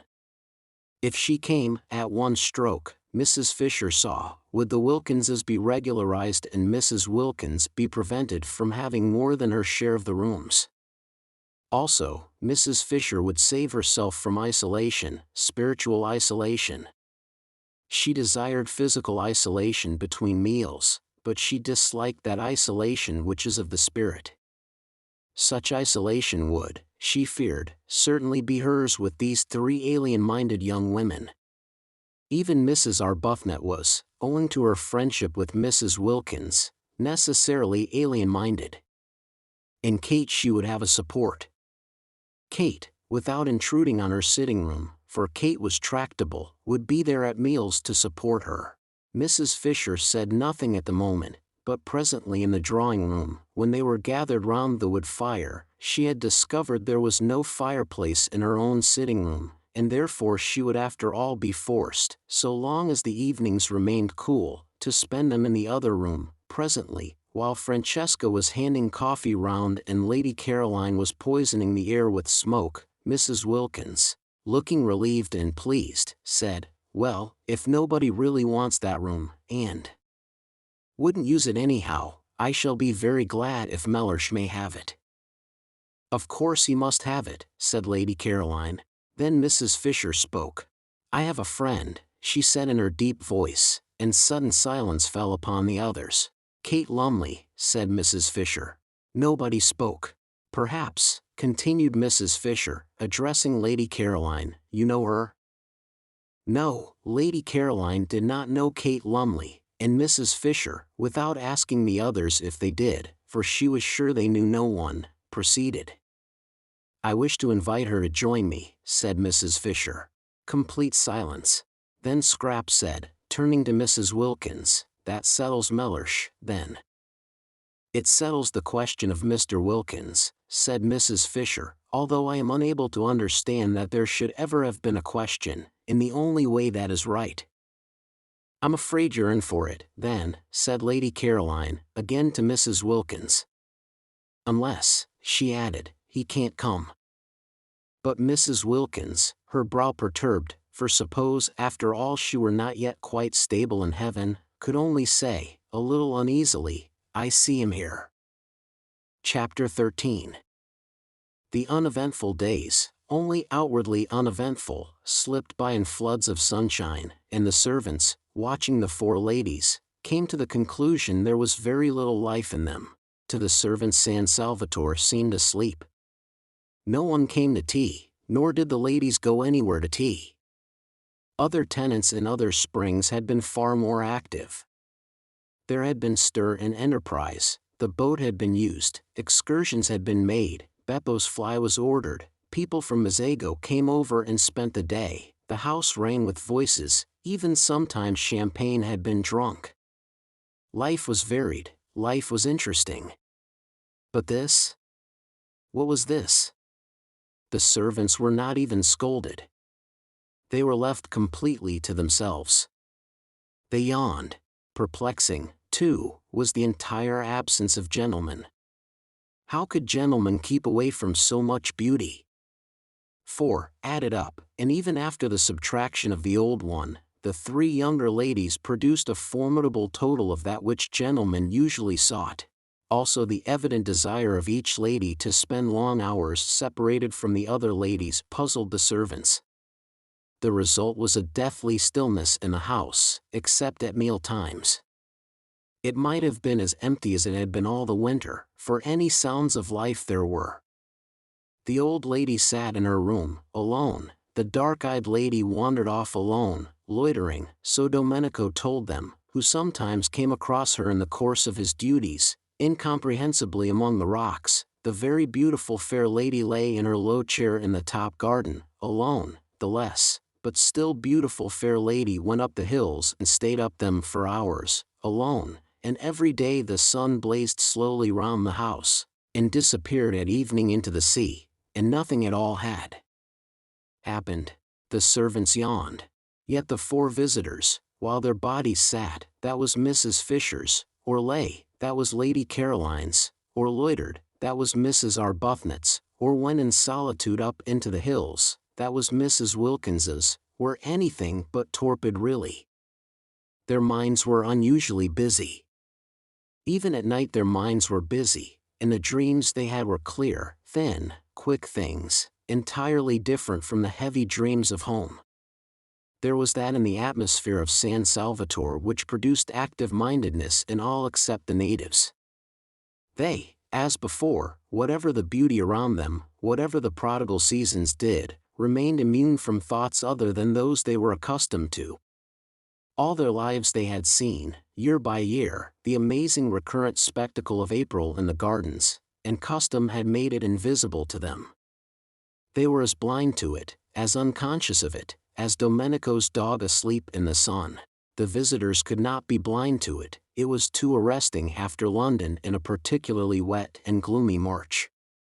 Suddenly to be transported to that place where the air was so still that it held its breath, where the light was so golden that the most ordinary things were transfigured, to be transported into that delicate warmth, that caressing fragrance, and to have the old grey castle as the setting, and, in the distance, the serene clear hills of Perugini's backgrounds, was an astonishing contrast.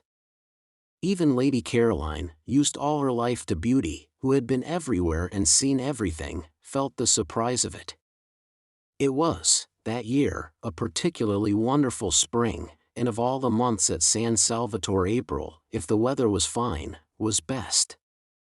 May scorched and withered, March was restless, and could be hard and cold in its brightness, but April came along softly like a blessing, and if it were a fine April it was so beautiful that it was impossible not to feel different, not to feel stirred and touched. Mrs. Wilkins, we have seen, responded to it instantly. She, so to speak, at once flung off all her garments and dived straight into glory, unhesitatingly, with a cry of rapture. Mrs. Arbuthnot was stirred and touched, but differently. She had odd sensations, presently to be described. Mrs. Fisher, being old, was of a closer, more impermeable texture, and offered more resistance, but she too had odd sensations, also in their place to be described. Lady Caroline, already amply acquainted with beautiful houses and climates, to whom they could not come quite with the same surprise, yet was very nearly as quick to react as Mrs. Wilkins. The place had an almost instantaneous influence on her as well, and of one part of this influence she was aware. It had made her, beginning on the very first evening, want to think, and acted on her curiously like a conscience. What this conscience seemed to press upon her notice with an insistence that startled her, Lady Caroline hesitated to accept the word, but it would keep on coming into her head, was that she was tawdry. Tawdry. She. Fancy. She must think that out. The morning after the first dinner together, she woke up in a condition of regret that she should have been so talkative to Mrs. Wilkins the night before. What had made her be, she wondered. Now, of course, Mrs. Wilkins would want to grab, she would want to be inseparable, and the thought of a grabbing and an inseparableness that should last for weeks made Scrap's spirit swoon within her. No doubt the encouraged Mrs. Wilkins would be lurking in the top garden waiting to waylay her when she went out, and would hail her with morning cheerfulness. How much she hated being hailed with morning cheerfulness, or indeed, hailed at all. She oughtn't to have encouraged Mrs. Wilkins the night before. Fatal to encourage. It was bad enough not to encourage, for just sitting there and saying nothing seemed usually to involve her, but actively to encourage was suicidal. What on earth had made her? Now she would have to waste all the precious time, the precious, lovely time for thinking in, for getting square with herself, in shaking Mrs. Wilkins off. With great caution and on the tips of her toes, balancing herself carefully lest the pebbles should scrunch, she stole out when she was dressed to her corner, but the garden was empty. No shaking off was necessary. Neither Mrs. Wilkins nor anybody else was to be seen. She had it entirely to herself.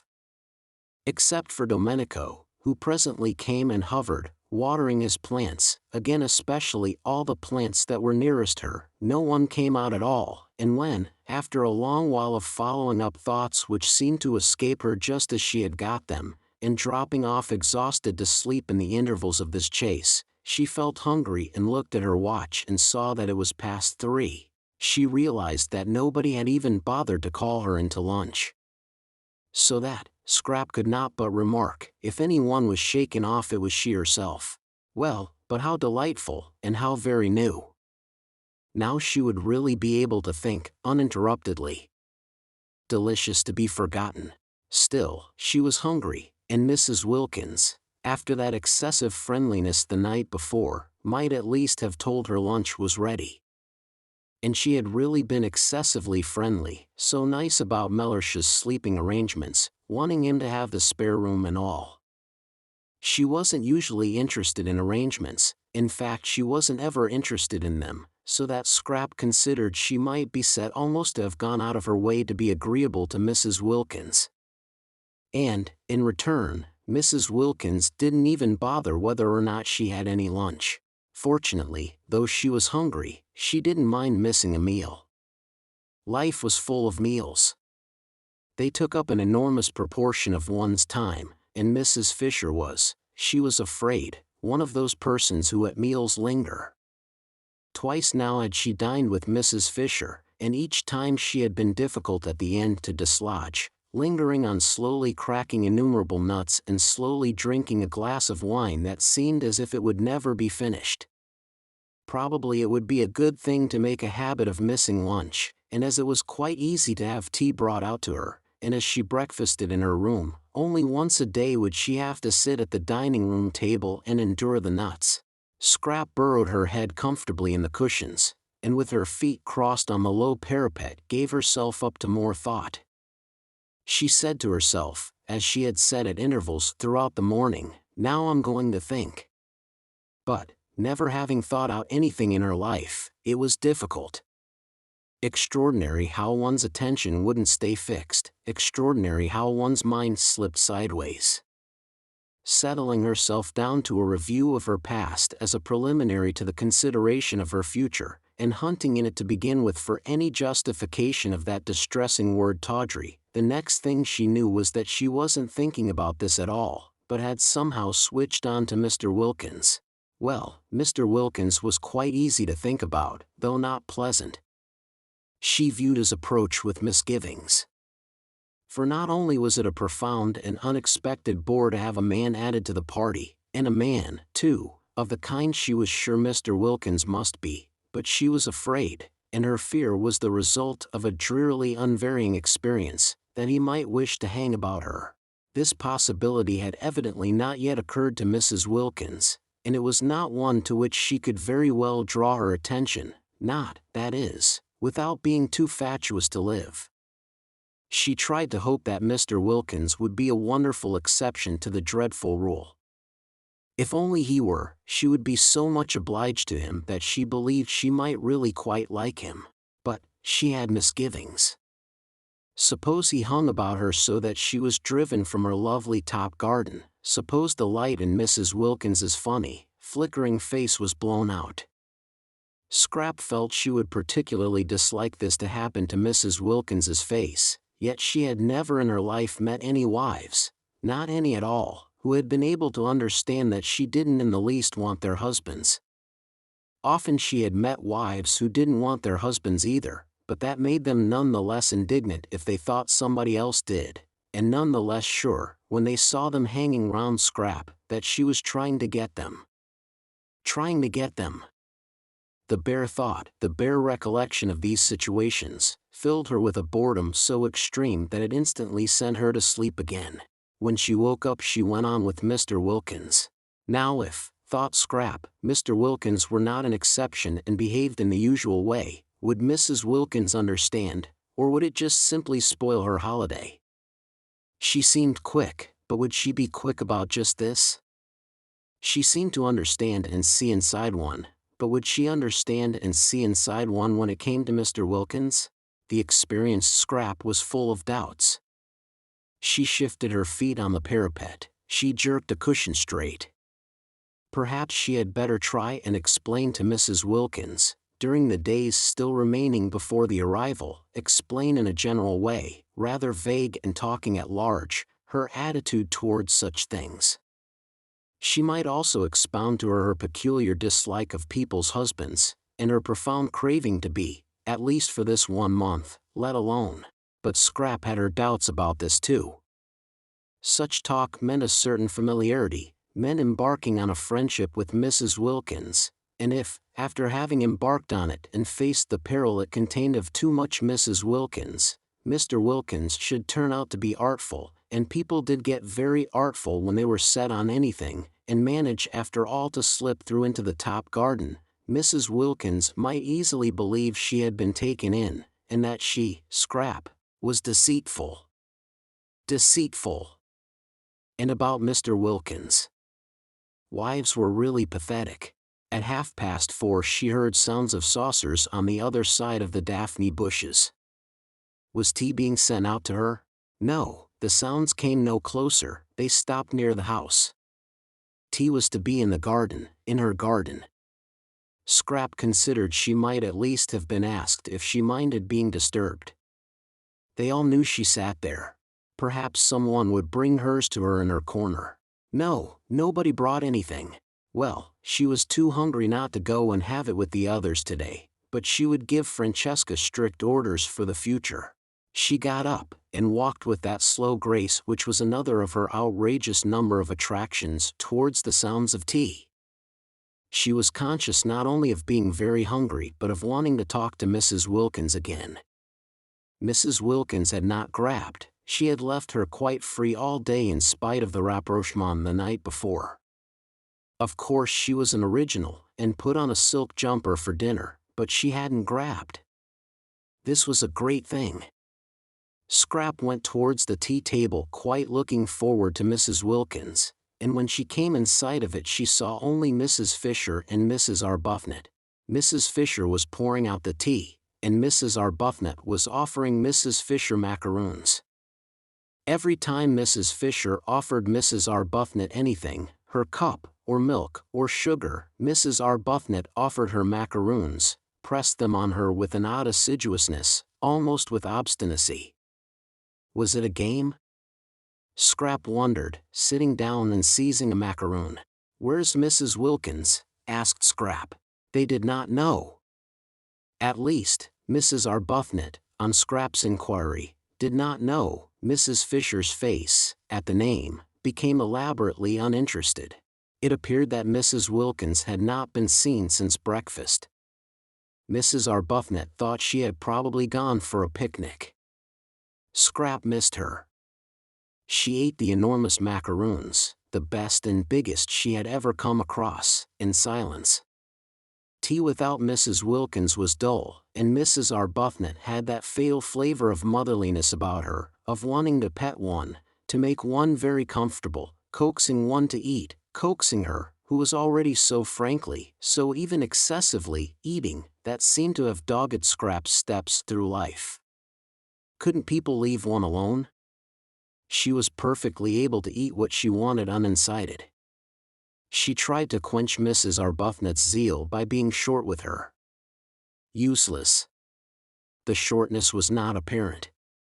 It remained, as all Scrap's evil feelings remained, covered up by the impenetrable veil of her loveliness. Mrs. Fisher sat monumentally, and took no notice of either of them. She had had a curious day, and was a little worried.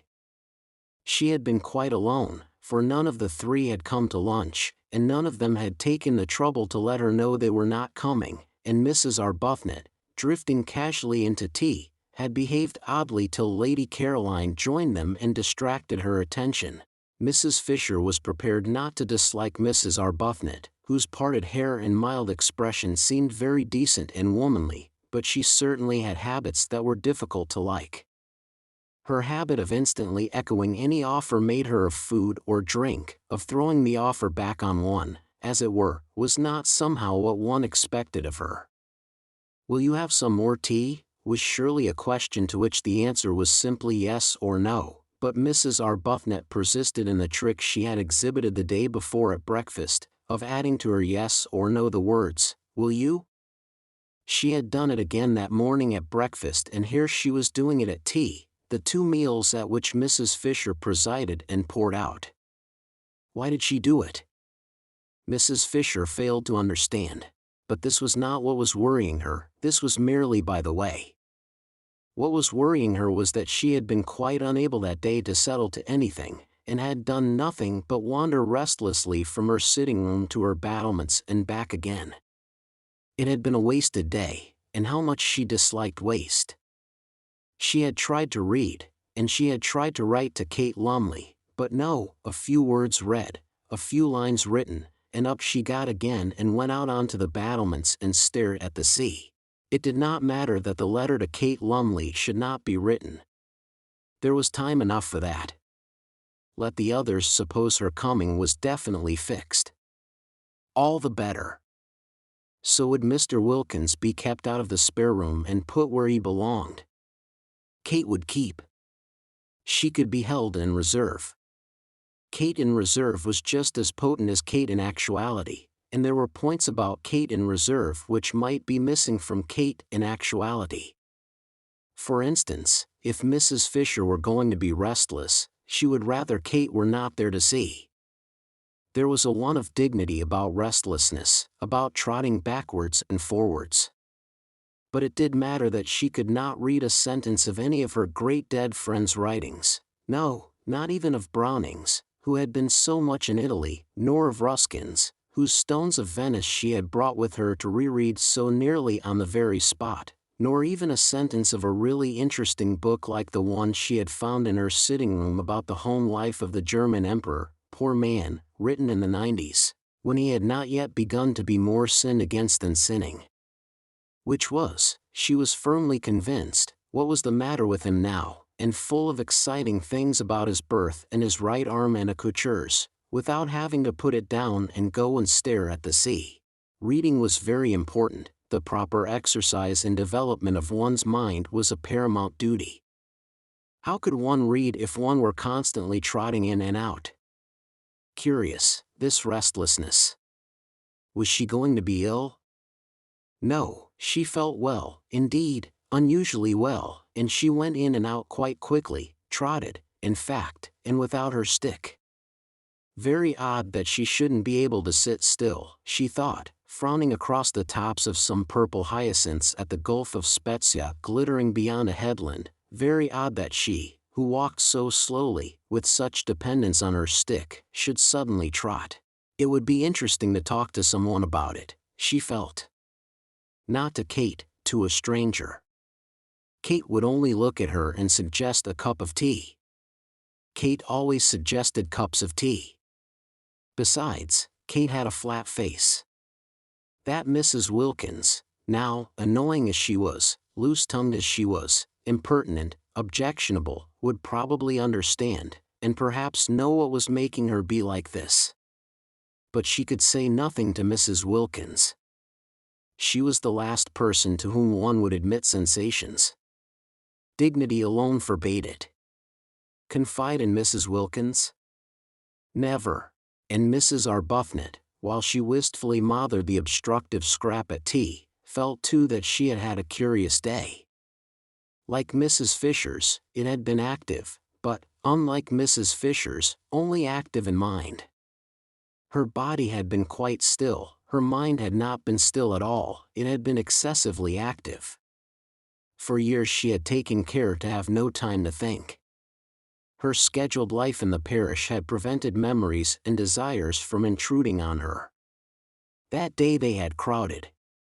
She went back to tea feeling dejected, and that she should feel dejected in such a place with everything about her to make her rejoice, only dejected her the more. But how could she rejoice alone? How could anybody rejoice and enjoy and appreciate, really appreciate, alone? Except Lottie. Lottie seemed able to. She had gone off down the hill directly after breakfast, alone yet obviously rejoicing, for she had not suggested that Rose should go too, and she was singing as she went. Rose had spent the day by herself, sitting with her hands clasping her knees, staring straight in front of her. What she was staring at were the gray swords of the agaves, and, on their tall stalks, the pale irises that grew in the remote place she had found, while beyond them, between the gray leaves and the blue flowers, she saw the sea. The place she had found was a hidden corner where the sun-baked stones were padded with thyme, and nobody was likely to come. It was out of sight and sound of the house, it was off any path, it was near the end of the promontory. She sat so quiet that presently lizards darted over her feet, and some tiny birds like finches, frightened away at first, came back again and flitted among the bushes round her just as if she hadn't been there. How beautiful it was! And what was the good of it with no one there, no one who loved being with one, who belonged to one, to whom one could say, "Look"? And wouldn't one say, "Look, dearest"? Yes, one would say dearest, and the sweet word, just to say it to somebody who loved one, would make one happy. She sat quite still, staring straight in front of her. Strange that in this place she did not want to pray. She who had prayed so constantly at home didn't seem able to do it here at all.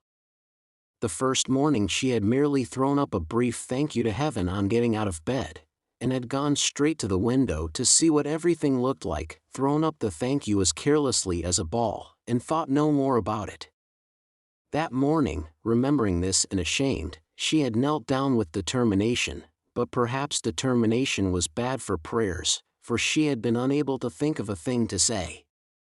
And as for her bedtime prayers, on neither of the nights had she said a single one. She had forgotten them. She had been so much absorbed in other thoughts that she had forgotten them, and, once in bed, she was asleep and whirling along among bright, thin swift dreams before she had so much time as to stretch herself out. What had come over her? Why had she let go the anchor of prayer? And she had difficulty, too, in remembering her poor, in remembering even that there were such things as poor. Holidays, of course, were good, and were recognized by everybody as good, but ought they so completely to blot out, to make such havoc of, the realities? Perhaps it was healthy to forget her poor, with all the greater gusto would she go back to them. But it couldn't be healthy to forget her prayers, and still less could it be healthy not to mind. Rose did not mind. She knew she did not mind. And, even worse, she knew she did not mind not minding. In this place she was indifferent to both the things that had filled her life and made it seem as if it were happy for years. Well, if only she could rejoice in her wonderful new surroundings, have that much at least to set against the indifference, the letting go, but she could not. She had no work, she did not pray, she was left empty. Lottie had spoilt her day that day, as she had spoilt her day the day before. Lottie, with her invitation to her husband, with her suggestion that she too should invite hers. Having flung Frederick into her mind again the day before, Lottie had left her. For the whole afternoon she had left her alone with her thoughts. Since then they had been all of Frederick. Where at Hampstead he came to her only in her dreams, here he left her dreams free and was with her during the day instead. And again that morning, as she was struggling not to think of him, Lottie had asked her, just before disappearing singing down the path, if she had written yet and invited him, and again he was flung into her mind and she wasn't able to get him out. How could she invite him? It had gone on so long, their estrangement, such years, she would hardly know what words to use, and besides, he would not come. Why should he come? He didn't care about being with her. What could they talk about? Between them was the barrier of his work and her religion. She could not, how could she, believing as she did in purity, in responsibility for the effect of one's actions on others, bear his work, bear living by it, and he, she knew, had at first resented and then been merely bored by her religion. He had let her slip away, he had given her up, he no longer minded, he accepted her religion indifferently, as a settled fact. Both it and she, Rose's mind, becoming more luminous in the clear light of April at San Salvatore, suddenly saw the truth, bored him. Naturally when she saw this, when that morning it flashed upon her for the first time, she did not like it, she liked it so little that for a space the whole beauty of Italy was blotted out. What was to be done about it? She could not give up believing in good and not liking evil, and it must be evil to live entirely on the proceeds of adulteries, however dead and distinguished they were. Besides, if she sacrificed her whole past, her bringing up, her work for the last 10 years, would she bore him less? Rose felt right down at her very roots that if you have once thoroughly bored somebody, it is next to impossible to unbore him. Once a bore, always a bore, certainly, she thought, to the person originally bored. Then, thought she, looking out to sea through eyes grown misty, better cling to her religion. It was better, she hardly noticed the reprehensibleness of her thought, than nothing. But oh, she wanted to cling to something tangible, to love something living, something that one could hold against one's heart, that one could see and touch and do things for. If her poor baby hadn't died, babies didn't get bored with one, it took them a long while to grow up and find one out. And perhaps one's baby never did find one out, perhaps one would always be to it, however old and bearded it grew, somebody special, somebody different from everyone else, and if for no other reason, precious in that one could never be repeated. Sitting with dim eyes looking out to sea, she felt an extraordinary yearning to hold something of her very own tight to her bosom. Rose was slender, and as reserved in figure as in character, yet she felt a queer sensation of, how could she describe it, bosom? There was something about San Salvatore that made her feel all bosom. She wanted to gather to her bosom, to comfort and protect, soothing the dear head that should lie on it with softest strokings and murmurs of love. Frederick's child, come to her, pillowed on her, because they were unhappy, because they had been hurt. They would need her then, if they had been hurt, they would let themselves be loved then, if they were unhappy. Well, the child was gone, would never come now, but perhaps Frederick, some day, when he was old and tired. Such were Mrs. Arbuthnot's reflections and emotions that first day at San Salvatore by herself. She went back to tea dejected as she had not been for years. San Salvatore had taken her carefully built-up semblance of happiness away from her, and given her nothing in exchange. Yes, it had given her yearnings in exchange, this ache and longing, this queer feeling of bosom, but that was worse than nothing. And she who had learned balance, who never at home was irritated but always able to be kind, could not, even in her dejection, that afternoon endure Mrs. Fisher's assumption of the position as hostess at tea. One would have supposed that such a little thing would not have touched her, but it did. Was her nature changing? Was she to be not only thrown back on long-stifled yearnings after Frederick, but also turned into somebody who wanted to fight over little things? After tea, when both Mrs. Fisher and Lady Caroline had disappeared again, it was quite evident that nobody wanted her. She was more dejected than ever, overwhelmed by the discrepancy between the splendor outside her, the warm, teeming beauty and self-sufficiency of nature, and the blank emptiness of her heart. Then came Lottie, back to dinner, incredibly more freckled, exuding the sunshine she had been collecting all day, talking, laughing, being tactless, being unwise, being without reticence, and Lady Caroline, so quiet at tea, woke up to animation, and Mrs. Fisher was not so noticeable, and Rose was beginning to revive a little, for Lottie's spirits were contagious as she described the delights of her day, a day which might easily to anyone else have had nothing in it but a very long and very hot walk and sandwiches, when she suddenly said, catching Rose's eye, "Letter gone?" Rose flushed. This tactlessness. "What letter?" asked Scrap, interested. Both her elbows were on the table and her chin was supported in her hands, for the nut stage had been reached, and there was nothing for it but to wait in as comfortable a position as possible till Mrs. Fisher had finished cracking. "Asking her husband here," said Lottie. Mrs. Fisher looked up. Another husband? Was there to be no end to them? Nor was this one, then, a widow either, but her husband was no doubt a decent, respectable man, following a decent, respectable calling. She had little hope of Mr. Wilkins, so little, that she had refrained from inquiring what he did. "Has it?" persisted Lottie, as Rose said nothing. "No," said Rose. "Oh, well, "Tomorrow then," said Lottie. Rose wanted to say no again to this. Lottie would have in her place, and would, besides, have expounded all her reasons. But she could not turn herself inside out like that and invite any and everybody to come and look. How was it that Lottie, who saw so many things, didn't see stuck on her heart, and seeing keep quiet about it, the sore place that was Frederick? "Who is your husband?" asked Mrs. Fisher, carefully adjusting another nut between the crackers. "Who should he be?" said Rose quickly, roused at once by Mrs. Fisher to irritation, "except Mr. Arbuthnot." "I mean, of course, what is Mr. Arbuthnot?" And Rose, gone painfully red at this, said after a tiny pause, "My husband."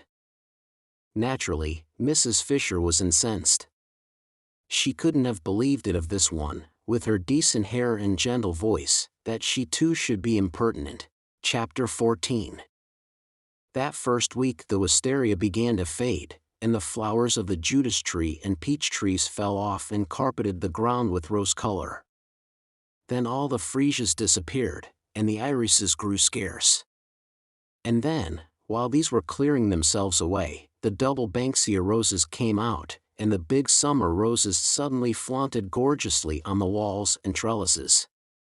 Fortune's yellow was one of them, a very beautiful rose. Presently the tamarisk and the daphnes were at their best, and the lilies at their tallest.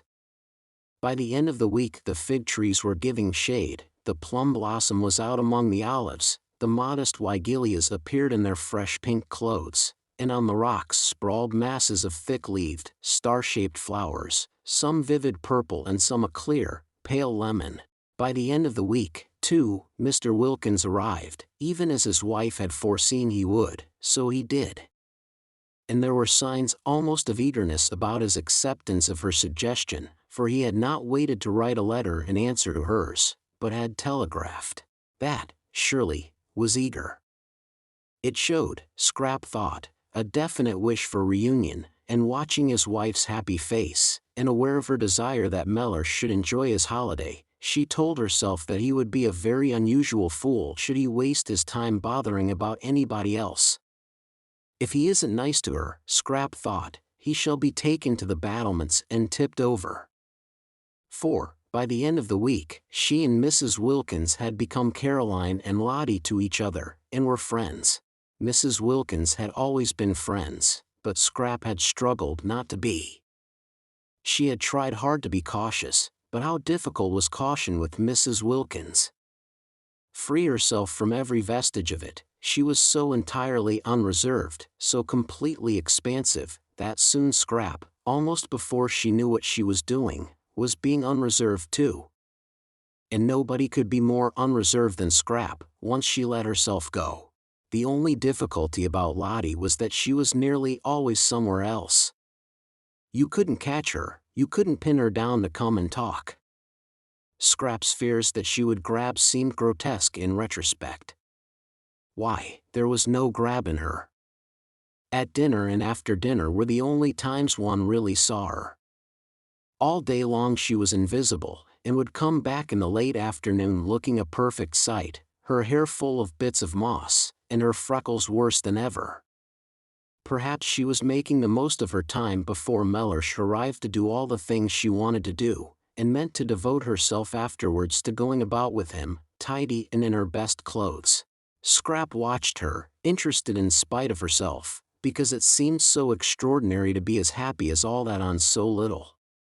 San Salvatore was beautiful, and the weather was divine, but scenery and weather had never been enough for Scrap, and how could they be enough for somebody who would have to leave them quite soon and go back to life in Hampstead?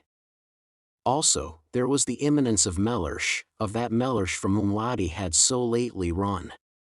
It was all very well to feel one ought to share, and to make a beau jest and do it, but the beau jests Scrap had known hadn't made anybody happy. Nobody really liked being the object of one, and it always meant an effort on the part of the maker. Still, she had to admit there was no effort about Lottie. It was quite plain that everything she did and said was effortless, and that she was just simply, completely happy.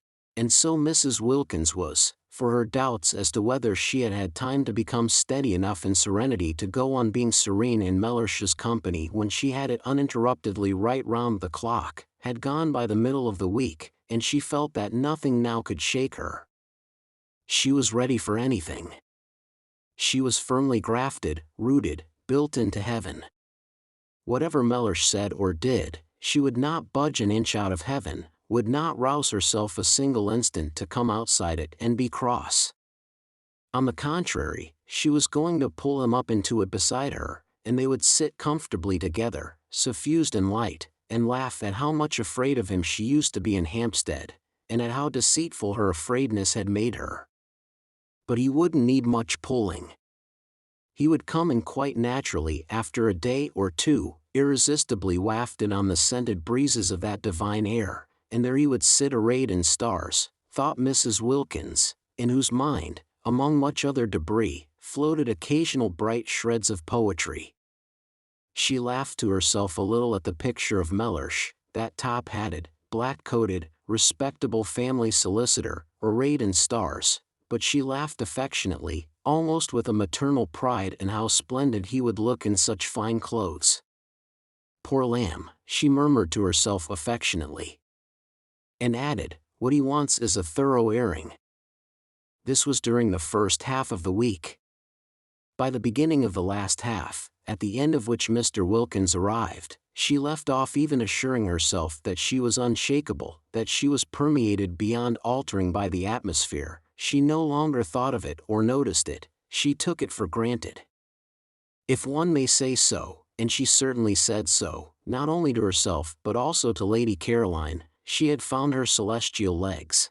Contrary to Mrs. Fisher's idea of the seemly, but of course contrary, what else would one expect of Mrs. Wilkins? She did not go to meet her husband at Mazago, but merely walked down to the point where Beppo's fly would leave him and his luggage in the street of Castagneto. Mrs. Fisher disliked the arrival of Mr. Wilkins, and was sure that anybody who could have married Mrs. Wilkins must be at least of an injudicious disposition, but a husband, whatever his disposition, should be properly met. Mr. Fisher had always been properly met. Never once in his married life had he gone unmet at a station, nor had he ever not been seen off. These observances, these courtesies, strengthened the bonds of marriage, and made the husband feel he could rely on his wife's being always there. Always being there was the essential secret for a wife. What would have become of Mr. Fisher if she had neglected to act on this principle? She preferred not to think. Enough things became of him as it was, for whatever one's care in stopping up, married life yet seemed to contain chinks. But Mrs. Wilkins took no pains. She just walked down the hill singing. Mrs. Fisher could hear her, and picked up her husband in the street as casually as if he were a pin. The three others, still in bed, for it was not nearly time to get up, heard her as she passed beneath their windows down the zigzag path to meet Mr. Wilkins, who was coming by the morning train, and Scrap smiled, and Rose sighed, and Mrs. Fisher rang her bell and desired Francesca to bring her breakfast in her room. All three had breakfast that day in their rooms, moved by a common instinct to take cover. Scrap always breakfasted in bed, but she had the same instinct for cover, and during breakfast she made plans for spending the whole day where she was. Perhaps, though, it wouldn't be as necessary that day as the next.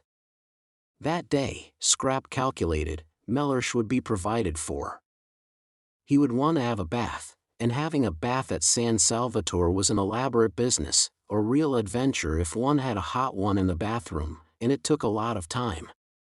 It involved the attendance of the entire staff, Domenico and the boy Giuseppe coaxing the patent stove to burn, restraining it when it burnt too fiercely, using the bellows to it when it threatened to go out, relighting it when it did go out, Francesca anxiously hovering over the tap regulating its trickle, because if it were turned on too full the water instantly ran cold, and if not full enough the stove blew up inside and mysteriously flooded the house, and Costanza and Angela running up and down bringing pails of hot water from the kitchen to eke out what the tap did.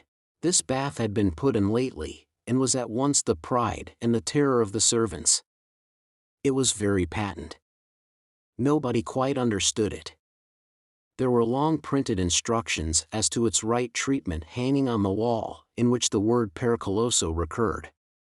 When Mrs. Fisher, proceeding on her arrival to the bathroom, saw this word, she went back to her room again and ordered a sponge bath instead, and when the others found what using the bathroom meant, and how reluctant the servants were to leave them alone with the stove, and how Francesca positively refused to, and stayed with her back turned watching the tap, and how the remaining servants waited anxiously outside the door till the bather came safely out again, they too had sponge baths brought into their rooms instead.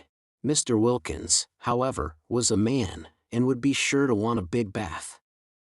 Having it, Scrap calculated, would keep him busy for a long while. Then he would unpack, and then, after his night in the train, he would probably sleep till the evening. So would he be provided for the whole of that day, and not be let loose on them till dinner. Therefore Scrap came to the conclusion she would be quite safe in the garden that day, and got up as usual after breakfast, and dawdled as usual through her dressing, listening with a slightly cocked ear to the sounds of Mr. Wilkins's arrival, of his luggage being carried into Lottie's room on the other side of the landing, of his educated voice as he inquired of Lottie, first, "Do I give this fellow anything?" and immediately afterwards, "Can I have a hot bath?"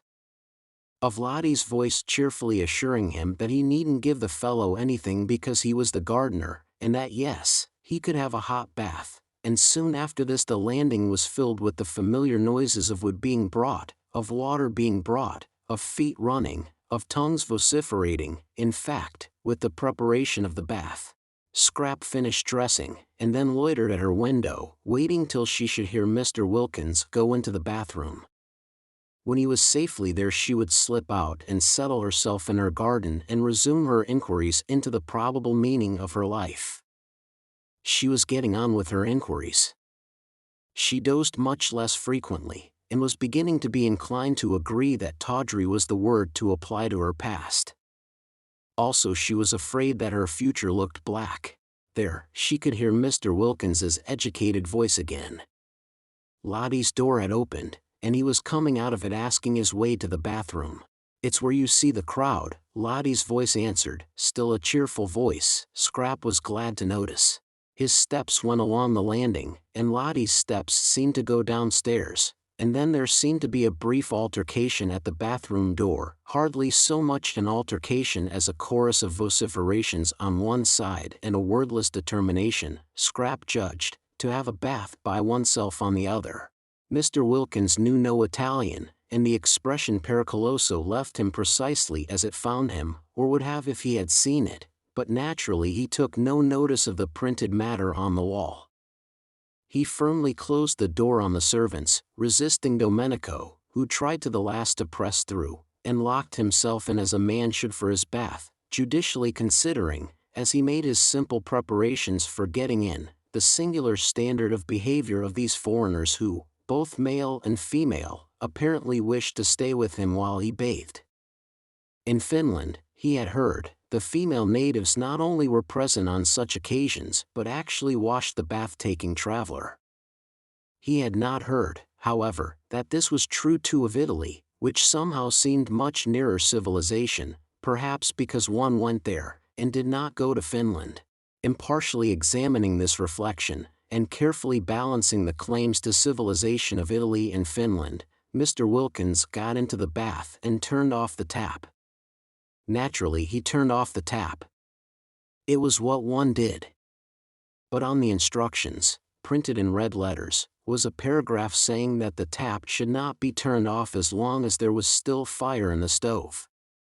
It should be left on, not much on, but on, until the fire was quite out, otherwise, and here again was the word pericoloso, the stove would blow up.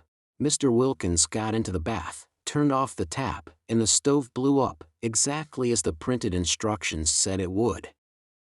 It blew up, fortunately, only in its inside, but it blew up with a terrific noise, and Mr. Wilkins leapt out of the bath and rushed to the door, and only the instinct born of years of training made him snatch up a towel as he rushed.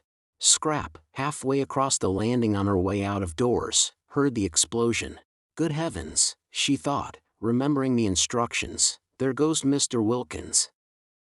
And she ran toward the head of the stairs to call the servants, and as she ran, out ran Mr. Wilkins clutching his towel, and they ran into each other. That damned bath, cried Mr. Wilkins, perhaps for the only time in his life forgetting himself, but he was upset. Here was an introduction. Mr. Wilkins, imperfectly concealed in his towel, his shoulders exposed at one end and his legs at the other, and Lady Caroline Dester, to meet whom he had swallowed all his anger with his wife and come out to Italy. For Lottie in her letter had told him who was at San Salvatore besides herself and Mrs. Arbuthnot, and Mr. Wilkins at once had perceived that this was an opportunity which might never recur. Lottie had merely said, "There are 2 other women here, Mrs. Fisher and Lady Caroline Dester," but that was enough. He knew all about the Droitwiches, their wealth, their connections, their place in history, and the power they had, should they choose to exert it, of making yet another solicitor happy by adding him to those they already employed. Some people employed one solicitor for one branch of their affairs, and another for another. The affairs of the Droitwiches must have many branches. He had also heard, for it was, he considered, part of his business to hear, and having heard to remember, of the beauty of their only daughter. Even if the Droitwiches themselves did not need his services, their daughter might. Beauty led one into strange situations, advice could never come amiss. And should none of them, neither parents nor daughter nor any of their brilliant sons, need him in his professional capacity, it yet was obviously a most valuable acquaintance to make. It opened up vistas. It swelled with possibilities. He might go on living in Hampstead for years, and not again come across such another chance. Directly his wife's letter reached him he telegraphed and packed. This was business. He was not a man to lose time when it came to business, nor was he a man to jeopardize a chance by neglecting to be amiable. He met his wife perfectly amiably, aware that amiability under such circumstances was wisdom. Besides, he actually felt amiable, very. For once, Lottie was really helping him. He kissed her affectionately on getting out of Beppo's fly, and was afraid she must have got up extremely early. He made no complaints of the steepness of the walk up. He told her pleasantly of his journey, and when called upon, obediently admired the views. It was all neatly mapped out in his mind, what he was going to do that first day: have a shave, have a bath, put on clean clothes, sleep a while, and then would come lunch and the introduction to Lady Caroline. In the train he had selected the words of his greeting, going over them with care, some slight expression of his gratification in meeting one of whom he, in common with the whole world, had heard, but of course put delicately, very delicately, some slight reference to her distinguished parents and the part her family had played in the history of England, made, of course, with proper tact, a sentence or 2 about her eldest brother Lord Winchcombe, who had won his V.C. in the late war under circumstances which could only cause, he might or might not add this, every Englishman's heart to beat higher than ever with pride, and the first steps towards what might well be the turning point in his career would have been taken. And here he was. No, it was too terrible. What could be more terrible? Only a towel on, water running off his legs, and that exclamation. He knew at once the lady was Lady Caroline. The minute the exclamation was out he knew it. Rarely did Mr. Wilkins use that word, and never, never in the presence of a lady or a client. While as for the towel, why had he come? Why had he not stayed in Hampstead? It would be impossible to live this down, but Mr. Wilkins was reckoning without Scrap. She, indeed, screwed up her face at the first flash of him on her astonished sight in an enormous effort not to laugh, and having choked the laughter down and got her face serious again, she said as composedly as if he had had all his clothes on, "How do you do?" What perfect tact! Mr. Wilkins could have worshipped her. This exquisite ignoring. Blue blood, of course, coming out. Overwhelmed with gratitude, he took her offered hand and said, "How do you do," in his turn, and merely to repeat the ordinary words seemed magically to restore the situation to the normal. Indeed, he was so much relieved, and it was so natural to be shaking hands, to be conventionally greeting, that he forgot he had only a towel on, and his professional manner came back to him. He forgot what he was looking like, but he did not forget that this was Lady Caroline Dester, the lady he had come all the way to Italy to see, and he did not forget that it was in her face, her lovely and important face, that he had flung his terrible exclamation. He must at once entreat her forgiveness. To say such a word to a lady, to any lady, but of all ladies to just this one. "I'm afraid I used unpardonable language," began Mr. Wilkins very earnestly, as earnestly and ceremoniously as if he had had his clothes on. "I thought it most appropriate," said Scrap, who was used to dams. Mr. Wilkins was incredibly relieved and soothed by this answer. No offense, then, taken. Blue blood again. Only blue blood could afford such a liberal, such an understanding attitude. "It is Lady Caroline Dester, is it not, to whom I am speaking?" he asked, his voice sounding even more carefully cultivated than usual, for he had to restrain too much pleasure, too much relief, too much of the joy of the pardoned and the shriven from getting into it. "Yes," said Scrap, and for the life of her she couldn't help smiling. She couldn't help it. She hadn't meant to smile at Mr. Wilkins, not ever, but really he looked, and then his voice on the top of the rest of him, oblivious of the towel and his legs, and talking just like a church.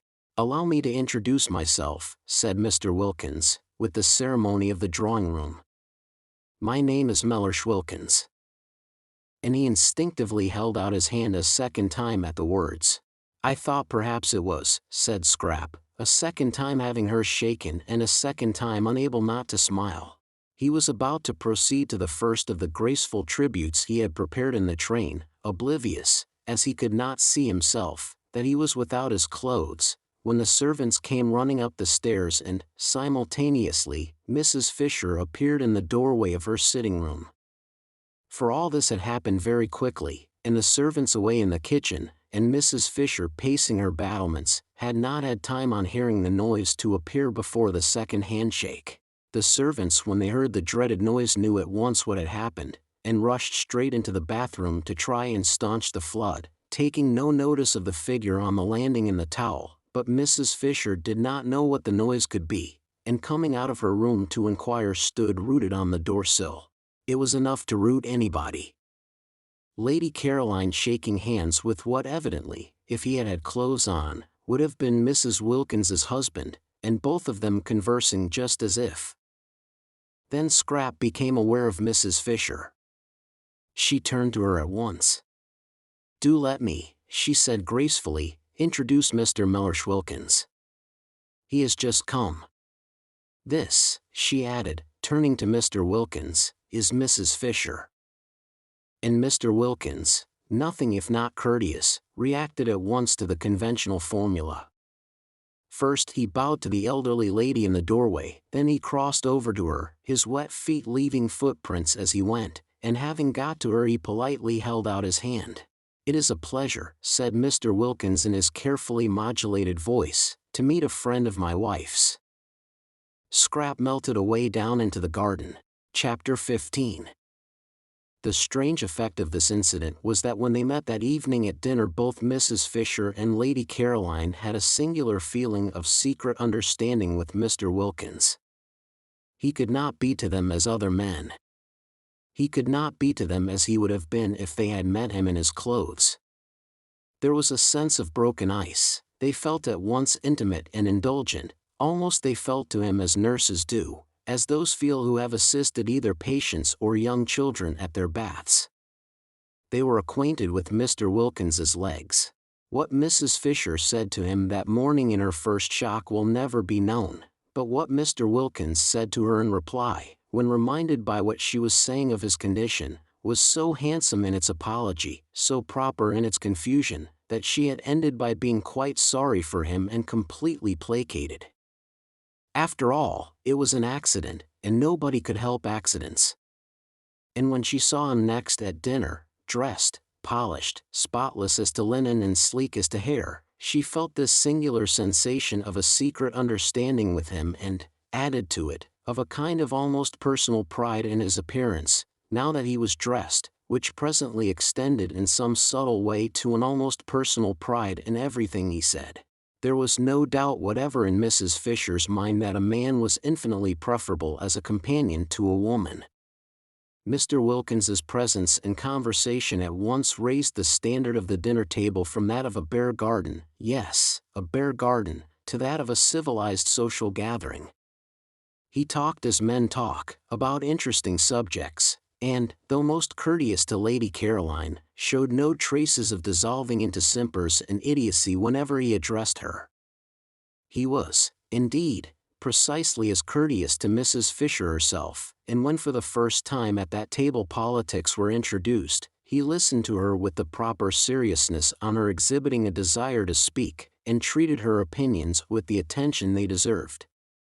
He appeared to think much as she did about Lloyd George, and in regard to literature he was equally sound. In fact, there was real conversation, and he liked nuts. How he could have married Mrs. Wilkins was a mystery. Lottie, for her part, looked on with round eyes. She had expected Mellersh to take at least 2 days before he got to the stage, but the San Salvatore spell had worked instantly. It was not only that he was pleasant at dinner, for she had always seen him pleasant at dinners with other people, but he had been pleasant all day privately, so pleasant that he had complimented her on her looks while she was brushing out her hair, and kissed her. Kissed her! And it was neither good morning nor good night.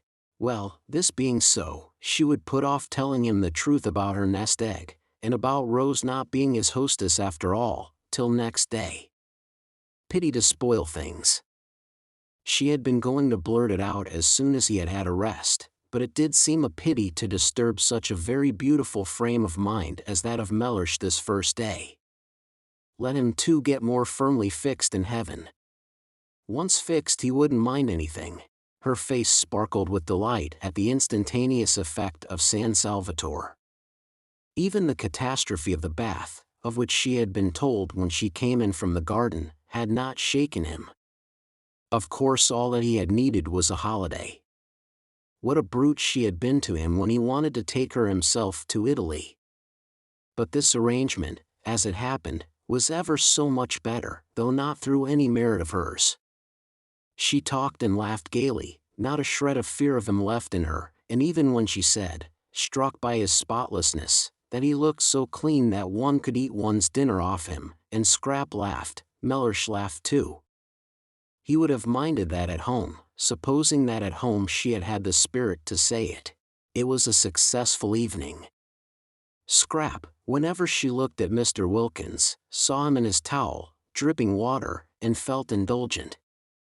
Mrs. Fisher was delighted with him. Rose was a dignified hostess in Mr. Wilkins's eyes, quiet and dignified, and he admired the way she waived her right to preside at the head of the table, as a graceful compliment, of course, to Mrs. Fisher's age. Mrs. Arbuthnot was, opined Mr. Wilkins, naturally retiring. She was the most retiring of the 3 ladies. He had met her before dinner alone for a moment in the drawing-room, and had expressed in appropriate language his sense of her kindness in wishing him to join her party, and she had been retiring. Was she shy? Probably. She had blushed, and murmured as if in deprecation, and then the others had come in. At dinner she talked least. He would, of course, become better acquainted with her during the next few days, and it would be a pleasure, he was sure. Meanwhile Lady Caroline was all and more than all Mr. Wilkins had imagined, and had received his speeches, worked in skillfully between the courses, graciously. Mrs. Fisher was the exact old lady he had been hoping to come across all his professional life, and Lottie had not only immensely improved, but was obviously au mieux. Mr. Wilkins knew what was necessary in French, with Lady Caroline. He had been much tormented during the day by the thought of how he had stood conversing with Lady Caroline forgetful of his not being dressed, and had at last written her a note most deeply apologizing, and beseeching her to overlook his amazing, his incomprehensible obliviousness, to which she had replied in pencil on the back of the envelope, "Don't worry." And he had obeyed her commands, and had put it from him. The result was he was now in great contentment. Before going to sleep that night he pinched his wife's ear. She was amazed. These endearments. What is more, the morning brought no relapse in Mr. Wilkins, and he kept up to this high level throughout the day, in spite of its being the first day of the second week, and therefore pay day. Its being pay day precipitated Lottie's confession, which she had, when it came to the point, been inclined to put off a little longer. She was not afraid, she dared anything, but Mellersh was in such an admirable humor, why risk clouding it just yet? When, however, soon after breakfast Costanza appeared with a pile of very dirty little bits of paper covered with sums in pencil, and having knocked at Mrs. Fisher's door and been sent away, and at Lady Caroline's door and been sent away, and at Rose's door and had no answer because Rose had gone out, she waylaid Lottie, who was showing Mellersh over the house, and pointed to the bits of paper and talked very rapidly and loud, and shrugged her shoulders a great deal, and kept on pointing at the bits of paper. Lottie remembered that a week had passed without anybody paying anything to anyone, and that the moment had come to settle up. "Does this good lady want something?" inquired Mr. Wilkins mellifluously. "Money," said Lottie. "Money?" "It's the housekeeping bills." "Well, you have nothing to do with those," said Mr. Wilkins serenely. "Oh yes, I have." And the confession was precipitated. It was wonderful how Mellersh took it. One would have imagined that his sole idea about the nest egg had always been that it should be lavished on just this. He did not, as he would have done at home, cross-examine her. He accepted everything as it came pouring out, about her fibs and all, and when she had finished and said, "You have every right to be angry, I think, but I hope you won't be and will forgive me instead," he merely asked, "What can be more beneficial than such a holiday?" Whereupon she put her arm through his and held it tight and said, "Oh, Mellersh, you really are too sweet." Her face red with pride in him. That he should so quickly assimilate the atmosphere, that he should at once become nothing but kindness, showed surely what a real affinity he had with good and beautiful things. He belonged quite naturally in this place of heavenly calm. He was extraordinary how she had misjudged him, by nature a child of light. Fancy not minding the dreadful fibs she had gone in for before leaving home, fancy passing even those over without comment. Wonderful. Yet not wonderful, for wasn't he in heaven? In heaven nobody minded any of those done with things, one didn't even trouble to forgive and forget, one was much too happy. She pressed his arm tight in her gratitude and appreciation, and though he did not withdraw his, neither did he respond to her pressure. Mr. Wilkins was of a cool habit, and rarely had any real wish to press. Meanwhile, Costanza, perceiving that she had lost the Wilkinses' ear, had gone back to Mrs. Fisher, who at least understood Italian, besides being clearly in the servants' eyes the one of the party marked down by age and appearance to pay the bills, and to her, while Mrs. Fisher put the final touches to her toilette, for she was preparing, by means of putting on a hat and veil and feather boa and gloves, to go for her first stroll in the lower garden, positively her first since her arrival. She explained that unless she was given money to pay the last week's bills the shops of Castagneto would refuse credit for the current week's food. Not even credit would they give, affirmed Costanza, who had been spending a great deal and was anxious to pay all her relations what was owed them and also to find out how her mistresses took it, for that day's meals. Soon it would be the hour of colazione, and how could there be colazione without meat, without fish, without eggs, without... Mrs. Fisher took the bills out of her hand and looked at the total, and she was so much astonished by its size, so much horrified by the extravagance to which it testified, that she sat down at her writing table to go into the thing thoroughly. Costanza had a very bad half-hour. She had not supposed it was in the English to be so mercenary.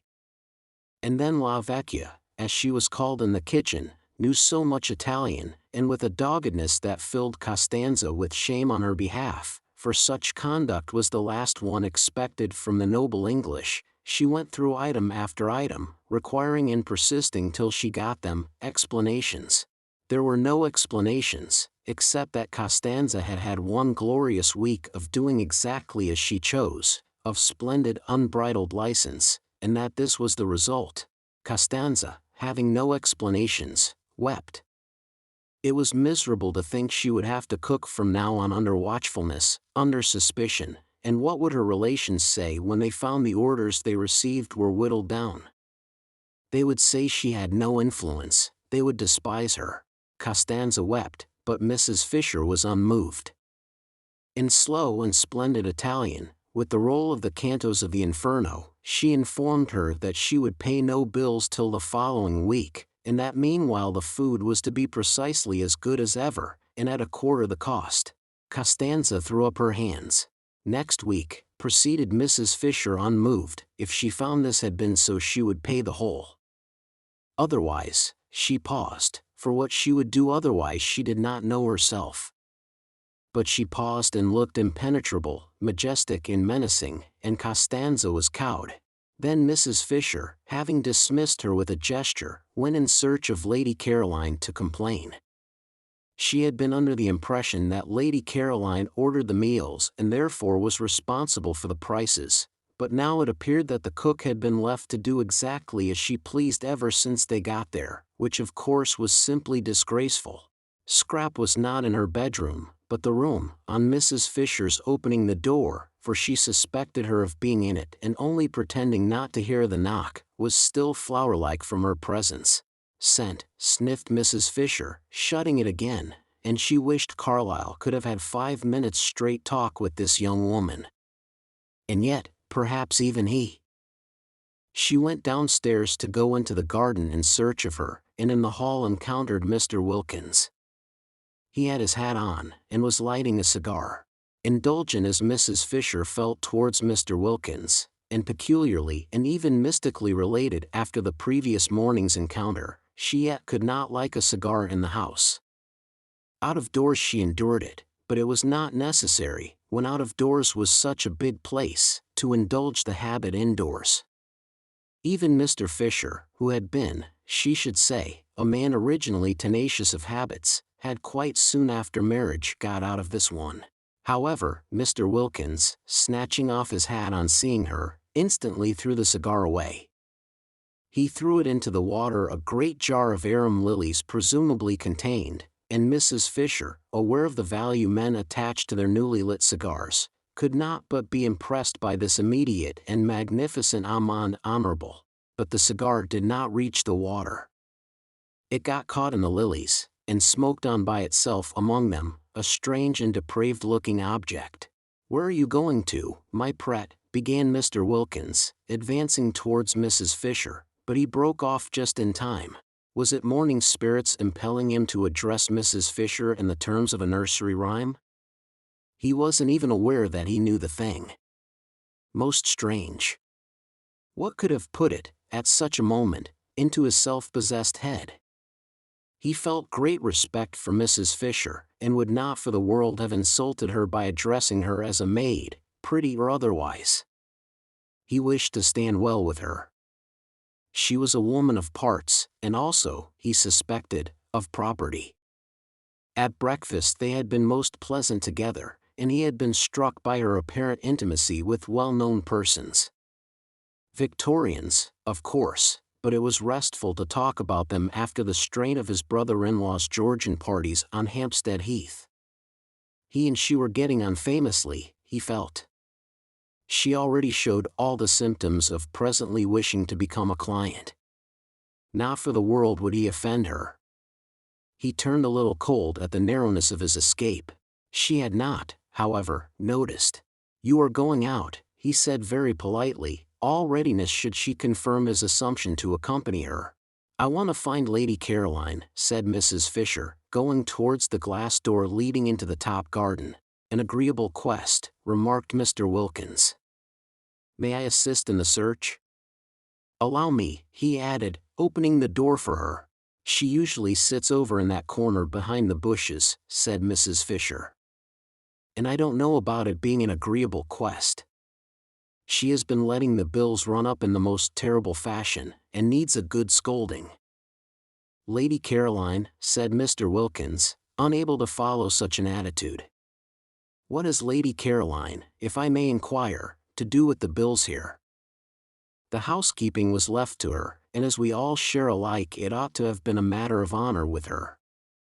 But, Lady Caroline housekeeping for the party here?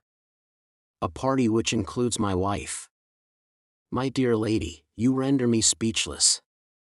Do you not know she is the daughter of the Droitwiches? Oh, is that who she is? Said Mrs. Fisher, scrunching heavily over the pebbles towards the hidden corner. Well, that accounts for it. The muddle that man Droitwich made in his department in the war was a national scandal. It amounted to misappropriation of the public funds. But it is impossible, I assure you, to expect the daughter of the Droitwiches, began Mr. Wilkins earnestly. The Droitwiches, interrupted Mrs. Fisher, are neither here nor there. Duties undertaken should be performed. I don't intend my money to be squandered for the sake of any Droitwiches. A headstrong old lady. Perhaps not so easy to deal with as he had hoped. But how wealthy? Only the consciousness of great wealth would make her snap her fingers in this manner at the Droitwiches.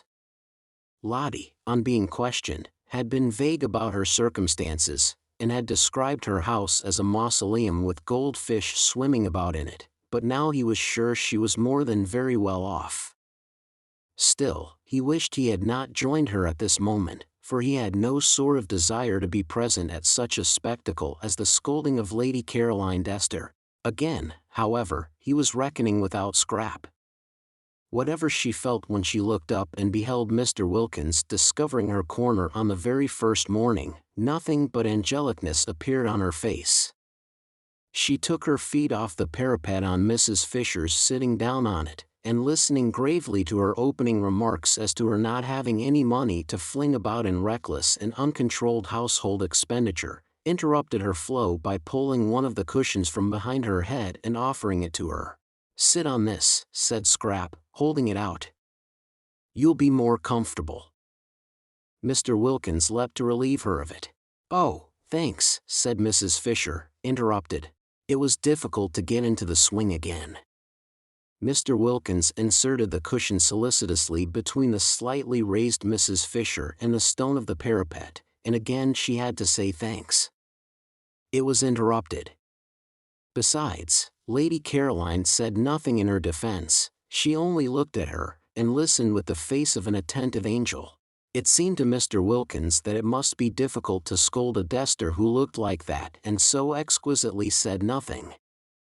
Mrs. Fisher, he was glad to see, gradually found it difficult herself, for her severity slackened, and she ended by saying lamely, You ought to have told me you were not doing it. I didn't know you thought I was, said the lovely voice. I would now like to know, said Mrs. Fisher, what you propose to do for the rest of the time here. Nothing, said Scrap, smiling. Nothing? Do you mean to say? If I may be allowed, ladies, interposed Mr. Wilkins in his suavest professional manner, to make a suggestion. They both looked at him, and remembering him as they first saw him felt indulgent. I would advise you not to spoil a delightful holiday with worries over housekeeping. Exactly, said Mrs. Fisher. It is what I intend to avoid. Most sensible, said Mr. Wilkins. Why not, then, he continued, allow the cook, an excellent cook, by the way, so much a head per diem, Mr. Wilkins knew what was necessary in Latin, and tell her that for this sum she must cater for you, and not only cater but cater as well as ever? One could easily reckon it out. The charges of a moderate hotel, for instance, would do as a basis, halved, or perhaps even quartered. And this week that has just passed? Asked Mrs. Fisher. The terrible bills of this first week? What about them? They shall be my present to San Salvatore, said Scrap, who didn't like the idea of Lottie's nest egg being reduced so much beyond what she was prepared for. There was a silence. The ground was cut from under Mrs. Fisher's feet. Of course, if you choose to throw your money about, she said at last, disapproving but immensely relieved, while Mr. Wilkins was wrapped in the contemplation of the precious qualities of blue blood. This readiness, for instance, not to trouble about money, this free-handedness, it was not only what one admired in others perhaps more than anything else, but it was extraordinarily useful to the professional classes. When met with, it should be encouraged by warmth of reception. Mrs. Fisher was not warm. She accepted, from which he deduced that with her wealth went closeness, but she accepted grudgingly. Presents were presents, and one did not look them in this manner in the mouth, he felt, and if Lady Caroline found her pleasure in presenting his wife and Mrs. Fisher with their entire food for a week, it was their part to accept gracefully. One should not discourage gifts. On behalf of his wife, then, Mr. Wilkins expressed what she would wish to express, and remarking to Lady Caroline, with a touch of lightness, for so should gifts be accepted in order to avoid embarrassing the donor, that she had in that case been his wife's hostess since her arrival, he turned almost gaily to Mrs. Fisher and pointed out that she and his wife must now jointly write Lady Caroline the customary letter of thanks for hospitality. "A Collins," said Mr. Wilkins, who knew what was necessary in literature. "I prefer the name Collins for such a letter to either that of board and lodging or bread and butter. Let us call it a Collins." Scrap smiled, and held out her cigarette case. Mrs. Fisher could not help being mollified. A way out of waste was going to be found, thanks to Mr. Wilkins, and she hated waste quite as much as having to pay for it. Also a way was found out of housekeeping. For a moment she had thought that if everybody tried to force her into housekeeping on her brief holiday by their own indifference, Lady Caroline, or inability to speak Italian, the other two, she would have to send for Kate Lumley after all. Kate could do it. Kate and she had learned Italian together. Kate would only be allowed to come on condition that she did do it. But this was much better, this way of Mr. Wilkins's. Really a most superior man. There was nothing like an intelligent, not too young man for profitable and pleasurable companionship. And when she got up, the business for which she had come being settled, and said she now intended to take a little stroll before lunch, Mr. Wilkins did not stay with Lady Caroline, as most of the men she had known would. She was afraid, have wanted to. He asked to be permitted to go and stroll with her, so that he evidently definitely preferred conversation to faces. A sensible, companionable man. A clever, well-read man. A man of the world. A man. She was very glad indeed she had not written to Kate the other day. What did she want with Kate? She had found a better companion. But Mr. Wilkins did not go with Mrs. Fisher because of her conversation, but because, when she got up and he got up because she got up, intending merely to bow her out of the recess, Lady Caroline had put her feet up on the parapet again, and arranging her head sideways in the cushions had shut her eyes. The daughter of the Droitwiches desired to go to sleep. It was not for him, by remaining, to prevent her. Chapter 16. And so the second week began, and all was harmony. The arrival of Mr. Wilkins, instead of, as three of the party had feared and the fourth had only been protected from fearing by her burning faith in the effect on him of San Salvatore, disturbing such harmony as there was, increased it. He fitted in. He was determined to please, and he did please. He was most amiable to his wife, not only in public, which she was used to, but in private, when he certainly wouldn't have been if he hadn't wanted to. He did want to. He was so much obliged to her, so much pleased with her, for making him acquainted with Lady Caroline, that he felt really fond of her.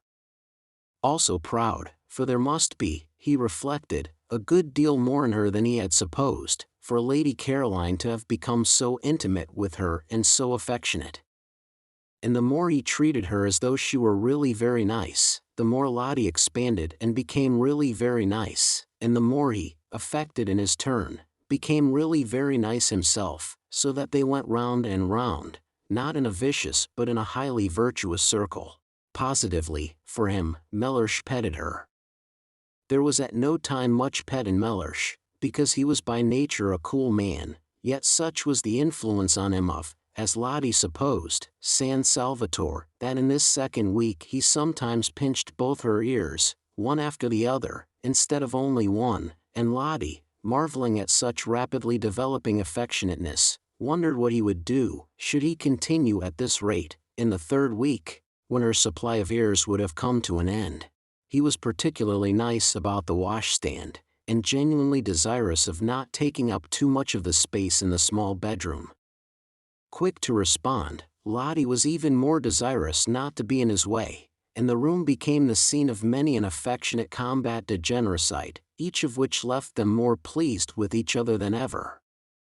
He did not again have a bath in the bathroom, though it was mended and ready for him, but got up and went down every morning to the sea, and in spite of the cool nights making the water cold early had his dip as a man should, and came up to breakfast rubbing his hands and feeling, as he told Mrs. Fisher, prepared for anything. Lottie's belief in the irresistible influence of the heavenly atmosphere of San Salvatore being thus obviously justified, and Mr. Wilkins, whom Rose knew as alarming and Scrap had pictured as icily unkind, being so evidently a changed man, both Rose and Scrap began to think there might after all be something in what Lottie insisted on, and that San Salvatore did work purgingly on the character. They were the more inclined to think so in that they too felt a working going on inside themselves. They felt more cleared, both of them, that second week, Scrap in her thoughts, many of which were now quite nice thoughts, real amiable ones about her parents and relations, with a glimmer in them of recognition of the extraordinary benefits she had received at the hands of, what? Fate?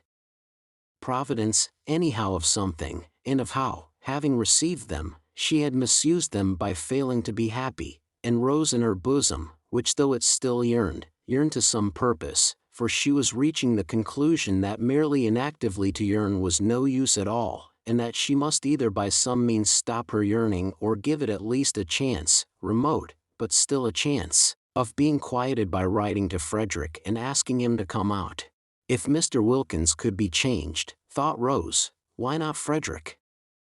How wonderful it would be, how too wonderful, if the place worked on him too and were able to make them even a little understand each other, even a little be friends. Rose, so far had loosening and disintegration gone on in her character, now was beginning to think her obstinate straight-lacedness about his books and her austere absorption in good works had been foolish and perhaps even wrong. He was her husband, and she had frightened him away. She had frightened love away, precious love, and that couldn't be good. Was not Lottie right when she said the other day that nothing at all except love mattered? Nothing certainly seemed much use unless it was built up on love. But once frightened away, could it ever come back? Yes, it might in that beauty, it might in the atmosphere of happiness Lottie and San Salvatore seemed between them to spread round like some divine infection. She had, however, to get him there first, and he certainly couldn't be got there if she didn't write and tell him where she was. She would write. She must write, for if she did there was at least a chance of his coming, and if she didn't there was manifestly none. And then, once here in this loveliness, with everything so soft and kind and sweet all round, it would be easier to tell him, to try and explain, to ask for something different, for at least an attempt at something different in their lives in the future, instead of the blankness of separation, the cold, oh, the cold, of nothing at all but the great windiness of faith, the great bleakness of works. Why, one person in the world, one single person belonging to one, of one's very own, to talk to take care of, to love, to be interested in, was worth more than all the speeches on platforms and the compliments of chairmen in the world. It was also worth more, Rose couldn't help it, the thought would come, than all the prayers. These thoughts were not head thoughts, like Scraps, who was altogether free from yearnings, but bosom thoughts. They lodged in the bosom. It was in the bosom that Rose ached, and felt so dreadfully lonely. And when her courage failed her, as it did on most days, and it seemed impossible to write to Frederick, she would look at Mr. Wilkins and revive. There he was, a changed man. There he was, going into that small, uncomfortable room every night, that room whose proximities had been Lottie's only misgiving, and coming out of it in the morning, and Lottie coming out of it too, both of them as unclouded and as nice to each other as when they went in. And hadn't he, so critical at home, Lottie had told her, of the least thing going wrong, emerged from the bath catastrophe as untouched in spirit as Shadrach, Meshach and Abednego were untouched in body when they emerged from the fire? Miracles were happening in this place. If they could happen to Mr. Wilkins, why not to Frederick? She got up quickly. Yes, she would write. She would go and write to him at once. But suppose... She paused. Suppose he didn't answer. Suppose he didn't even answer. And she sat down again to think a little longer. In these hesitations did Rose spend most of the second week. Then there was Mrs. Fisher. Her restlessness increased that second week. It increased to such an extent that she might just as well not have had her private sitting room at all, for she could no longer sit.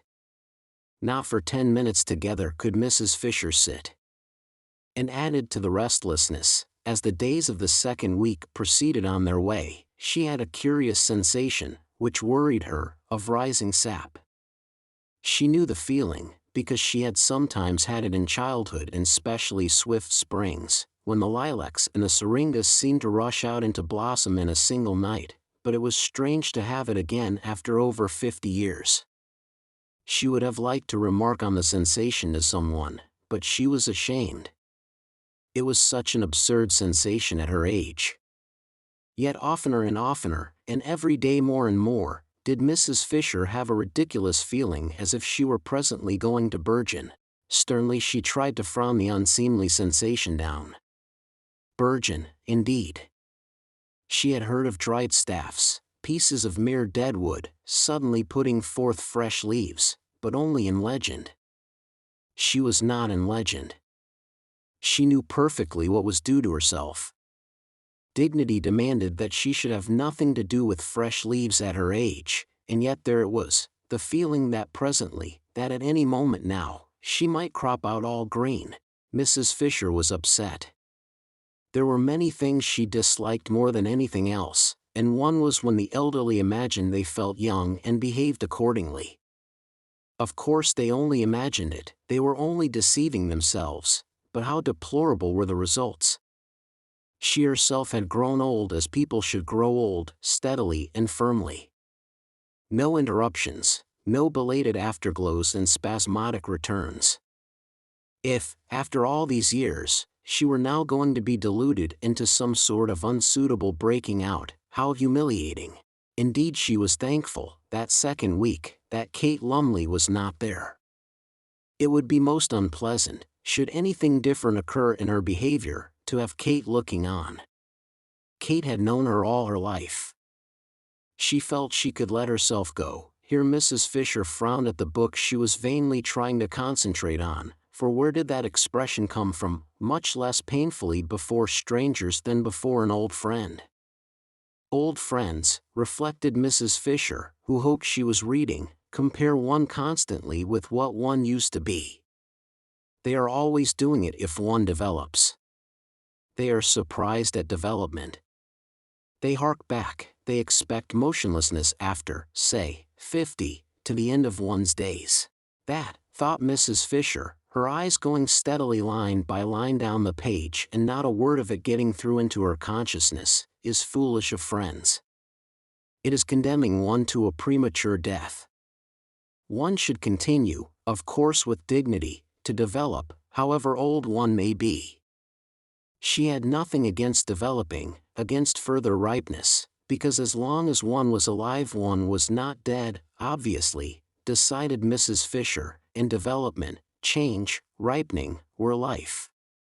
What she would dislike would be unripening, going back to something green. She would dislike it intensely, and this is what she felt she was on the brink of doing. Naturally, it made her very uneasy, and only in constant movement could she find distraction. Increasingly restless and no longer able to confine herself to her battlements, she wandered more and more frequently, and also aimlessly, in and out of the top garden, to the growing surprise of Scrap, especially when she found that all Mrs. Fisher did was to stare for a few minutes at the view, pick a few dead leaves off the rose bushes, and go away again.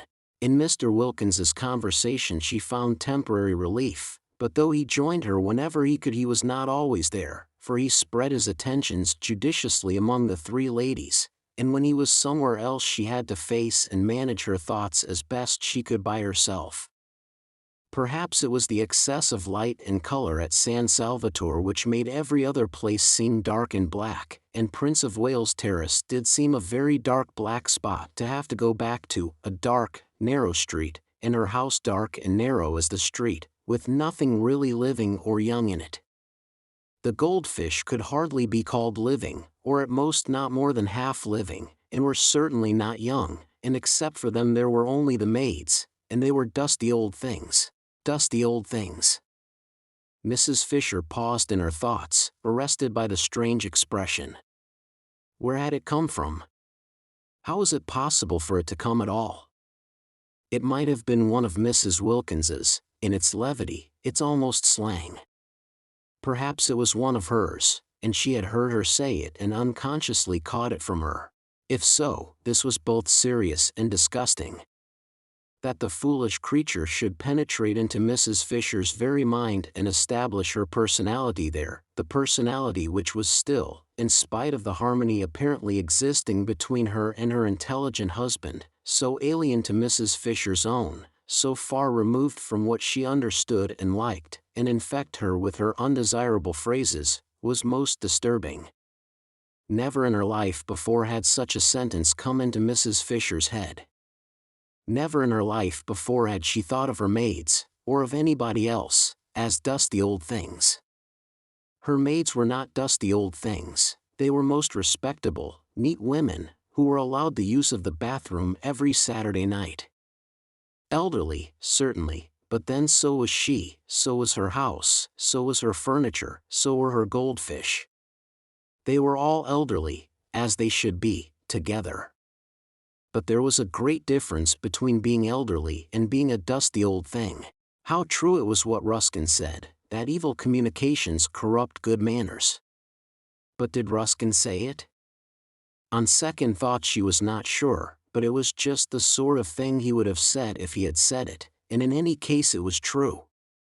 Merely hearing Mrs. Wilkins's evil communications at meals, she did not listen, she avoided listening. Yet it was evident she had heard those communications which, in that they so often were at once vulgar, indelicate and profane, and always, she was sorry to say, laughed at by Lady Caroline, must be classed as evil, was spoiling her own mental manners. Soon she might not only think but say. How terrible that would be! If that were the form her breaking out was going to take, the form of unseemly speech, Mrs. Fisher was afraid she would hardly with any degree of composure be able to bear it. At this stage Mrs. Fisher wished more than ever that she were able to talk over her strange feelings with someone who would understand. There was, however, no one who would understand except Mrs. Wilkins herself.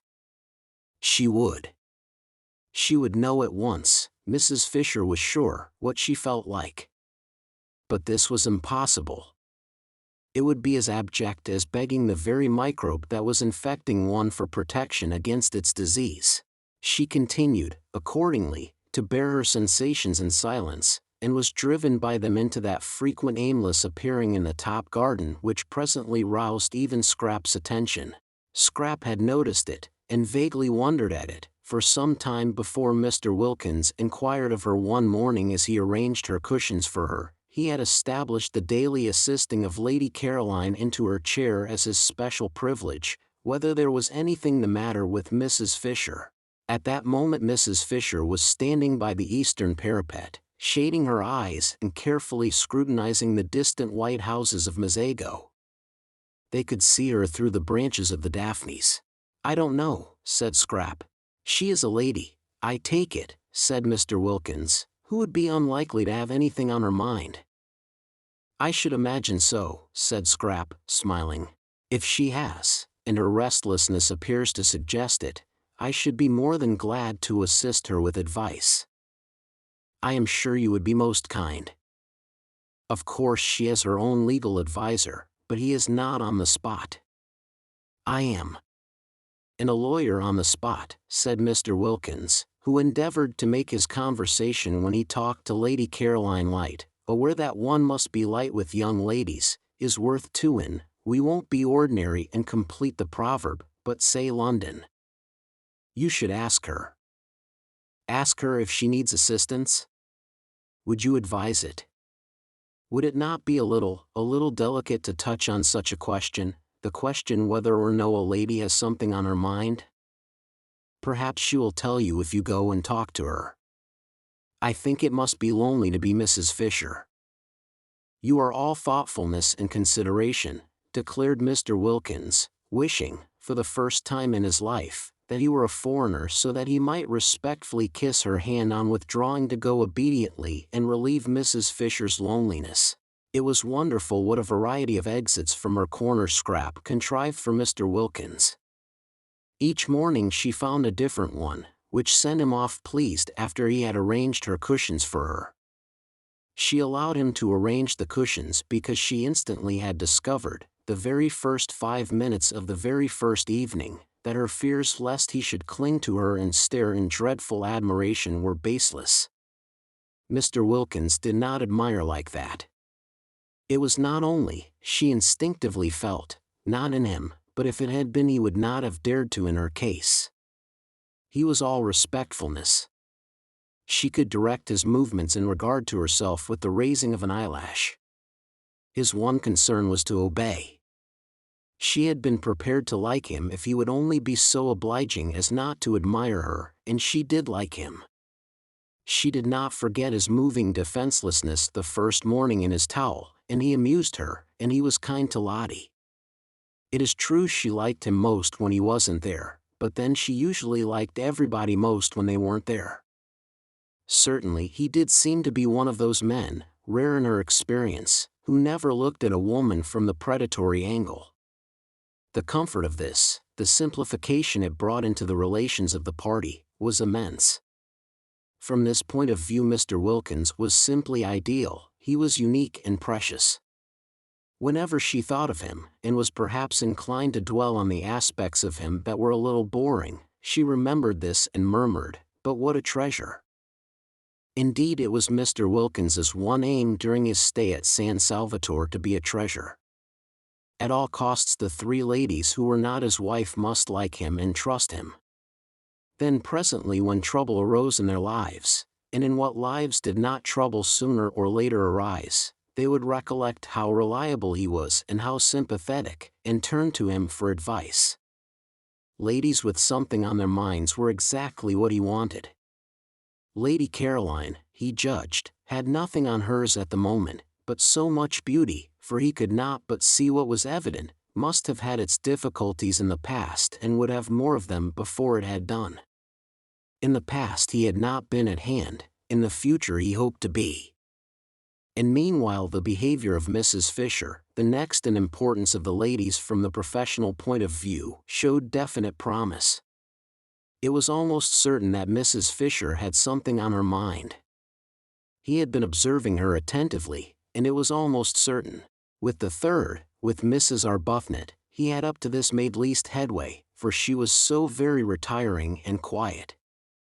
But might not this very retiringness, this tendency to avoid the others and spend her time alone, indicate that she too was troubled? If so, he was her man. He would cultivate her. He would follow her and sit with her, and encourage her to tell him about herself. Arbuthnot, he understood from Lottie, was a British Museum official, nothing specially important at present, but Mr. Wilkins regarded it as his business to know all sorts and kinds. Besides, there was promotion. Arbuthnot, promoted, might become very much worthwhile. As for Lottie, she was charming. She really had all the qualities he had credited her with during his courtship, and they had been, it appeared, merely in abeyance since. His early impressions of her were now being endorsed by the affection and even admiration Lady Caroline showed for her. Lady Caroline Dester was the last person, he was sure, to be mistaken on such a subject. Her knowledge of the world, her constant association with only the best, must make her quite unerring.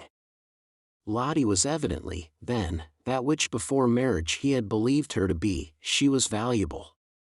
She certainly had been most valuable in introducing him to Lady Caroline and Mrs. Fisher. A man in his profession could be immensely helped by a clever and attractive wife.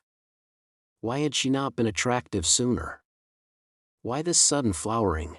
Mr. Wilkins began too to believe there was something peculiar, as Lottie had almost at once informed him, in the atmosphere of San Salvatore. It promoted expansion. It brought out dormant qualities. And feeling more and more pleased, and even charmed, by his wife, and very content with the progress he was making with the two others, and hopeful of progress to be made with the retiring third, Mr. Wilkins could not remember ever having had such an agreeable holiday. The only thing that might perhaps be bettered was the way they would call him Mr. Wilkins. Nobody said Mr. Mellersh Wilkins. Yet he had introduced himself to Lady Caroline, he flinched a little on remembering the circumstances, as Mellersh Wilkins. Still, this was a small matter, not enough to worry about. He would be foolish if in such a place and such society he worried about anything. He was not even worrying about what the holiday was costing, and had made up his mind to pay not only his own expenses but his wife's as well, and surprise her at the end by presenting her with her nest egg as intact as when she started, and just the knowledge that he was preparing a happy surprise for her made him feel warmer than ever towards her. In fact, Mr. Wilkins, who had begun by being consciously and according to plan on his best behavior, remained on it unconsciously, and with no effort at all. And meanwhile the beautiful golden days were dropping gently from the second week one by one, equal in beauty with those of the first, and the scent of beanfields in flower on the hillside behind the village came across to San Salvatore whenever the air moved. In the garden that second week the poet's eyed narcissus disappeared out the long grass at the edge of the zigzag path, and wild gladiolus, slender and rose-colored, came in their stead. White pinks bloomed in the borders, filling the whole place with their smoky sweet smell, and a bush nobody had noticed burst into glory and fragrance, and it was a purple lilac bush. Such a jumble of spring and summer was not to be believed in, except by those who dwelt in those gardens. Everything seemed to be out together, all the things crowded into 1 month which in England are spread penuriously over 6. Even primroses were found one day by Mrs. Wilkins in a cold corner up in the hills, and when she brought them down to the geraniums and heliotrope of San Salvatore they looked quite shy. Chapter 17. On the first day of the third week Rose wrote to Frederick. In case she should again hesitate and not post the letter, she gave it to Domenico to post, for if she did not write now there would be no time left at all. Half the month at San Salvatore was over. Even if Frederick started directly he got the letter, which of course he wouldn't be able to do, what with packing and passport, besides not being in a hurry to come, he couldn't arrive for 5 days. Having done it, Rose wished she hadn't. He wouldn't come. He wouldn't bother to answer. And if he did answer, it would just be giving some reason which was not true, and about being too busy to get away, and all that had been got by writing to him would be that she would be more unhappy than before. What things one did when one was idle. This resurrection of Frederick, or rather this attempt to resurrect him, what was it but the result of having nothing whatever to do? She wished she had never come away on a holiday. What did she want with holidays? Work was her salvation, work was the only thing that protected one, that kept one steady and one's values true. At home in Hampstead, absorbed and busy, she had managed to get over Frederick, thinking of him latterly only with the gentle melancholy with which one thinks of someone once loved but long since dead, and now this place, idleness in this soft place, had thrown her back to the wretched state she had climbed so carefully out of years ago. Why, if Frederick did come she would only bore him. Hadn't she seen in a flash quite soon after getting to San Salvatore that that was really what kept him away from her?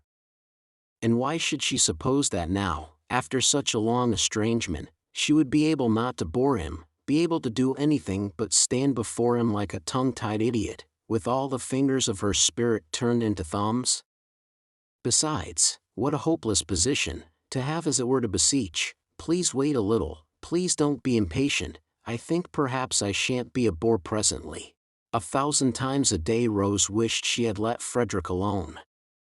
Lottie, who asked her every evening whether she had sent her letter yet, exclaimed with delight when the answer at last was yes, and threw her arms round her. "Now we shall be completely happy," cried the enthusiastic Lottie. But nothing seemed less certain to Rose, and her expression became more and more the expression of one who has something on her mind.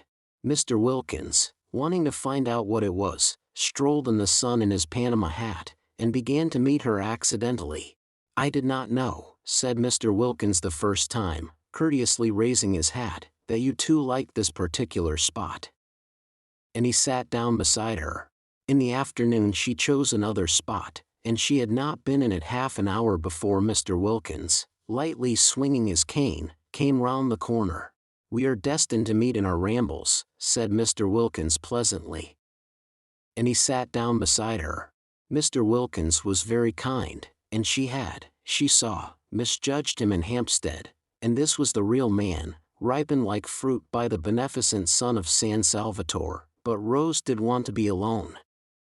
Still, she was grateful to him for proving to her that though she might bore Frederick she did not bore everybody. If she had, he would not have sat talking to her on each occasion till it was time to go in.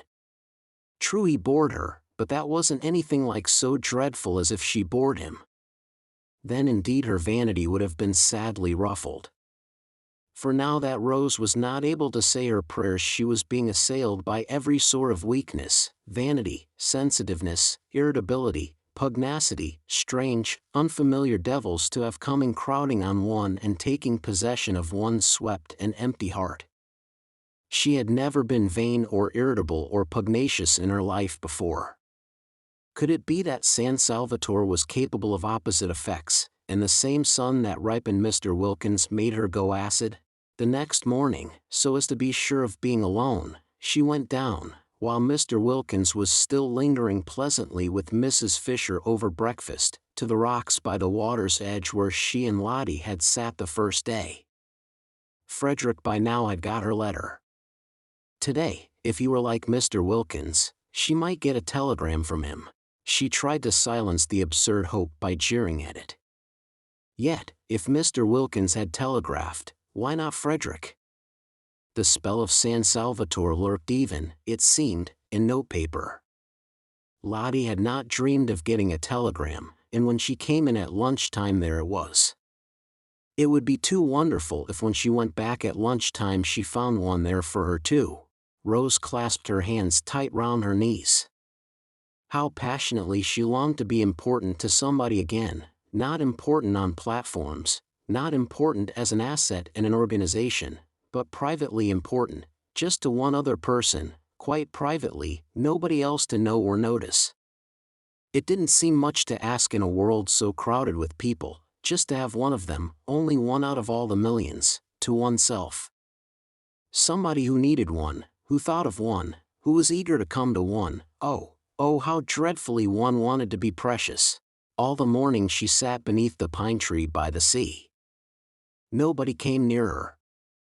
The great hours passed slowly, they seemed enormous. But she wouldn't go up before lunch, she would give the telegram time to arrive.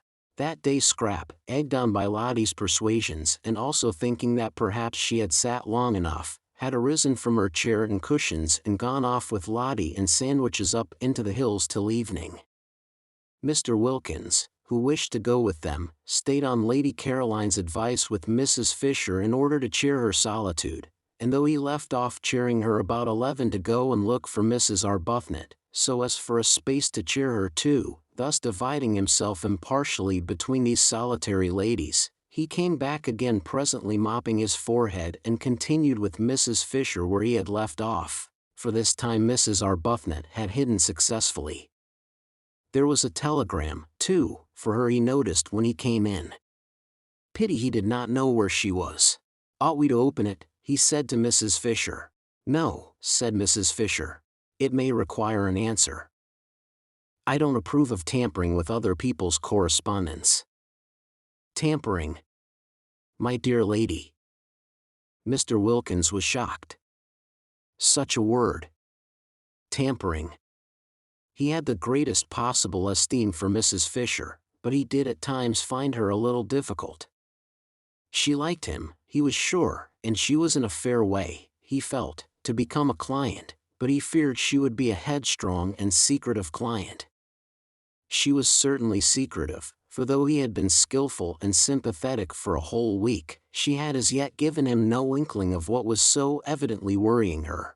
Poor old thing, said Lottie, on his asking her if she perhaps could throw light on Mrs. Fisher's troubles. She hasn't got love. Love? Mr. Wilkins could only echo, genuinely scandalized. But surely, my dear, at her age. Any love, said Lottie. That very morning he had asked his wife, for he now sought and respected her opinion, if she could tell him what was the matter with Mrs. Arbuthnot, for she too, though he had done his best to thaw her into confidences, had remained persistently retiring. She wants her husband, said Lottie. Ah, said Mr. Wilkins, a new light shed on Mrs. Arbuthnot's shy and modest melancholy. And he added, very proper. And Lottie said, smiling at him, one does. And Mr. Wilkins said, smiling at her, does one? And Lottie said, smiling at him, of course. And Mr. Wilkins, much pleased with her, though it was still quite early in the day, a time when caresses are sluggish, pinched her ear. Just before 12:30 Rose came slowly up through the pergola and between the camellias ranged on either side of the old stone steps. The rivulets of periwinkles that flowed down them when first she arrived were gone, and now there were these bushes, incredibly roseate. Pink, white, red, striped, she fingered and smelt them one after the other, so as not to get to her disappointment too quickly. As long as she hadn't seen for herself, seen the table in the hall quite empty except for its bowl of flowers, she still could hope, she still could have the joy of imagining the telegram lying on it waiting for her. But there is no smell in a camellia, as Mr. Wilkins, who was standing in the doorway on the lookout for her and knew what was necessary in horticulture, reminded her. She started at his voice and looked up. A telegram has come for you, said Mr. Wilkins. She stared at him, her mouth open. I searched for you everywhere, but failed. Of course. She knew it. She had been sure of it all the time. Bright and burning, youth in that instant flashed down again on Rose. She flew up the steps, red as the camellia she had just been fingering, and was in the hall and tearing open the telegram before Mr. Wilkins had finished his sentence. Why, but if things could happen like this, why, but there was no end to why, she and Frederick, they were going to be, again, at last. No bad news, I trust, said Mr. Wilkins, who had followed her, for when she had read the telegram she stood staring at it and her face went slowly white. Curious to watch how her face went slowly white. She turned and looked at Mr. Wilkins as if trying to remember him. Oh no. On the contrary. She managed to smile. I'm going to have a visitor, she said, holding out the telegram, and when he had taken it she walked away towards the dining room, murmuring something about lunch being ready. Mr. Wilkins read the telegram. It had been sent that morning from Mazago, and was. am passing through on way to Rome. May I pay my respects this afternoon? Thomas Briggs. Why should such a telegram make the interesting lady turn pale? for her pallor on reading it had been so striking as to convince Mr. Wilkins she was receiving a blow. "Who is Thomas Briggs?" he asked, following her into the dining room. She looked at him vaguely. "Who is?" she repeated, getting her thoughts together again. "Thomas Briggs." "Oh. Yes. He is the owner. This is his house. He is very nice. He is coming this afternoon." Thomas Briggs was at that very moment coming. He was jogging along the road between Mezzago and Castagneto in a fly, sincerely hoping that the dark-eyed lady would grasp that all he wanted was to see her, and not at all to see if his house were still there. He felt that an owner of delicacy did not intrude on a tenant. But he had been thinking so much of her since that day. Rose Arbuthnot. Such a pretty name.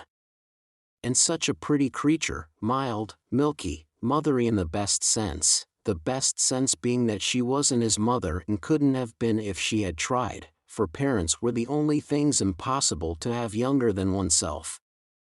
Also, he was passing so near.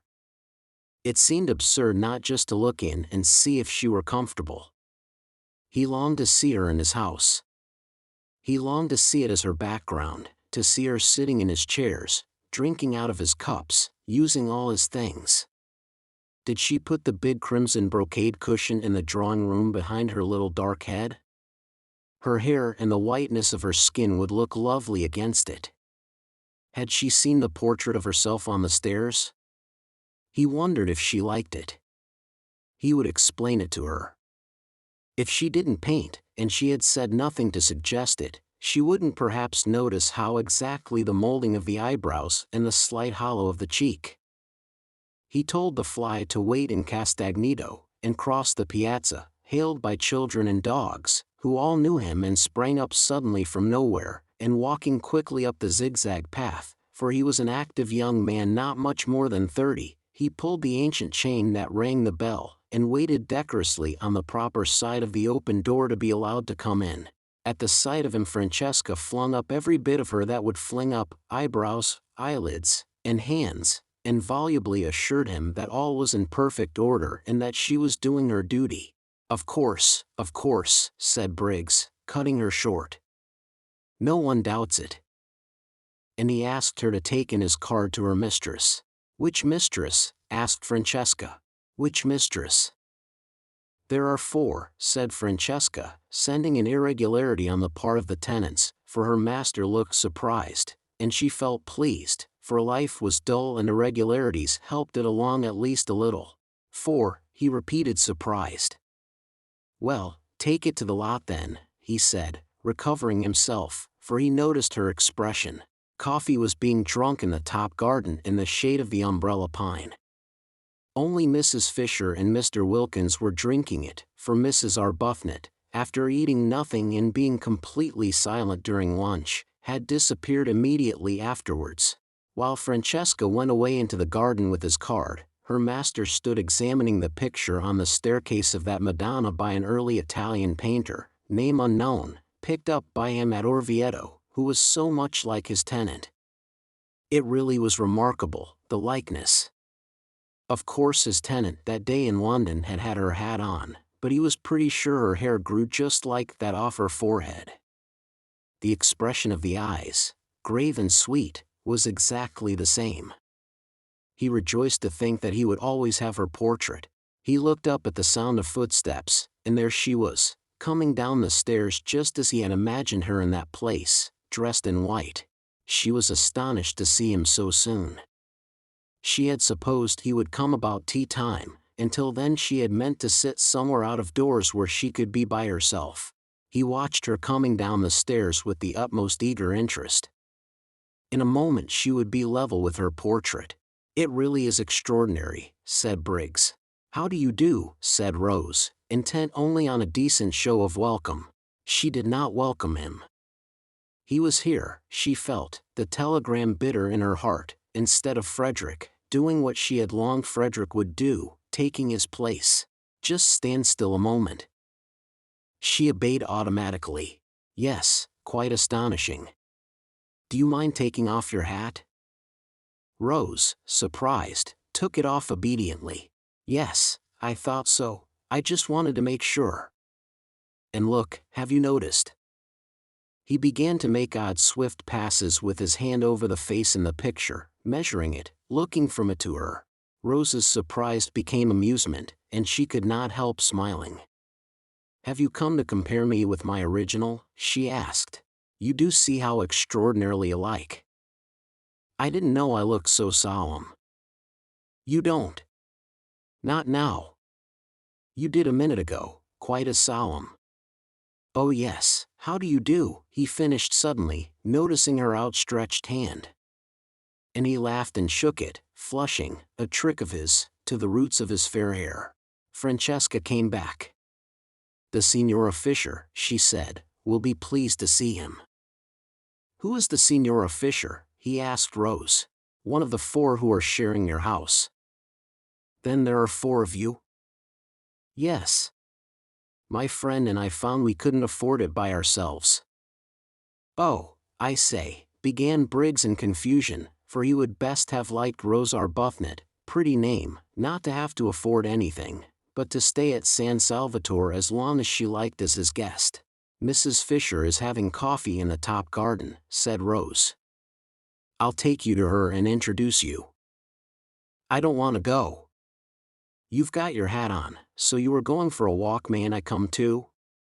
I'd immensely like being shown round by you. But Mrs. Fisher is waiting for you. Won't she keep? Yes, said Rose, with the smile that had so much attracted him the first day. I think she will keep quite well till tea. Do you speak Italian? No, said Rose. Why? On that he turned to Francesca, and told her at a great rate, for an Italian he was glib, to go back to the Signora in the top garden and tell her he had encountered his old friend the Signora Arbuthnot, and was going for a walk with her and would present himself to her later. Do you invite me to tea? He asked Rose, when Francesca had gone. Of course. It's your house. It isn't. It's yours. Till Monday week, she smiled.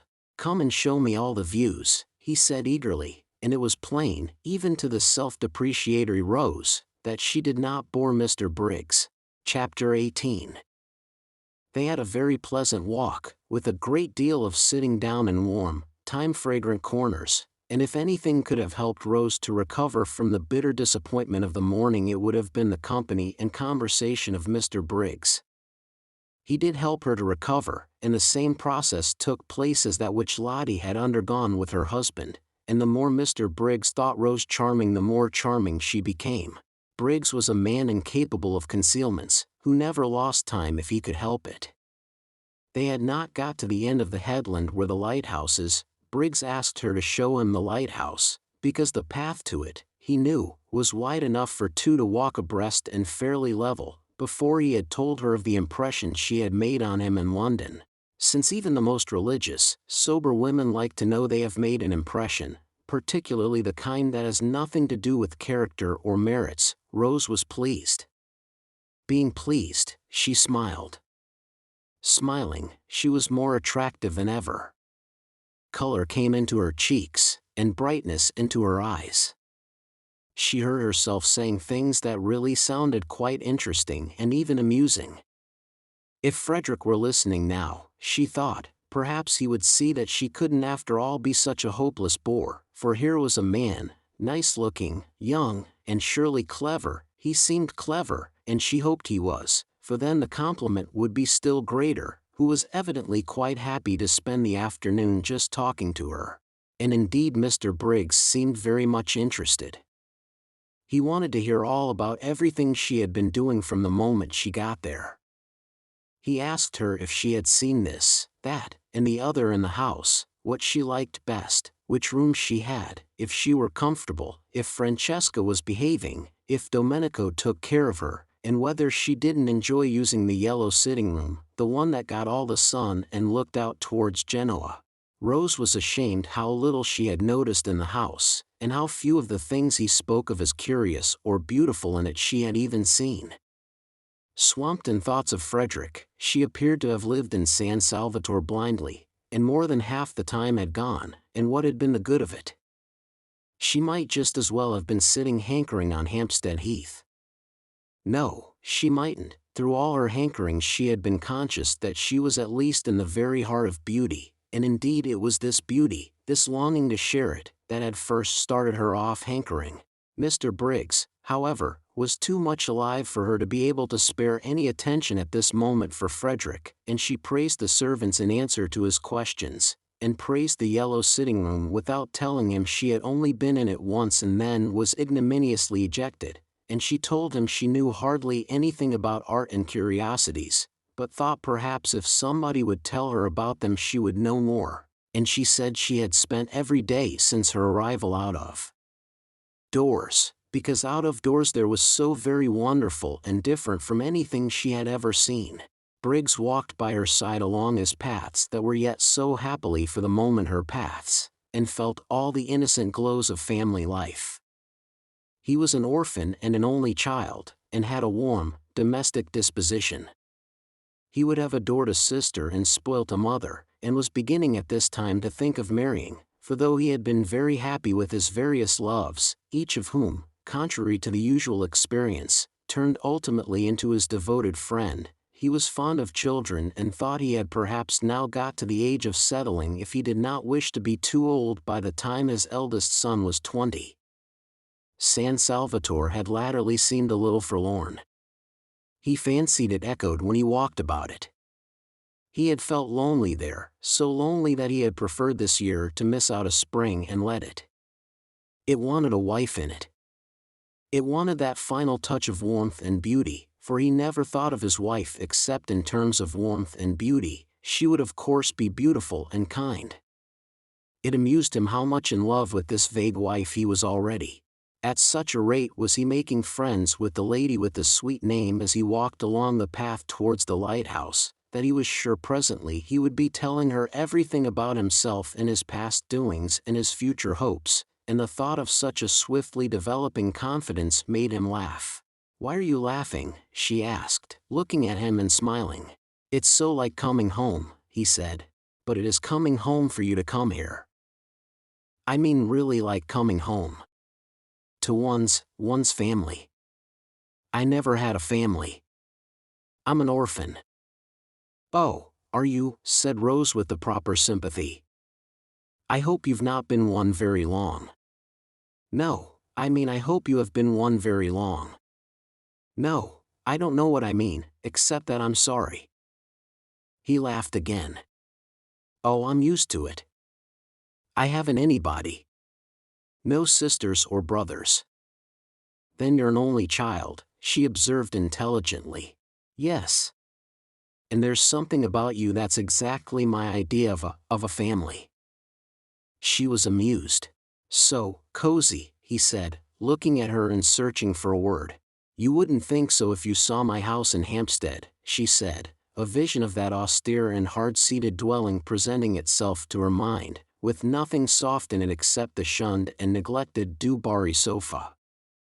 No wonder, she thought, for a moment clear-brained, that Frederick avoided it. There was nothing cozy about his family. "I don't believe any place you lived in could be anything but exactly like you," he said. "You're not going to pretend San Salvatore is like me?" "Indeed I do pretend it." "Surely you admit that it is beautiful?" He said several things like that. She enjoyed her walk. She could not recollect any walk so pleasant since her courting days. She came back to tea, bringing Mr. Briggs, and looking quite different, Mr. Wilkins noticed, from what she had looked till then. Trouble here, thought Mr. Wilkins, mentally rubbing his professional hands. He could see himself being called in presently to advise. On the one hand there was Arbuthnot, on the other hand here was Briggs. Trouble brewing, trouble sooner or later. But why had Briggs's telegram acted on the lady like a blow? If she had turned pale from excess of joy, then trouble was nearer than he had supposed. She was not pale now, she was more like her name than he had yet seen her. "Well," he was the man for trouble. He regretted, of course, that people should get into it, but being in he was their man. And Mr. Wilkins, invigorated by these thoughts, his career being very precious to him, proceeded to assist in doing the honors to Mr. Briggs, both in his quality of sharer in the temporary ownership of San Salvatore and of probable helper out of difficulties, with great hospitality, and pointed out the various features of the place to him, and led him to the parapet and showed him Mazago across the bay. Mrs. Fisher too was gracious. This was this young man's house. He was a man of property. She liked property, and she liked men of property. Also there seemed a peculiar merit in being a man of property so young. Inheritance, of course, and inheritance was more respectable than acquisition. It did indicate fathers, and in an age where most people appeared neither to have them nor to want them she liked this too. Accordingly it was a pleasant meal, with everybody amiable and pleased. Briggs thought Mrs. Fisher a dear old lady, and showed he thought so, and again the magic worked, and she became a dear old lady. She developed benignity with him, and a kind of benignity which was almost playful, actually before tea was over, including in some observation she made him the words "my dear boy." Strange words in Mrs. Fisher's mouth. It is doubtful whether in her life she had used them before. Rose was astonished. How nice people really were. When would she leave off making mistakes about them? She hadn't suspected this side of Mrs. Fisher, and she began to wonder whether those other sides of her with which alone she was acquainted had not perhaps after all been the effect of her own militant and irritating behavior. Probably they were. How horrid, then, she must have been. She felt very penitent when she saw Mrs. Fisher beneath her eyes blossoming out into real amiability the moment someone came along who was charming to her, and she could have sunk into the ground with shame when Mrs. Fisher presently laughed, and she realized by the shock it gave her that the sound was entirely new. Not once before had she or anyone else there heard Mrs. Fisher laugh. What an indictment of the lot of them! For they had all laughed, the others, some more and some less, at one time or another since their arrival, and only Mrs. Fisher had not. Clearly, since she could enjoy herself as she was now enjoying herself, she had not enjoyed herself before. Nobody had cared whether she did or not, except perhaps Lottie. Yes, Lottie had cared, and had wanted her to be happy, but Lottie seemed to produce a bad effect on Mrs. Fisher, while as for Rose herself she had never been with her for 5 minutes without wanting, really wanting, to provoke and oppose her. How very horrid she had been! She had behaved unpardonably. Her penitence showed itself in a shy and deferential solicitude towards Mrs. Fisher which made the observant Briggs think her still more angelic, and wish for a moment that he were an old lady himself in order to be behaved to by Rose Arbuthnot just like that. There was evidently no end, he thought, to the things she could do sweetly. He would even not mind taking medicine, really nasty medicine, if it were Rose Arbuthnot bending over him with the dose. She felt his bright blue eyes, the brighter because he was so sunburned, fixed on her with a twinkle in them, and smiling asked him what he was thinking about. But he couldn't very well tell her that, he said, and added, "Some day." Trouble, thought Mr. Wilkins at this, again mentally rubbing his hands. Well, I'm their man. I'm sure, said Mrs. Fisher benignly, you have no thoughts we may not hear. I'm sure, said Briggs, I would be telling you every one of my secrets in a week. You would be telling somebody very safe, then, said Mrs. Fisher benevolently, just such a son would she have liked to have had. And in return, she went on, I dare say I would tell you mine. Ah no, said Mr. Wilkins, adapting himself to this tone of easy badinage, I must protest. I really must. I have a prior claim, I am the older friend. I have known Mrs. Fisher 10 days, and you, Briggs, have not yet known her 1. I assert my right to be told her secrets first. That is, he added, bowing gallantly, if she has any, which I beg leave to doubt. Oh, haven't I? Exclaimed Mrs. Fisher, thinking of those green leaves. That she should exclaim at all was surprising, but that she should do it with gaiety was miraculous.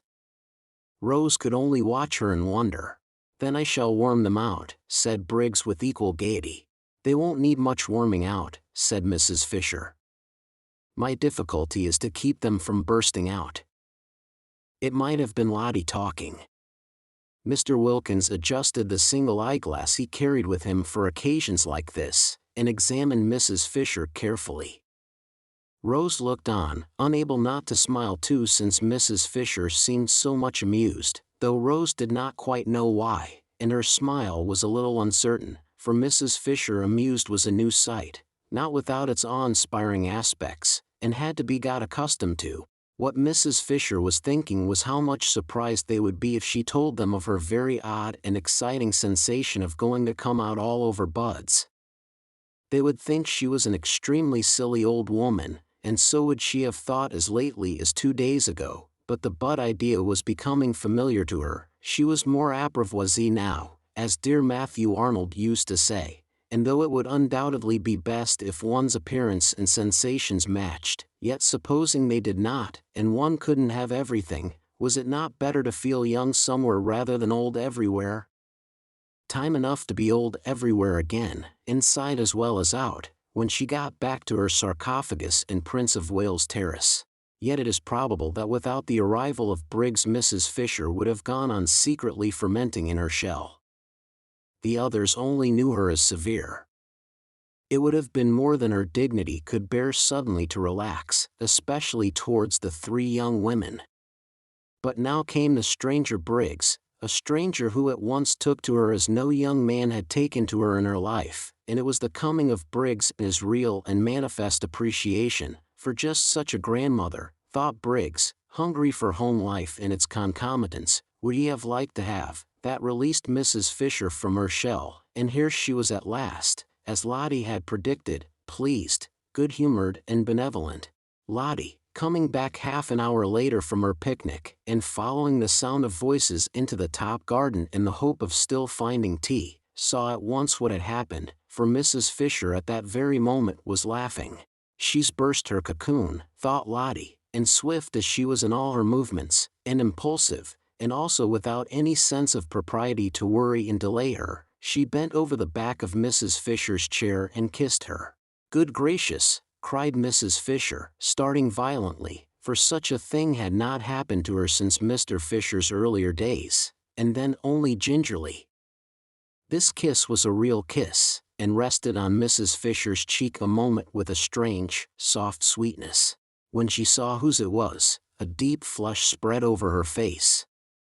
Mrs. Wilkins kissing her and the kiss feeling so affectionate. Even if she had wanted to, she could not in the presence of the appreciative Mr. Briggs resume her cast-off severity and begin rebuking again, but she did not want to.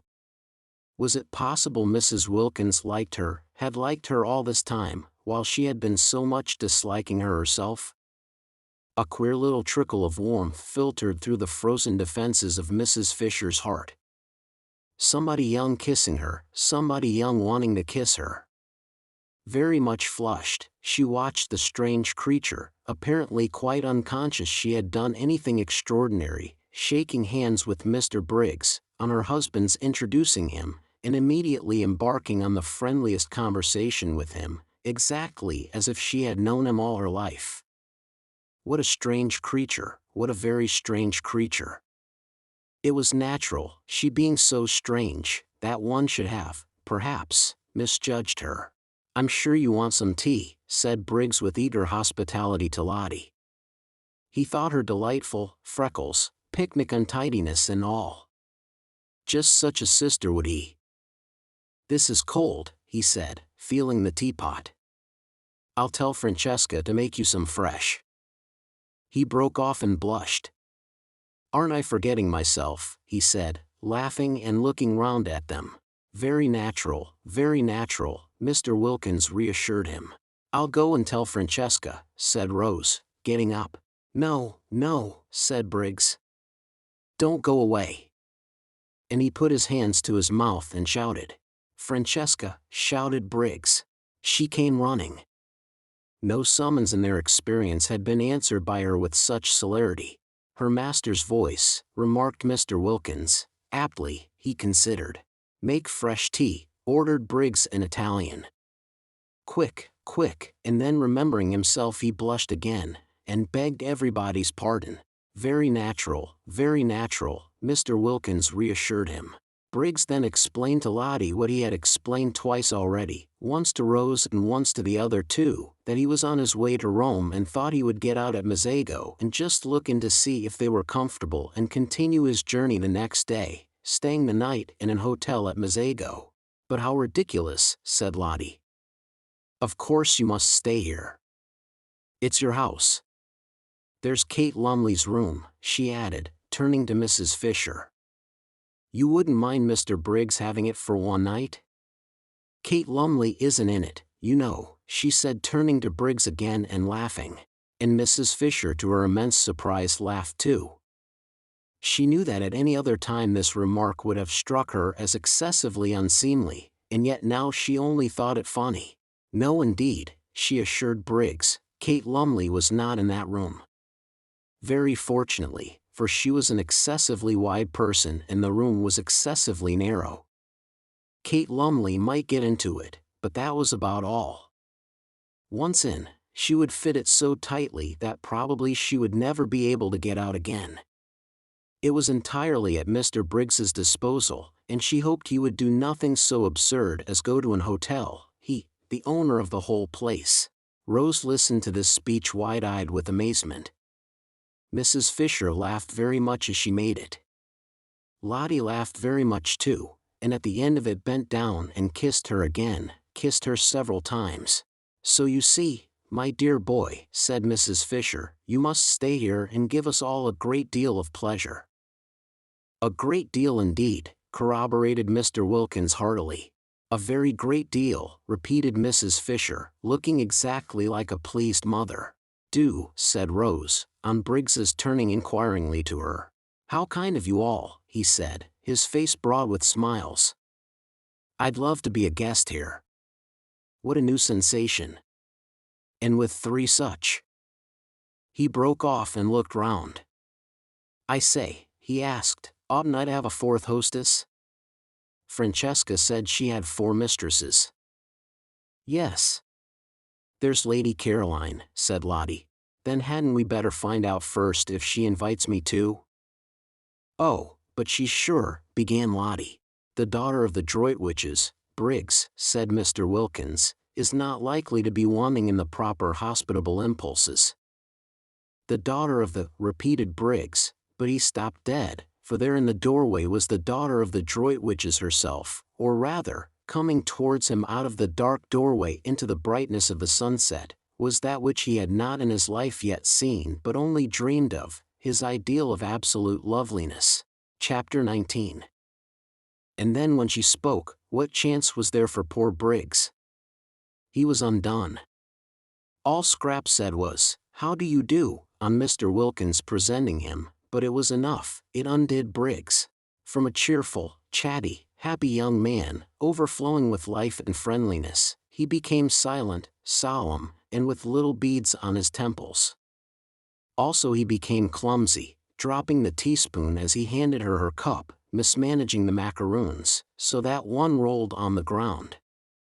His eyes could not keep off the enchanting face for a moment, and when Mr. Wilkins, elucidating him, for he failed to elucidate himself, informed Lady Caroline that in Mr. Briggs she beheld the owner of San Salvatore, who was on his way to Rome, but had got out at Mezzago, etc., etc., and that the other 3 ladies had invited him to spend the night in what was to all intents and purposes his own house rather than an hotel, and Mr. Briggs was only waiting for the seal of her approval to this invitation, she being the 4th hostess, when Mr. Wilkins, balancing his sentences and being admirably clear and enjoying the sound of his own cultured voice, explained the position in this manner to Lady Caroline, Briggs sat and said never a word. A deep melancholy invaded Scrap. The symptoms of the incipient grabber were all there and only too familiar, and she knew that if Briggs stayed her rest cure might be regarded as over. Then Kate Lumley occurred to her. She caught at Kate as at a straw. It would have been delightful, she said, faintly smiling at Briggs. She could not in decency not smile, at least a little, but even a little betrayed the dimple, and Briggs's eyes became more fixed than ever. I'm only wondering if there's room. Yes, there is, said Lottie. There's Kate Lumley's room. I thought, said Scrap to Mrs. Fisher, and it seemed to Briggs that he had never heard music till now, your friend was expected immediately. Oh, no, said Mrs. Fisher, with an odd placidness, Scrap thought. Miss Lumley, said Mr. Wilkins, or should I, he inquired of Mrs. Fisher, say Mrs. Nobody has ever married Kate, said Mrs. Fisher complacently.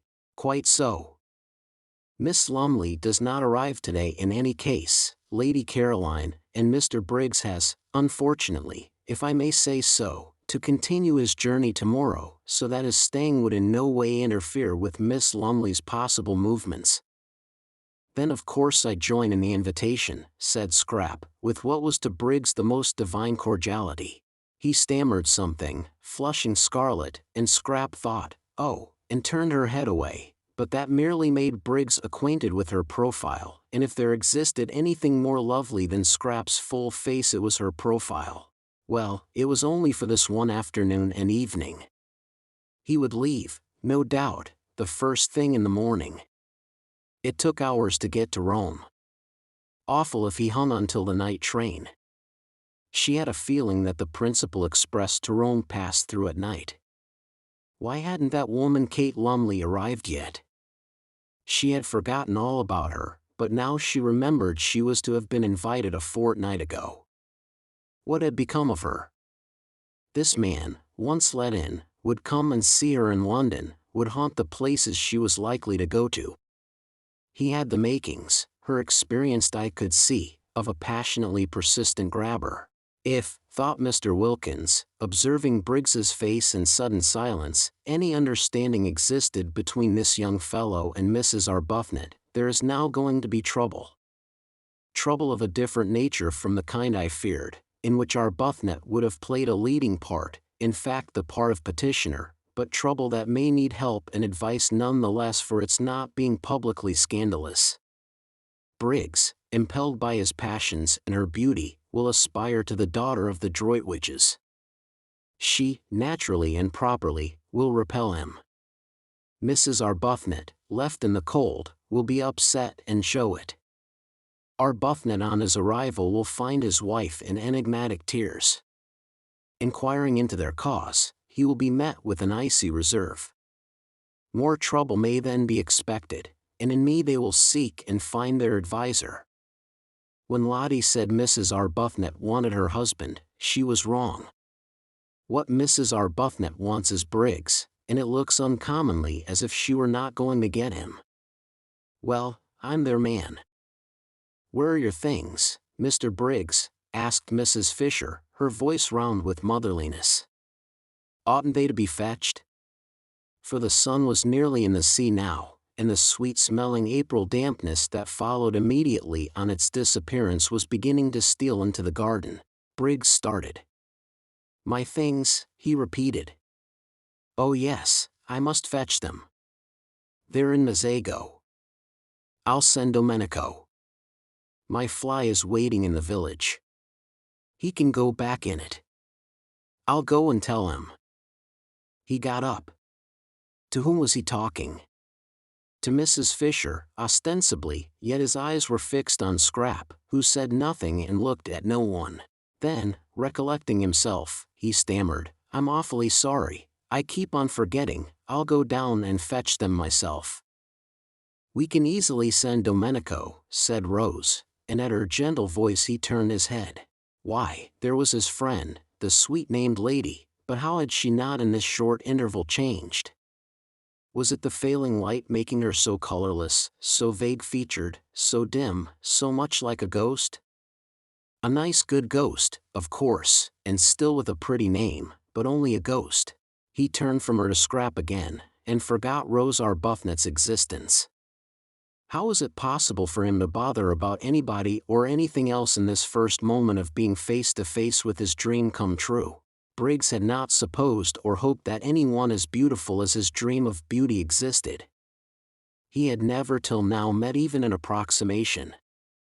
Pretty women, charming women by the score he had met and properly appreciated, but never the real, the godlike thing itself. He used to think, if ever I saw a perfectly beautiful woman I should die, and though, having now met what to his ideas was a perfectly beautiful woman, he did not die, he became very nearly as incapable of managing his own affairs as if he had. The others were obliged to arrange everything for him. By questions they extracted from him that his luggage was in the station cloakroom at Mezzago, and they sent for Domenico, and, urged and prompted by everybody except Scrap, who sat in silence and looked at no one, Briggs was induced to give him the necessary instructions for going back in the fly and bringing out his things. It was a sad sight to see the collapse of Briggs. Everybody noticed it, even Rose. Upon my word, thought Mrs. Fisher, the way one pretty face can turn a delightful man into an idiot is past all patience. And feeling the air getting chilly, and the sight of the enthralled Briggs painful, she went in to order his room to be got ready, regretting now that she had pressed the poor boy to stay. She had forgotten Lady Caroline's killjoy face for the moment, and the more completely owing to the absence of any ill effects produced by it on Mr. Wilkins. Poor boy. Such a charming boy too, left to himself. It was true she could not accuse Lady Caroline of not leaving him to himself, for she was taking no notice of him at all, but that did not help.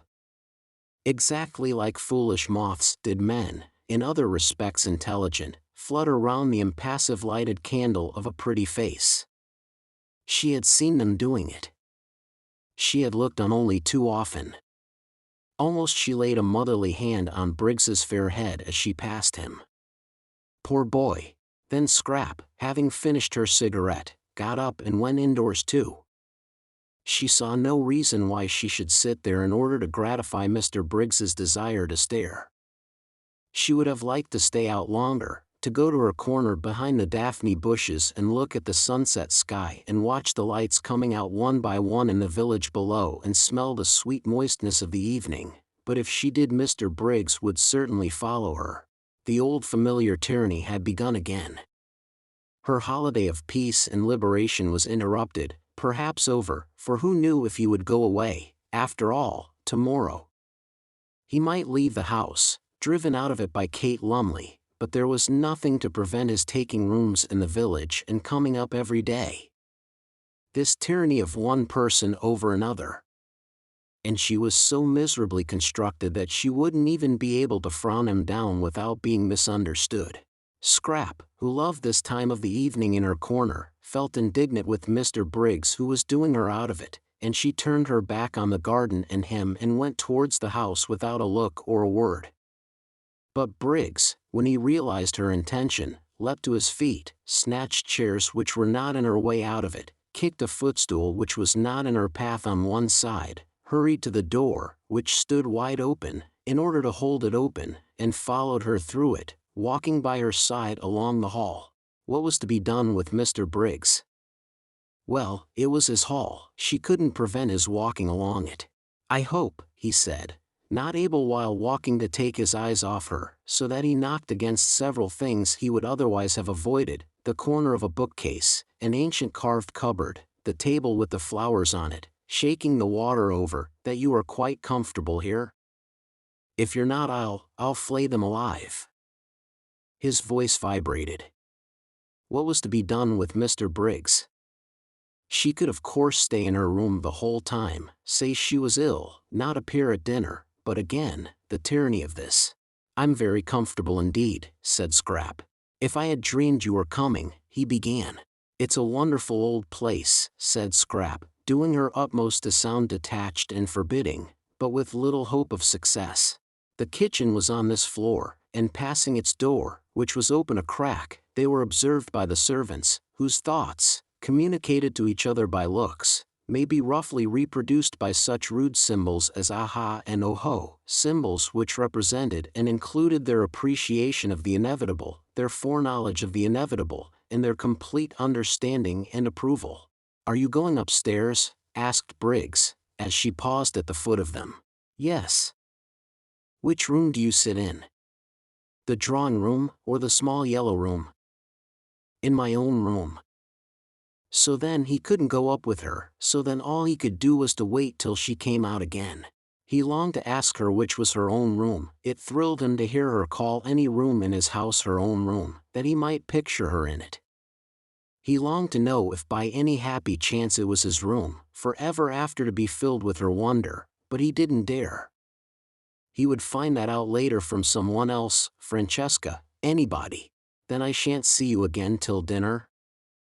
"Dinner is at 8, was Scrap's evasive answer as she went upstairs. He watched her go.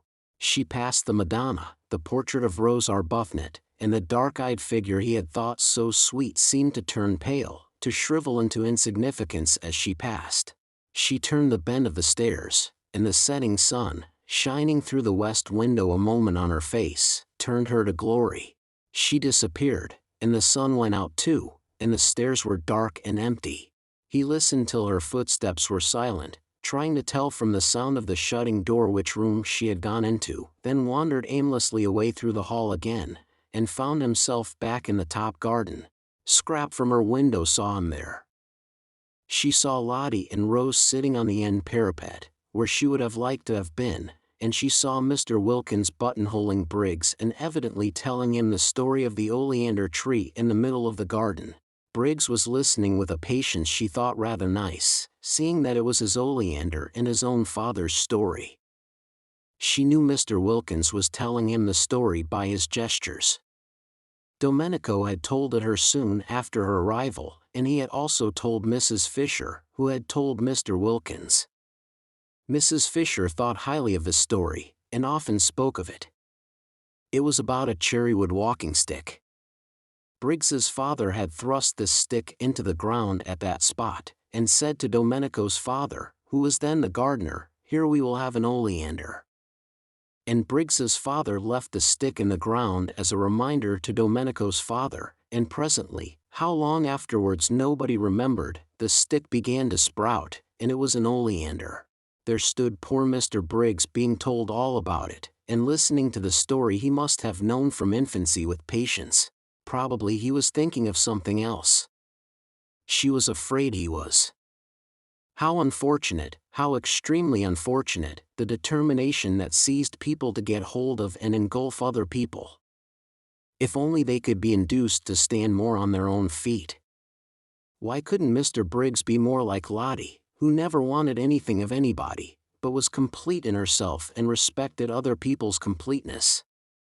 One loved being with Lottie. With her one was free, and yet befriended. Mr. Briggs looked so really nice, too. She thought she might like him if only he wouldn't so excessively like her. Scrap felt melancholy. Here she was shut up in her bedroom, which was stuffy from the afternoon sun that had been pouring into it, instead of out in the cool garden, and all because of Mr. Briggs. Intolerable tyranny, she thought, flaring up. She wouldn't endure it. She would go out all the same. She would run downstairs while Mr. Wilkins, really that man was a treasure, held Mr. Briggs down telling him about the oleander, and get out of the house by the front door, and take cover in the shadows of the zigzag path. Nobody could see her there, nobody would think of looking for her there. She snatched up a wrap, for she did not mean to come back for a long while, perhaps not even to dinner. It would be all Mr. Briggs's fault if she went dinnerless and hungry, and with another glance out of the window to see if she were still safe, she stole out and got away to the sheltering trees of the zigzag path, and there sat down on one of the seats placed at each bend to assist the upward journey of those who were breathless. Ah, this was lovely, thought Scrap with a sigh of relief. How cool! How good it smelt! She could see the quiet water of the little harbor through the pine trunks, and the lights coming out in the houses on the other side, and all round her the green dusk was splashed by the rose-pink of the gladioluses in the grass and the white of the crowding daisies. Ah, this was lovely. So still. Nothing moving, not a leaf, not a stalk. The only sound was a dog barking, far away somewhere up on the hills, or when the door of the little restaurant in the piazza below was opened and there was a burst of voices, silenced again immediately by the swinging to of the door. She drew in a deep breath of pleasure. Ah, this was... Her deep breath was arrested in the middle. What was that? She leaned forward listening, her body tense. Footsteps. On the zigzag path.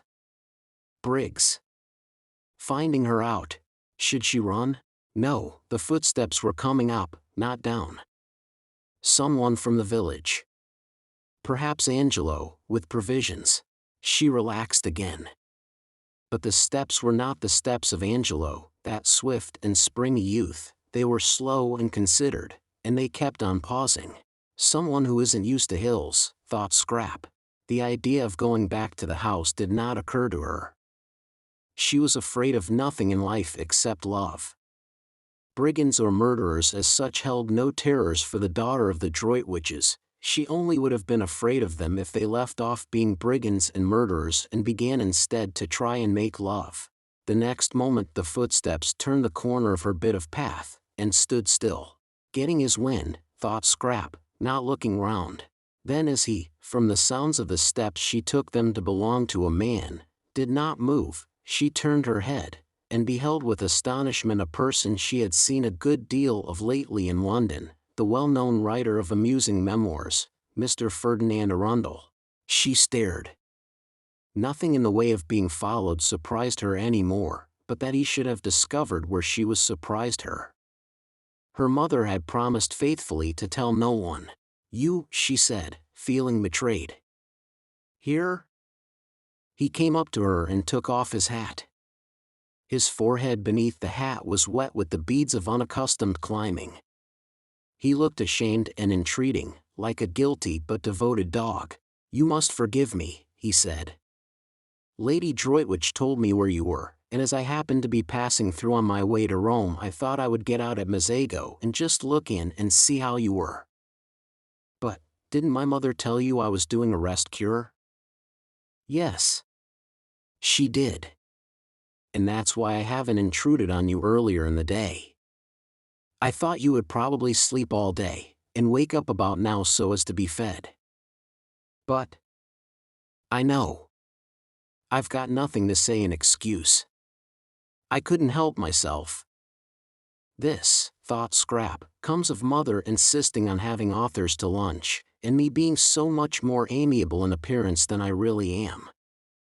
She had been amiable to Ferdinand Arundel. She liked him, or rather she did not dislike him. He seemed a jovial, simple man, and had the eyes of a nice dog. Also, though it was evident that he admired her, he had not in London grabbed. There he had merely been a good-natured, harmless person of entertaining conversation, who helped to make luncheons agreeable. Now it appeared that he too was a grabber. Fancy following her out there, daring to. Nobody else had. Perhaps her mother had given him the address because she considered him so absolutely harmless, and thought he might be useful and see her home. Well, whatever use he couldn't possibly give her the trouble an active young man like Mr. Briggs might give her. Mr. Briggs, infatuated, would be reckless, she felt, would stick at nothing, would lose his head publicly. She could imagine Mr. Briggs doing things with rope ladders, and singing all night under her window, being really difficult and uncomfortable. Mr. Arundel hadn't the figure for any kind of recklessness. He had lived too long and too well. She was sure he couldn't sing, and wouldn't want to. He must be at least 40. How many good dinners could not a man have eaten by the time he was 40? And if during that time instead of taking exercise he had sat writing books, he would quite naturally acquire the figure Mr. Arundel had in fact acquired, the figure rather for conversation than adventure. Scrap, who had become melancholy at the sight of Briggs, became philosophical at the sight of Arundel. Here he was. She couldn't send him away till after dinner. He must be nourished. This being so, she had better make the best of it, and do that with a good grace which anyhow wasn't to be avoided. Besides, he would be a temporary shelter from Mr. Briggs. She was at least acquainted with Ferdinand Arundel, and could hear news from him of her mother and her friends, and such talk would put up a defensive barrier at dinner between herself and the approaches of the other one. And it was only for one dinner, and he couldn't eat her. She therefore prepared herself for friendliness. "I'm to be fed," she said, ignoring his last remark, "at 8, and you must come up and be fed too. Sit down and get cool and tell me how everybody is." "May I really dine with you?" "In these traveling things," he said, wiping his forehead before sitting down beside her. She was too lovely to be true, he thought. Just to look at her for an hour, just to hear her voice, was enough reward for his journey and his fears. "Of course. I suppose you've left your fly in the village, and will be going on from Mazago by the night train. Or stay in Mazago in an hotel and go on tomorrow. But tell me," he said, gazing at the adorable profile, "about yourself. London has been extraordinarily dull and empty. Lady Droitwich said you were with people here she didn't know. I hope they've been kind to you. You look, well, as if your cure had done everything a cure should." "They've been very kind," said Scrap. "I got them out of an advertisement." "An advertisement?" "It's a good way, I find, to get friends. I'm fonder of one of these than I've been of anybody in years." "Really? Who is it?" "You shall guess which of them it is when you see them. Tell me about Mother. When did you see her last?" "We arranged not to write to each other unless there was something special. I wanted to have a month that was perfectly blank. And now I've come and interrupted. I can't tell you how ashamed I am, both of having done it and of not having been able to help it." "Oh, but," said Scrap quickly, for he could not have come on a better day, when up there waiting and watching for her was, she knew, the enamored Briggs, "I'm really very glad indeed to see you. Tell me about Mother." Chapter 20. Scrap wanted to know so much about her mother that Arundel had presently to invent. He would talk about anything she wished if only he might be with her for a while and see her and hear her, but he knew very little of the Droitwiches and their friends really, beyond meeting them at those bigger functions where literature is also represented, and amusing them at luncheons and dinners. He knew very little of them really. To them he had always remained Mr. Arundel, no one called him Ferdinand, and he only knew the gossip also available to the evening papers and the frequenters of clubs. But he was, however, good at inventing, and as soon as he had come to an end of first-hand knowledge, in order to answer her inquiries and keep her there to himself, he proceeded to invent. It was quite easy to fasten some of the entertaining things he was constantly thinking on to other people and pretend they were theirs. Scrap, who had that affection for her parents which warms in absence, was athirst for news, and became more and more interested by the news he gradually imparted.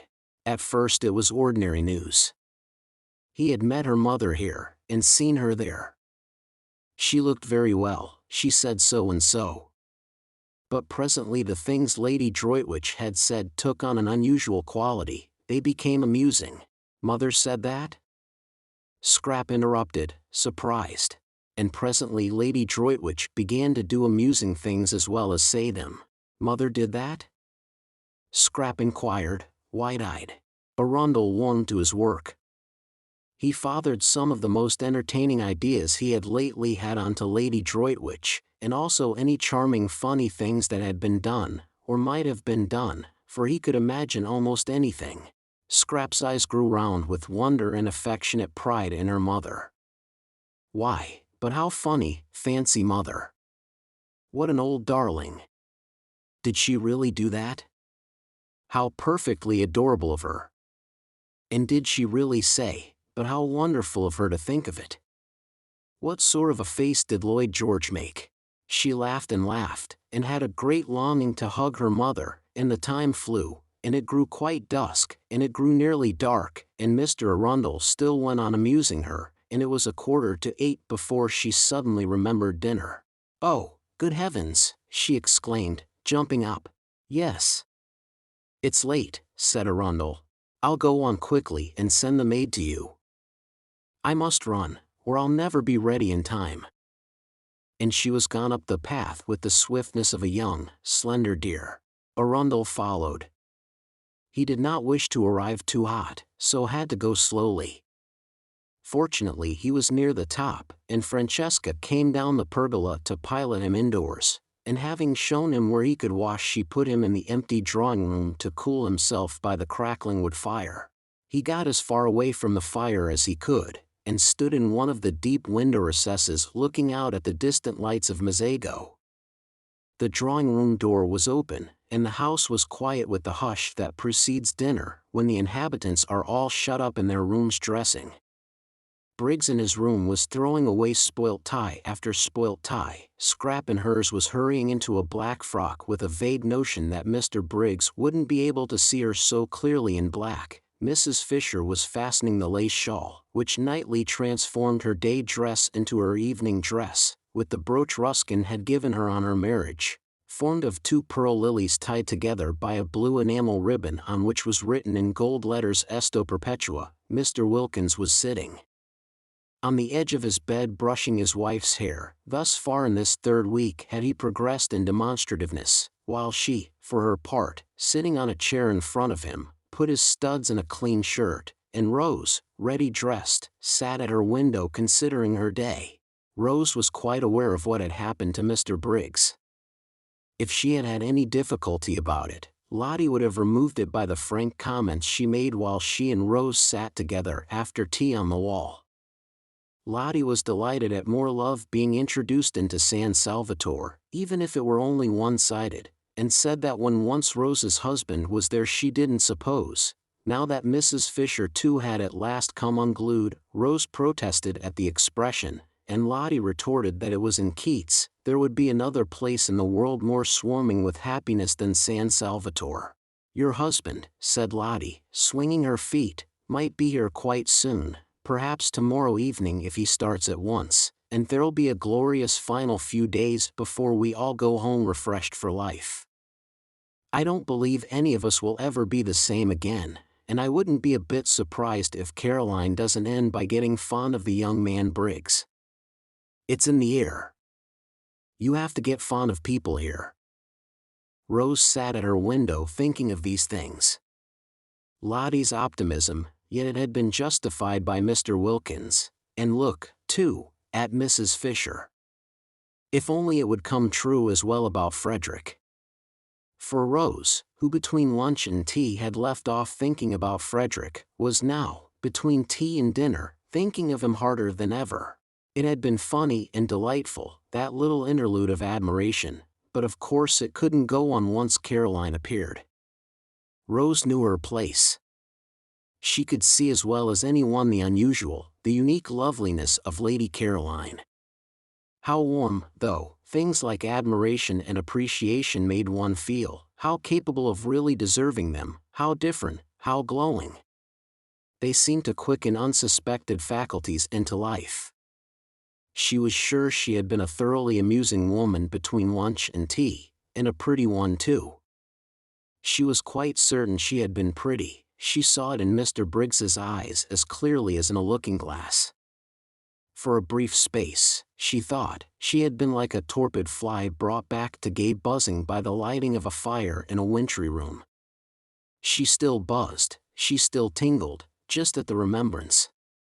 What fun it had been, having an admirer even for that little while. No wonder people liked admirers. They seemed, in some strange way, to make one come alive. Although it was all over she still glowed with it and felt more exhilarated, more optimistic, more as Lottie probably constantly felt, than she had done since she was a girl.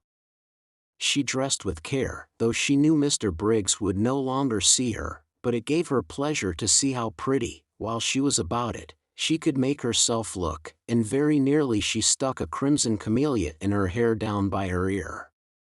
She did hold it there for a minute, and it looked almost sinfully attractive and was exactly the color of her mouth, but she took it out again with a smile and a sigh and put it in the proper place for flowers, which is water. She mustn't be silly, she thought. Think of the poor. Soon she would be back with them again, and what would a camellia behind her ear seem like then? Simply fantastic. But on one thing she was determined: the first thing she would do when she got home would be to have it out with Frederick. If he didn't come to San Salvatore, that is what she would do, the very first thing. Long ago she ought to have done this, but always she had been handicapped, when she tried to, by being so dreadfully fond of him and so much afraid that fresh wounds were going to be given her wretched, soft heart. But now let him wound her as much as he chose, as much as he possibly could, she would still have it out with him. Not that he ever intentionally wounded her, she knew he never meant to, she knew he often had no idea of having done it. For a person who wrote books, thought Rose, Frederick didn't seem to have much imagination. Anyhow, she said to herself, getting up from the dressing table, things couldn't go on like this. She would have it out with him. This separate life, this freezing loneliness, she had had enough of it. Why shouldn't she too be happy? Why on earth, the energetic expression matched her mood of rebelliousness, shouldn't she too be loved and allowed to love? She looked at her little clock. Still 10 minutes before dinner. Tired of staying in her bedroom, she thought she would go on to Mrs. Fisher's battlements, which would be empty at this hour, and watch the moon rise out of the sea. She went into the deserted upper hall with this intention, but was attracted on her way along it by the firelight shining through the open door of the drawing room. How gay it looked! The fire transformed the room. A dark, ugly room in the daytime, it was transformed just as she had been transformed by the warmth of— no, she wouldn't be silly, she would think of the poor, the thought of them always brought her down to sobriety at once. She peeped in. Firelight and flowers, and outside the deep slits of windows hung the blue curtain of the night. How pretty! What a sweet place San Salvatore was. And that gorgeous lilac on the table, she must go and put her face in it. But she never got to the lilac. She went one step towards it, and then stood still, for she had seen the figure looking out of the window in the farthest corner, and it was Frederick. All the blood in Rose's body rushed to her heart and seemed to stop its beating. Frederick! Come! She stood quite still. He had not heard her. He did not turn round. She stood looking at him. The miracle had happened, and he had come. She stood holding her breath. So he needed her, for he had come instantly. So he too must have been thinking, longing. Her heart, which had seemed to stop beating, was suffocating her now, the way it raced along. Frederick did love her then, he must love her, or why had he come? Something, perhaps her absence, had made him turn to her, want her, and now the understanding she had made up her mind to have with him would be quite easy. Her thoughts wouldn't go on. Her mind stammered. She couldn't think. She could only see and feel. She didn't know how it had happened. It was a miracle. God could do miracles. God had done this one. God could. Her mind stammered again, and broke off. Frederick, she tried to say, but no sound came, or if it did, the crackling of the fire covered it up. She must go nearer. She began to creep towards him, softly. He did not move. He had not heard. She stole nearer and nearer, and the fire crackled, and he heard nothing. She stopped a moment, unable to breathe. She was afraid. Suppose he, oh, but he had come. She went on again, close up to him, and her heart beat so loud that she thought he must hear it. And couldn't he feel, didn't he know? Frederick, she whispered, hardly able even to whisper, choked by the beating of her heart. He spun round on his heels. "Rose!" he exclaimed, staring blankly. But she did not see his stare, for her arms were round his neck, and her cheek was against his, and she was murmuring, her lips on his ear, "I knew you would come, in my very heart I always knew you would come." Chapter 21. Now Frederick was not the man to hurt anything if he could help it. Besides, he was completely bewildered. Not only was his wife here, of all places in the world, but she was clinging to him as she had not clung for years, and murmuring love, and welcoming him. If she welcomed him, she must have been expecting him. Strange as this was, it was the only thing in the situation which was evident, that, in the softness of her cheek against his, and the long-forgotten sweet smell of her, Frederick was bewildered. But not being the man to hurt anything if he could help it, he too put his arms round her, and having put them round her he also kissed her, and presently he was kissing her almost as tenderly as she was kissing him, and presently he was kissing her quite as tenderly, and again presently he was kissing her more tenderly, and just as if he had never left off. He was bewildered, but he still could kiss. It seemed curiously natural to be doing it. It made him feel as if he were 30 again instead of 40, and Rose were his Rose of 20, the Rose he had so much adored before she began to weigh what he did with her idea of right, and the balance went against him, and she had turned strange, and stony, and more shocked, and oh, so lamentable. He couldn't get at her in those days at all, she couldn't understand. She kept on referring everything to what she called God's eyes. In God's eyes it couldn't be right, it wasn't right. Her miserable face, whatever her principles did for her, they didn't make her happy. Her little miserable face, twisted with effort to be patient, had been at last more than he could bear to see, and he had kept away as much as he could. She never ought to have been the daughter of a low church rector, narrow devil. She was quite unfitted to stand up against such an upbringing. What had happened, why she was here, why she was his Rose again, past his comprehension, and meanwhile, and until such time as he understood, he still could kiss. In fact, he could not stop kissing, and it was he now who began to murmur, to say love things in her ear under the hair that smelt so sweet and tickled him just as he remembered it used to tickle him. And as he held her close to his heart and her arms were soft round his neck, he felt stealing over him a delicious sense of, at first he didn't know what it was, this delicate, pervading warmth, and then he recognized it as security. Yes, security. No need now to be ashamed of his figure, and to make jokes about it so as to forestall other people's and show he didn't mind it. No need now to be ashamed of getting hot going up hills, or to torment himself with pictures of how he probably appeared to beautiful young women, how middle-aged, how absurd in his inability to keep away from them. Rose cared nothing for such things. With her he was safe. To her he was her lover, as he used to be, and she would never notice or mind any of the ignoble changes that getting older had made in him and would go on making more and more. Frederick continued, therefore, with greater and greater warmth and growing delight to kiss his wife, and the mere holding of her in his arms caused him to forget everything else. How could he, for instance, remember or think of Lady Caroline, to mention only one of the complications with which his situation bristled, when here was his sweet wife, miraculously restored to him, whispering with her cheek against his in the dearest, most romantic words how much she loved him, how terribly she had missed him. He did for one brief instant, for even in moments of love there are brief instants of lucid thought, recognize the immense power of the woman present and being actually held compared to that of the woman, however beautiful, who is somewhere else, but that is as far as he got towards remembering Scrap, no farther. She was like a dream, fleeing before the morning light. When did you start? Murmured Rose, her mouth on his ear. She couldn't let him go, not even to talk she couldn't let him go. Yesterday morning, murmured Frederick, holding her close. He couldn't let her go either.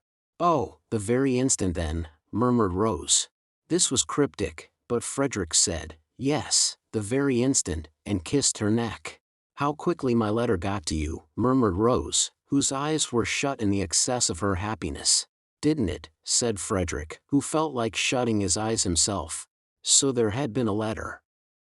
Soon, no doubt, light would be vouchsafed him, and meanwhile this was so strangely, touchingly sweet, this holding his Rose to his heart again after all the years, that he couldn't bother to try to guess anything.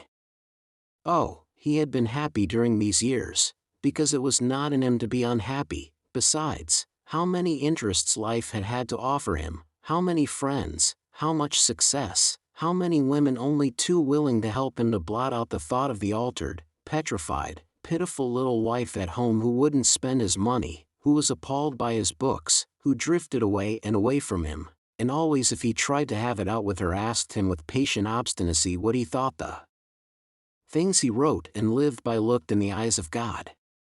"No one," she said once, "should ever write a book God wouldn't like to read. That is the test, Frederick." And he had laughed hysterically, burst into a great shriek of laughter, and rushed out of the house, away from her solemn little face, away from her pathetic, solemn little face. But this Rose was his youth again, the best part of his life, the part of it that had all the visions in it and all the hopes. How they had dreamed together, he and she, before he struck that vein of memoirs, how they had planned, and laughed, and loved. They had lived for a while in the very heart of poetry. After the happy days came the happy nights, the happy, happy nights, with her asleep close against his heart, with her when he woke in the morning still close against his heart, for they hardly moved in their deep, happy sleep. It was wonderful to have it all come back to him at the touch of her, at the feel of her face against his, wonderful that she should be able to give him back his youth. "Sweetheart, sweetheart," he murmured, overcome by remembrance, clinging to her now in his turn. "Beloved husband," she breathed, the bliss of it, the sheer bliss. Briggs, coming in a few minutes before the gong went on the chance that Lady Caroline might be there, was much astonished. He had supposed Rose Arbuthnot was a widow, and he still supposed it, so that he was much astonished. "Well, I'm damned," thought Briggs, quite clearly and distinctly, for the shock of what he saw in the window startled him so much that for a moment he was shaken free of his own confused absorption. Aloud he said, very red, "Oh, I say, I beg your pardon," and then stood hesitating, and wondering whether he oughtn't to go back to his bedroom again. If he had said nothing they would not have noticed he was there, but when he begged their pardon Rose turned and looked at him as one looks who is trying to remember, and Frederick looked at him too without at first quite seeing him. They didn't seem, thought Briggs, to mind or to be at all embarrassed. He couldn't be her brother, no brother ever brought that look into a woman's face. It was very awkward. If they didn't mind, he did. It upset him to come across as Madonna forgetting herself. "Is this one of your friends?" Frederick was able after an instant to ask Rose, who made no attempt to introduce the young man standing awkwardly in front of them but continued to gaze at him with a kind of abstracted, radiant goodwill. "It's Mr. Briggs," said Rose, recognizing him. "This is my husband," she added. And Briggs, shaking hands, just had time to think how surprising it was to have a husband when you were a widow before the gong sounded, and Lady Caroline would be there in a minute, and he ceased to be able to think at all, and merely became a thing with its eyes fixed on the door. Through the door immediately entered, in what seemed to him an endless procession, first Mrs. Fisher, very stately in her evening lace shawl and brooch, who when she saw him at once relaxed into smiles and benignity, only to stiffen, however, when she caught sight of the stranger, then Mr. Wilkins, cleaner and neater and more carefully dressed and brushed than any man on earth, and then, tying something hurriedly as she came, Mrs. Wilkins, and then nobody. Lady Caroline was late. Where was she? Had she heard the gong? Oughtn't it to be beaten again? Suppose she didn't come to dinner after all. Briggs went cold. "Introduce me," said Frederick on Mrs. Fisher's entrance, touching Rose's elbow. "My husband," said Rose, holding him by the hand, her face exquisite. This, thought Mrs. Fisher, must now be the last of the husbands, unless Lady Caroline produces one from up her sleeve. But she received him graciously, for he certainly looked exactly like a husband, not at all like one of those people who go about abroad pretending they are husbands when they are not, and said she supposed he had come to accompany his wife home at the end of the month, and remarked that now the house would be completely full. So that, she added, smiling at Briggs, we shall at last really be getting our money's worth. Briggs grinned automatically, because he was just able to realize that somebody was being playful with him, but he had not heard her and he did not look at her. Not only were his eyes fixed on the door, but his whole body was concentrated on it. Introduced in his turn, Mr. Wilkins was most hospitable and called Frederick sir. Well, sir, said Mr. Wilkins heartily, here we are, and having gripped his hand with an understanding that only wasn't mutual because Arbuthnot did not yet know what he was in for in the way of trouble, he looked at him as a man should, squarely in the eyes, and allowed his look to convey as plainly as a look can that in him would be found staunchness, integrity, reliability, in fact a friend in need. Mrs. Arbuthnot was very much flushed, Mr. Wilkins noticed. He had not seen her flushed like that before. Well, I'm their man, he thought. Lottie's greeting was effusive. It was done with both hands. Didn't I tell you, she laughed to Rose over her shoulder while Frederick was shaking her hands in both his. What did you tell her? Asked Frederick, in order to say something. The way they were all welcoming him was confusing. They had evidently all expected him, not only Rose. The sandy but agreeable young woman didn't answer his question, but looked extraordinarily pleased to see him. Why should she be extraordinarily pleased to see him? What a delightful place this is, said Frederick, confused, and making the first remark that occurred to him. It's a tub of love, said the sandy young woman earnestly, which confused him more than ever. And his confusion became excessive at the next words he heard, spoken, these, by the old lady, who said, we won't wait. Lady Caroline is always late, for he only then, on hearing her name, really and properly remembered Lady Caroline, and the thought of her confused him to excess. He went into the dining room like a man in a dream. He had come out to this place to see Lady Caroline, and had told her so. He had even told her in his fatuousness, it was true, but how fatuous, that he hadn't been able to help coming. She didn't know he was married. She thought his name was Arundel. Everybody in London thought his name was Arundel. He had used it and written under it so long that he almost thought it was himself. In the short time since she had left him on the seat in the garden, where he told her he had come because he couldn't help it, he had found Rose again, had passionately embraced and been embraced, and had forgotten Lady Caroline. It would be an extraordinary piece of good fortune if Lady Caroline's being late meant she was tired or bored and would not come to dinner at all. Then he could, no, he couldn't. He turned a deeper red even than usual, he being a man of full habit and red anyhow, at the thought of such cowardice. No, he couldn't go away after dinner and catch his train and disappear to Rome, not unless, that is, Rose came with him. But even so, what a running away! No, he couldn't. When they got to the dining room, Mrs. Fisher went to the head of the table. Was this Mrs. Fisher's house? He asked himself.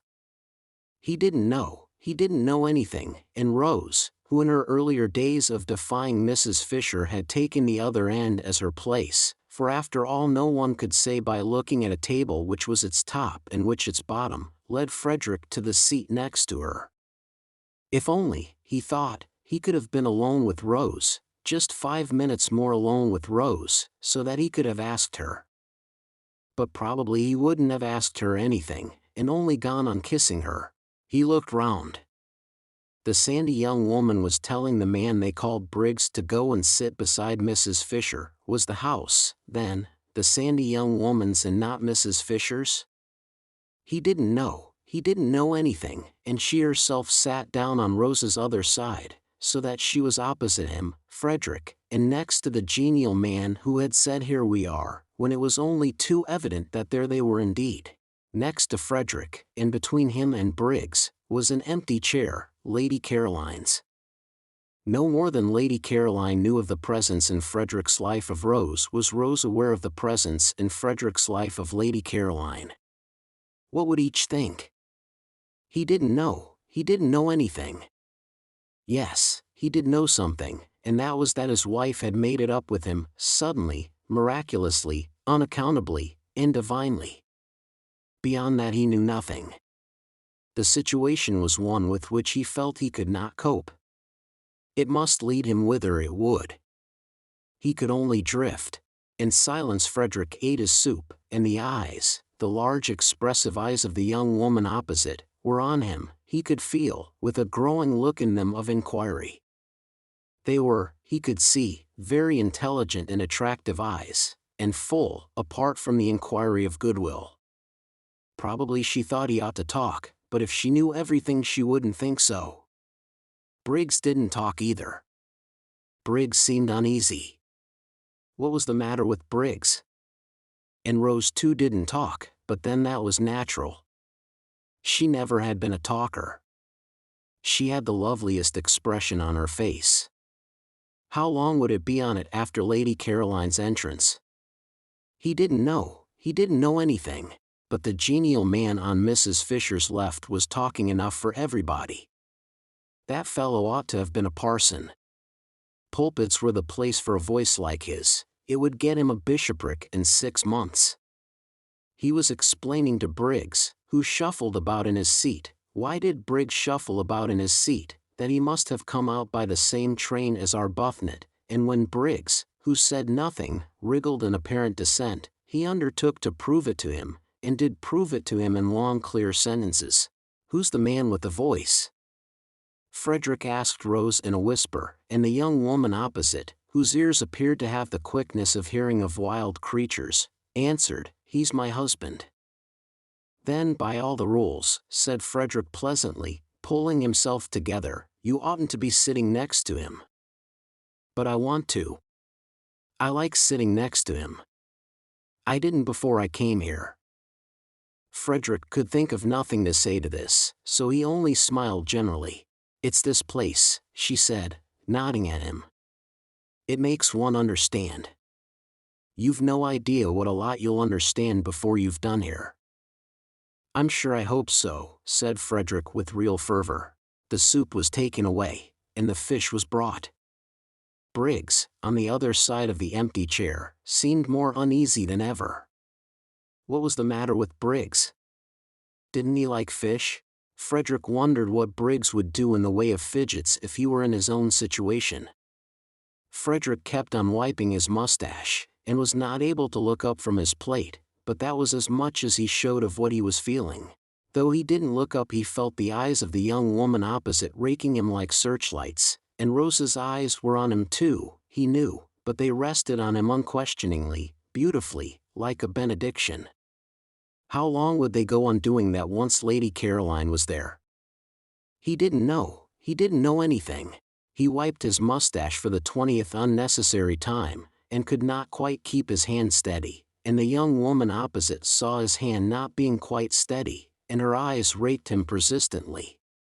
Why did her eyes rake him persistently? He didn't know. He didn't know anything. Then Briggs leapt to his feet. What was the matter with Briggs? Oh, yes, quite, she had come. Frederick wiped his mustache and got up too. He was in for it now. Absurd, fantastic situation. Well, whatever happened he could only drift, and look like an ass to Lady Caroline, the most absolute as well as deceitful ass, an ass who was also a reptile, for she might well think he had been mocking her out in the garden when he said, no doubt in a shaking voice, "Fool and ass," that he had come because he couldn't help it, while as for what he would look like to his Rose, when Lady Caroline introduced him to her, when Lady Caroline introduced him as her friend whom she had invited into dinner, well, God alone knew that. He, therefore, as he got up wiped his mustache for the last time before the catastrophe. But he was reckoning without Scrap. That accomplished and experienced young woman slipped into the chair Briggs was holding for her, and on Lottie's leaning across eagerly, and saying before anyone else could get a word in, "Just fancy, Caroline, how quickly Rose's husband has got here," turned to him without so much as the faintest shadow of surprise on her face, and held out her hand, and smiled like a young angel, and said, "And me late your very first evening." The Daughter of the Droitwiches. Chapter 22. That evening was the evening of the full moon.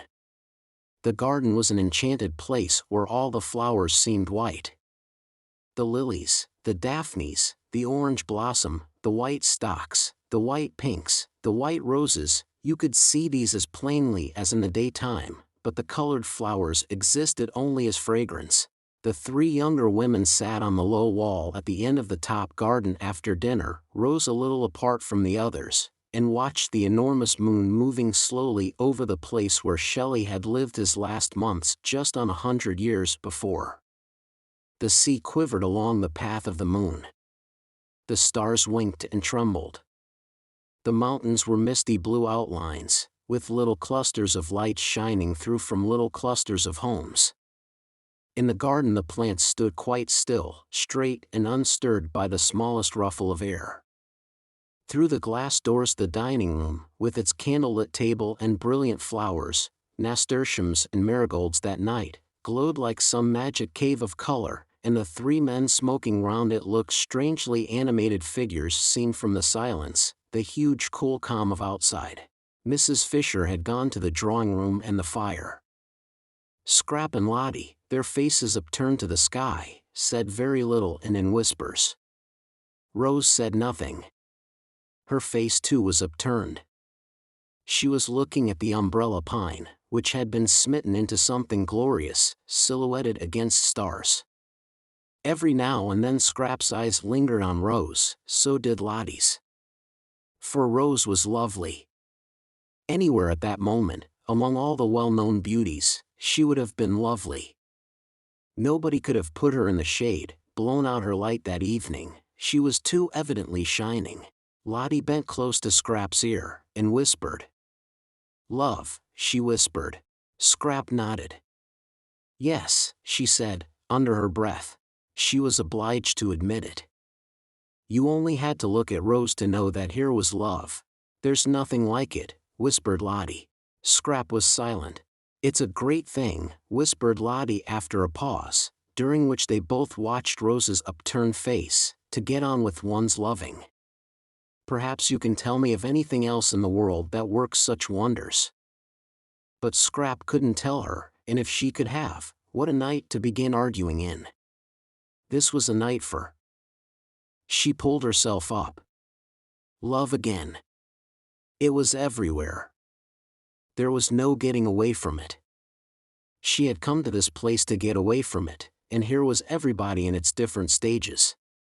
Even Mrs. Fisher seemed to have been brushed by one of the many feathers of love's wing, and at dinner was different, full of concern because Mr. Briggs wouldn't eat, and her face when she turned to him all soft with motherliness.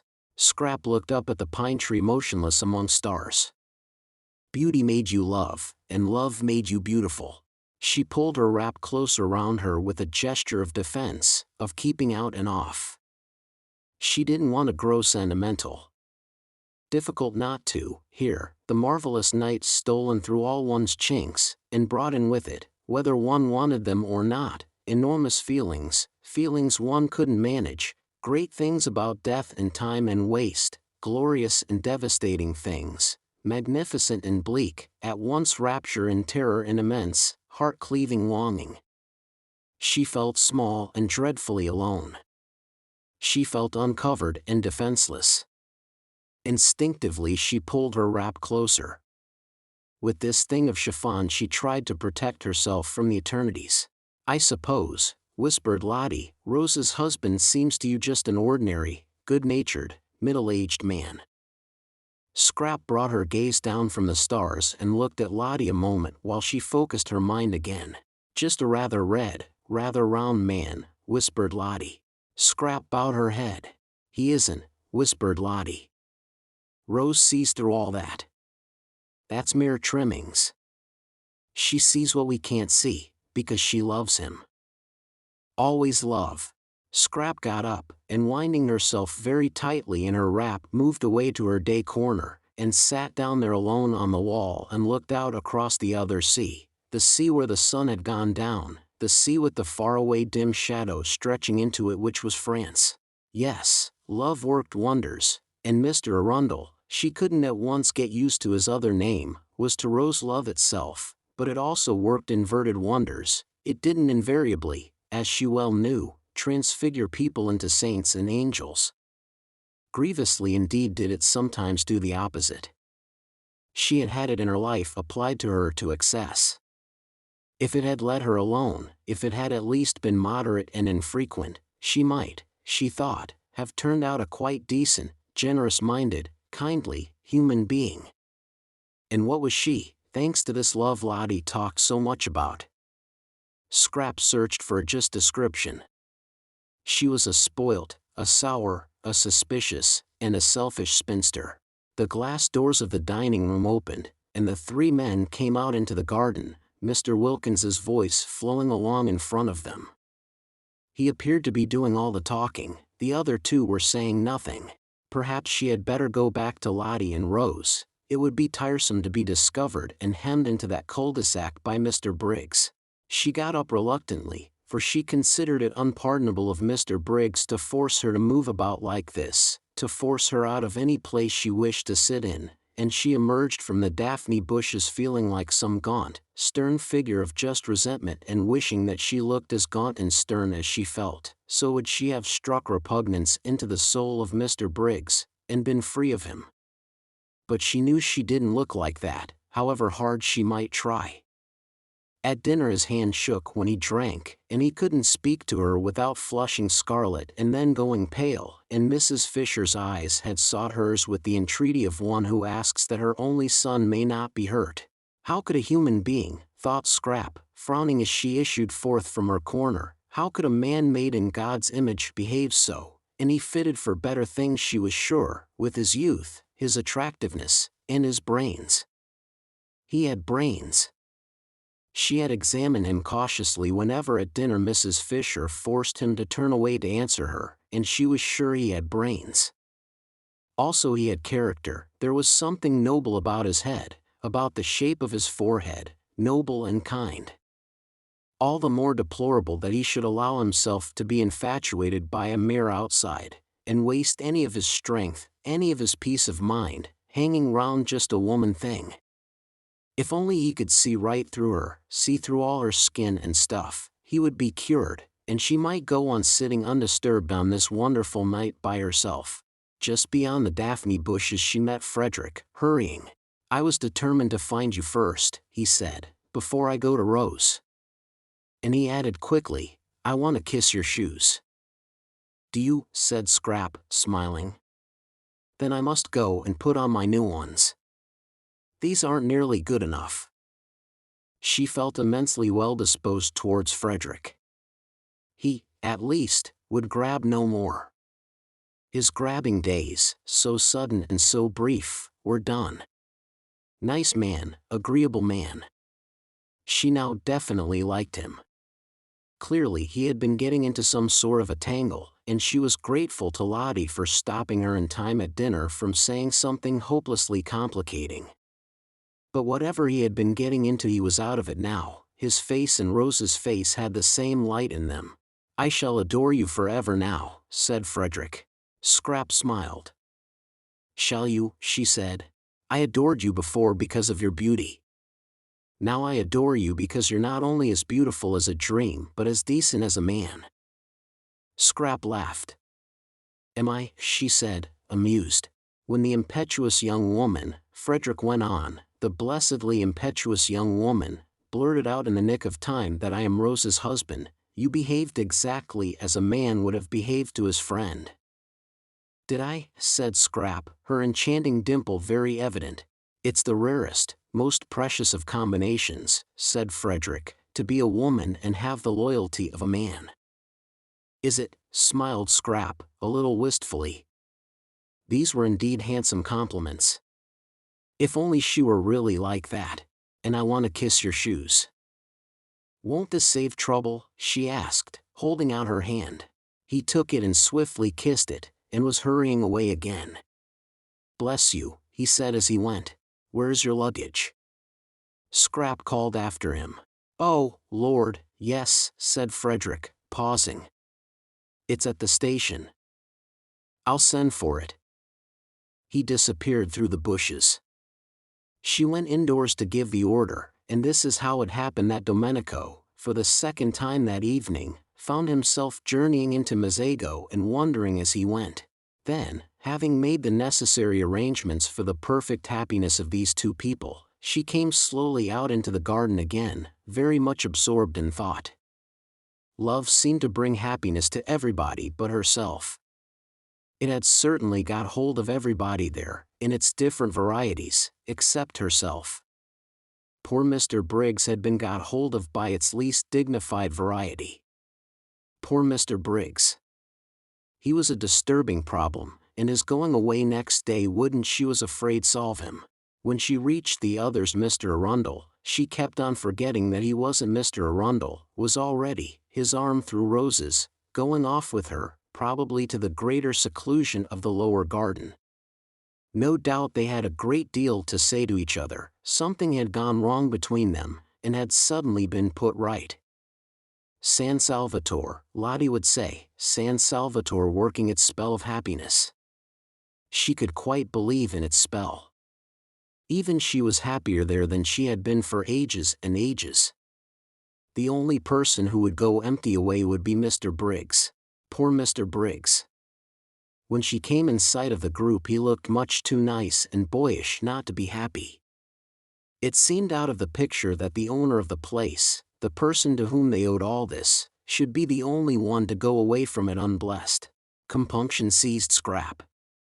What very pleasant days she had spent in his house, lying in his garden, enjoying his flowers, loving his views, using his things, being comfortable, being rested, recovering, in fact. She had had the most leisured, peaceful, and thoughtful time of her life, and all really thanks to him. Oh, she knew she paid him some ridiculous small sum a week, out of all proportion to the benefits she got in exchange, but what was that in the balance? And wasn't it entirely thanks to him that she had come across Lottie? Never else would she and Lottie have met, never else would she have known her.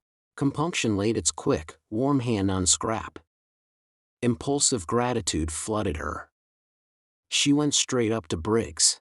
"I owe you so much," she said, overcome by the sudden realization of all she did owe him, and ashamed of her churlishness in the afternoon and at dinner. Of course he hadn't known she was being churlish. Of course her disagreeable inside was camouflaged as usual by the chance arrangement of her outside, but she knew it. She was churlish. She had been churlish to everybody for years. Any penetrating eye, thought Scrap, any really penetrating eye, would see her for what she was, a spoilt, a sour, a suspicious and a selfish spinster. "I owe you so much," therefore said Scrap earnestly, walking straight up to Briggs, humbled by these thoughts. He looked at her in wonder. "You owe me," he said. "But it's I who," he stammered. To see her there in his garden, nothing in it, no white flower, was whiter, more exquisite. "Please," said Scrap, still more earnestly, "won't you clear your mind of everything except just truth? You don't owe me anything." "How should you?" "I don't owe you anything," echoed Briggs. "Why, I owe you my first sight of. "Oh, for goodness sake," said Scrap entreatingly, "do, please, be ordinary. Don't be humble." "Why should you be humble?" "It's ridiculous of you to be humble. You're worth 50 of me." Unwise, thought Mr. Wilkins, who was standing there too, while Lottie sat on the wall. He was surprised, he was concerned, he was shocked that Lady Caroline should thus encourage Briggs. Unwise, very, thought Mr. Wilkins, shaking his head. Briggs's condition was so bad already that the only course to take with him was to repel him utterly, Mr. Wilkins considered. No half measures were the least used with Briggs, and kindliness and familiar talk would only be misunderstood by the unhappy youth. The daughter of the Droitwiches could not really, it was impossible to suppose it, desire to encourage him. Briggs was all very well, but Briggs was Briggs, his name alone proved that. Probably Lady Caroline did not quite appreciate the effect of her voice and face, and how between them they made otherwise ordinary words seem, well, encouraging. But these words were not quite ordinary, she had not, he feared, sufficiently pondered them. Indeed she needed an adviser, some sagacious, objective counselor like himself. There she was, standing before Briggs, almost holding out her hands to him. Briggs of course ought to be thanked, for they were having a most delightful holiday in his house, but not thanked to excess and not by Lady Caroline alone. That very evening he had been considering the presentation to him next day of a round robin of collective gratitude on his departure, but he should not be thanked like this, in the moonlight, in the garden, by the lady he was so manifestly infatuated with. Mr. Wilkins therefore, desiring to assist Lady Caroline out of this situation by swiftly applied tact, said with much heartiness, "It is most proper, Briggs, that you should be thanked. You will please allow me to add my expressions of indebtedness, and those of my wife, to Lady Caroline's. We ought to have proposed a vote of thanks to you at dinner. You should have been toasted. There certainly ought to have been some." But Briggs took no notice of him whatever, he simply continued to look at Lady Caroline as though she were the first woman he had ever seen. Neither, Mr. Wilkins observed, did Lady Caroline take any notice of him, she too continued to look at Briggs, and with that odd air of almost appeal. Most unwise. Most. Lottie, on the other hand, took too much notice of him, choosing this moment when Lady Caroline needed special support and protection to get up off the wall and put her arm through his and draw him away. "I want to tell you something, Mellersh," said Lottie at this juncture, getting up. "Presently," said Mr. Wilkins, waving her aside. "No, now," said Lottie, and she drew him away. He went with extreme reluctance. Briggs should be given no rope at all, not an inch. "Well, what is it?" he asked impatiently, as she led him towards the house. "Lady Caroline ought not to be left like that, exposed to annoyance." "Oh, but she isn't," Lottie assured him, just as if he had said this aloud, which he certainly had not. "Caroline is perfectly all right." "Not at all right. That young Briggs is." "Of course he is. What did you expect? Let's go indoors to the fire and Mrs. Fisher. She's all by herself." "I cannot," said Mr. Wilkins, trying to draw back. "Leave Lady Caroline alone in the garden." "Don't be silly, Mellersh, she isn't alone. Besides, I want to tell you something." "Well, tell me, then." "Indoors." With a reluctance that increased at every step, Mr. Wilkins was taken farther and farther away from Lady Caroline. He believed in his wife now and trusted her, but on this occasion he thought she was making a terrible mistake. In the drawing-room sat Mrs. Fisher by the fire, and it certainly was to Mr. Wilkins, who preferred rooms and fires after dark to gardens and moonlight, more agreeable to be in there than out of doors if he could have brought Lady Caroline safely in with him. As it was, he went in with extreme reluctance. Mrs. Fisher, her hands folded on her lap, was doing nothing, merely gazing fixedly into the fire. The lamp was arranged conveniently for reading, but she was not reading. Her great dead friends did not seem worth reading that night. They always said the same things now, over and over again they said the same things, and nothing new was to be got out of them any more forever. No doubt they were greater than anyone was now, but they had this immense disadvantage, that they were dead. Nothing further was to be expected of them, while of the living, what might one not still expect? She craved for the living, the developing, the crystallized and finished wearied her. She was thinking that if only she had had a son like Mr. Briggs, a dear boy like that, going on, unfolding, alive, affectionate, taking care of her and loving her. The look on her face gave Mrs. Wilkins's heart a little twist when she saw it. Poor old dear, she thought, all the loneliness of age flashing upon her, the loneliness of having outstayed one's welcome in the world, of being in it only on sufferance, the complete loneliness of the old childless woman who has failed to make friends. It did seem that people could only be really happy in pairs, any sorts of pairs, not in the least necessarily lovers, but pairs of friends, pairs of mothers and children, of brothers and sisters. And where was the other half of Mrs. Fisher's pair going to be found? Mrs. Wilkins thought she had perhaps better kiss her again. The kissing this afternoon had been a great success, she knew it, she had instantly felt Mrs. Fisher's reaction to it. So she crossed over and bent down and kissed her and said cheerfully, "We've come in," which indeed was evident.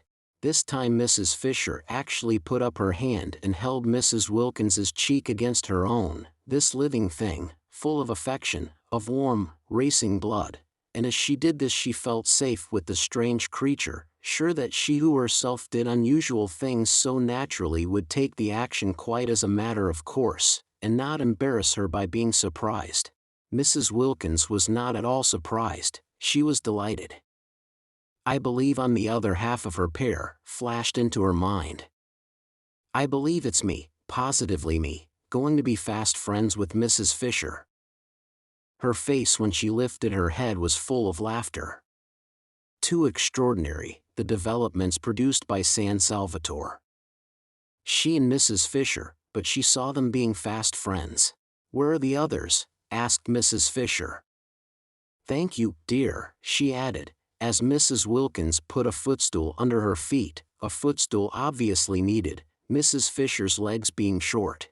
"I see myself throughout the years," thought Mrs. Wilkins, her eyes dancing, bringing footstools to Mrs. Fisher. "The roses," she said, straightening herself, "have gone into the lower garden, I think, love-making." "The roses?" "The Fredericks, then, if you like. They're completely merged and indistinguishable." "Why not say the Arbuthnot's, my dear?" said Mr. Wilkins. "Very well, Mellersh, the Arbuthnot's." "And the Carolines?" Both Mr. Wilkins and Mrs. Fisher started. Mr. Wilkins, usually in such complete control of himself, started even more than Mrs. Fisher, and for the first time since his arrival felt angry with his wife. "Really," he began indignantly. "Very well, Mellersh, the Briggses, then."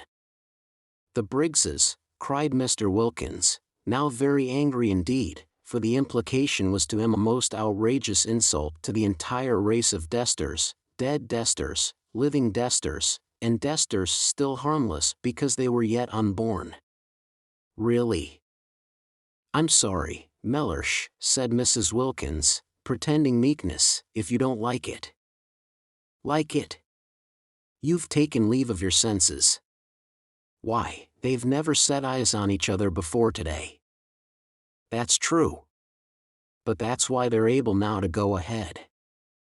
"Go ahead?" Mr. Wilkins could only echo the outrageous words. "I'm sorry, Mellersh," said Mrs. Wilkins again, "if you don't like it, but—" Her gray eyes shone, and her face rippled with the light and conviction that had so much surprised Rose the first time they met. "It's useless minding," she said. "I shouldn't struggle if I were you. Because—" She stopped, and looked first at one alarmed solemn face and then at the other, and laughter as well as light flickered and danced over her. "I see them being the Briggses," finished Mrs. Wilkins. "That last week the syringa came out at San Salvatore, and all the acacias flowered. No one had noticed how many acacias there were till one day the garden was full of a new scent, and there were the delicate trees, the lovely successors to the wisteria, hung all over among their trembling leaves with blossom. To lie under an acacia tree that last week and look up through the branches at its frail leaves and white flowers quivering against the blue of the sky, while the least movement of the air shook down their scent, was a great happiness. Indeed, the whole garden dressed itself gradually towards the end in white, and grew more and more scented. There were the lilies, as vigorous as ever, and the white stocks and white pinks and white banksia roses, and the syringa and the jessamine, and at last the crowning fragrance of the acacias. When, on the 1st of May, everybody went away, even after they had got to the bottom of the hill and passed through the iron gates out into the village, they still could smell the acacias.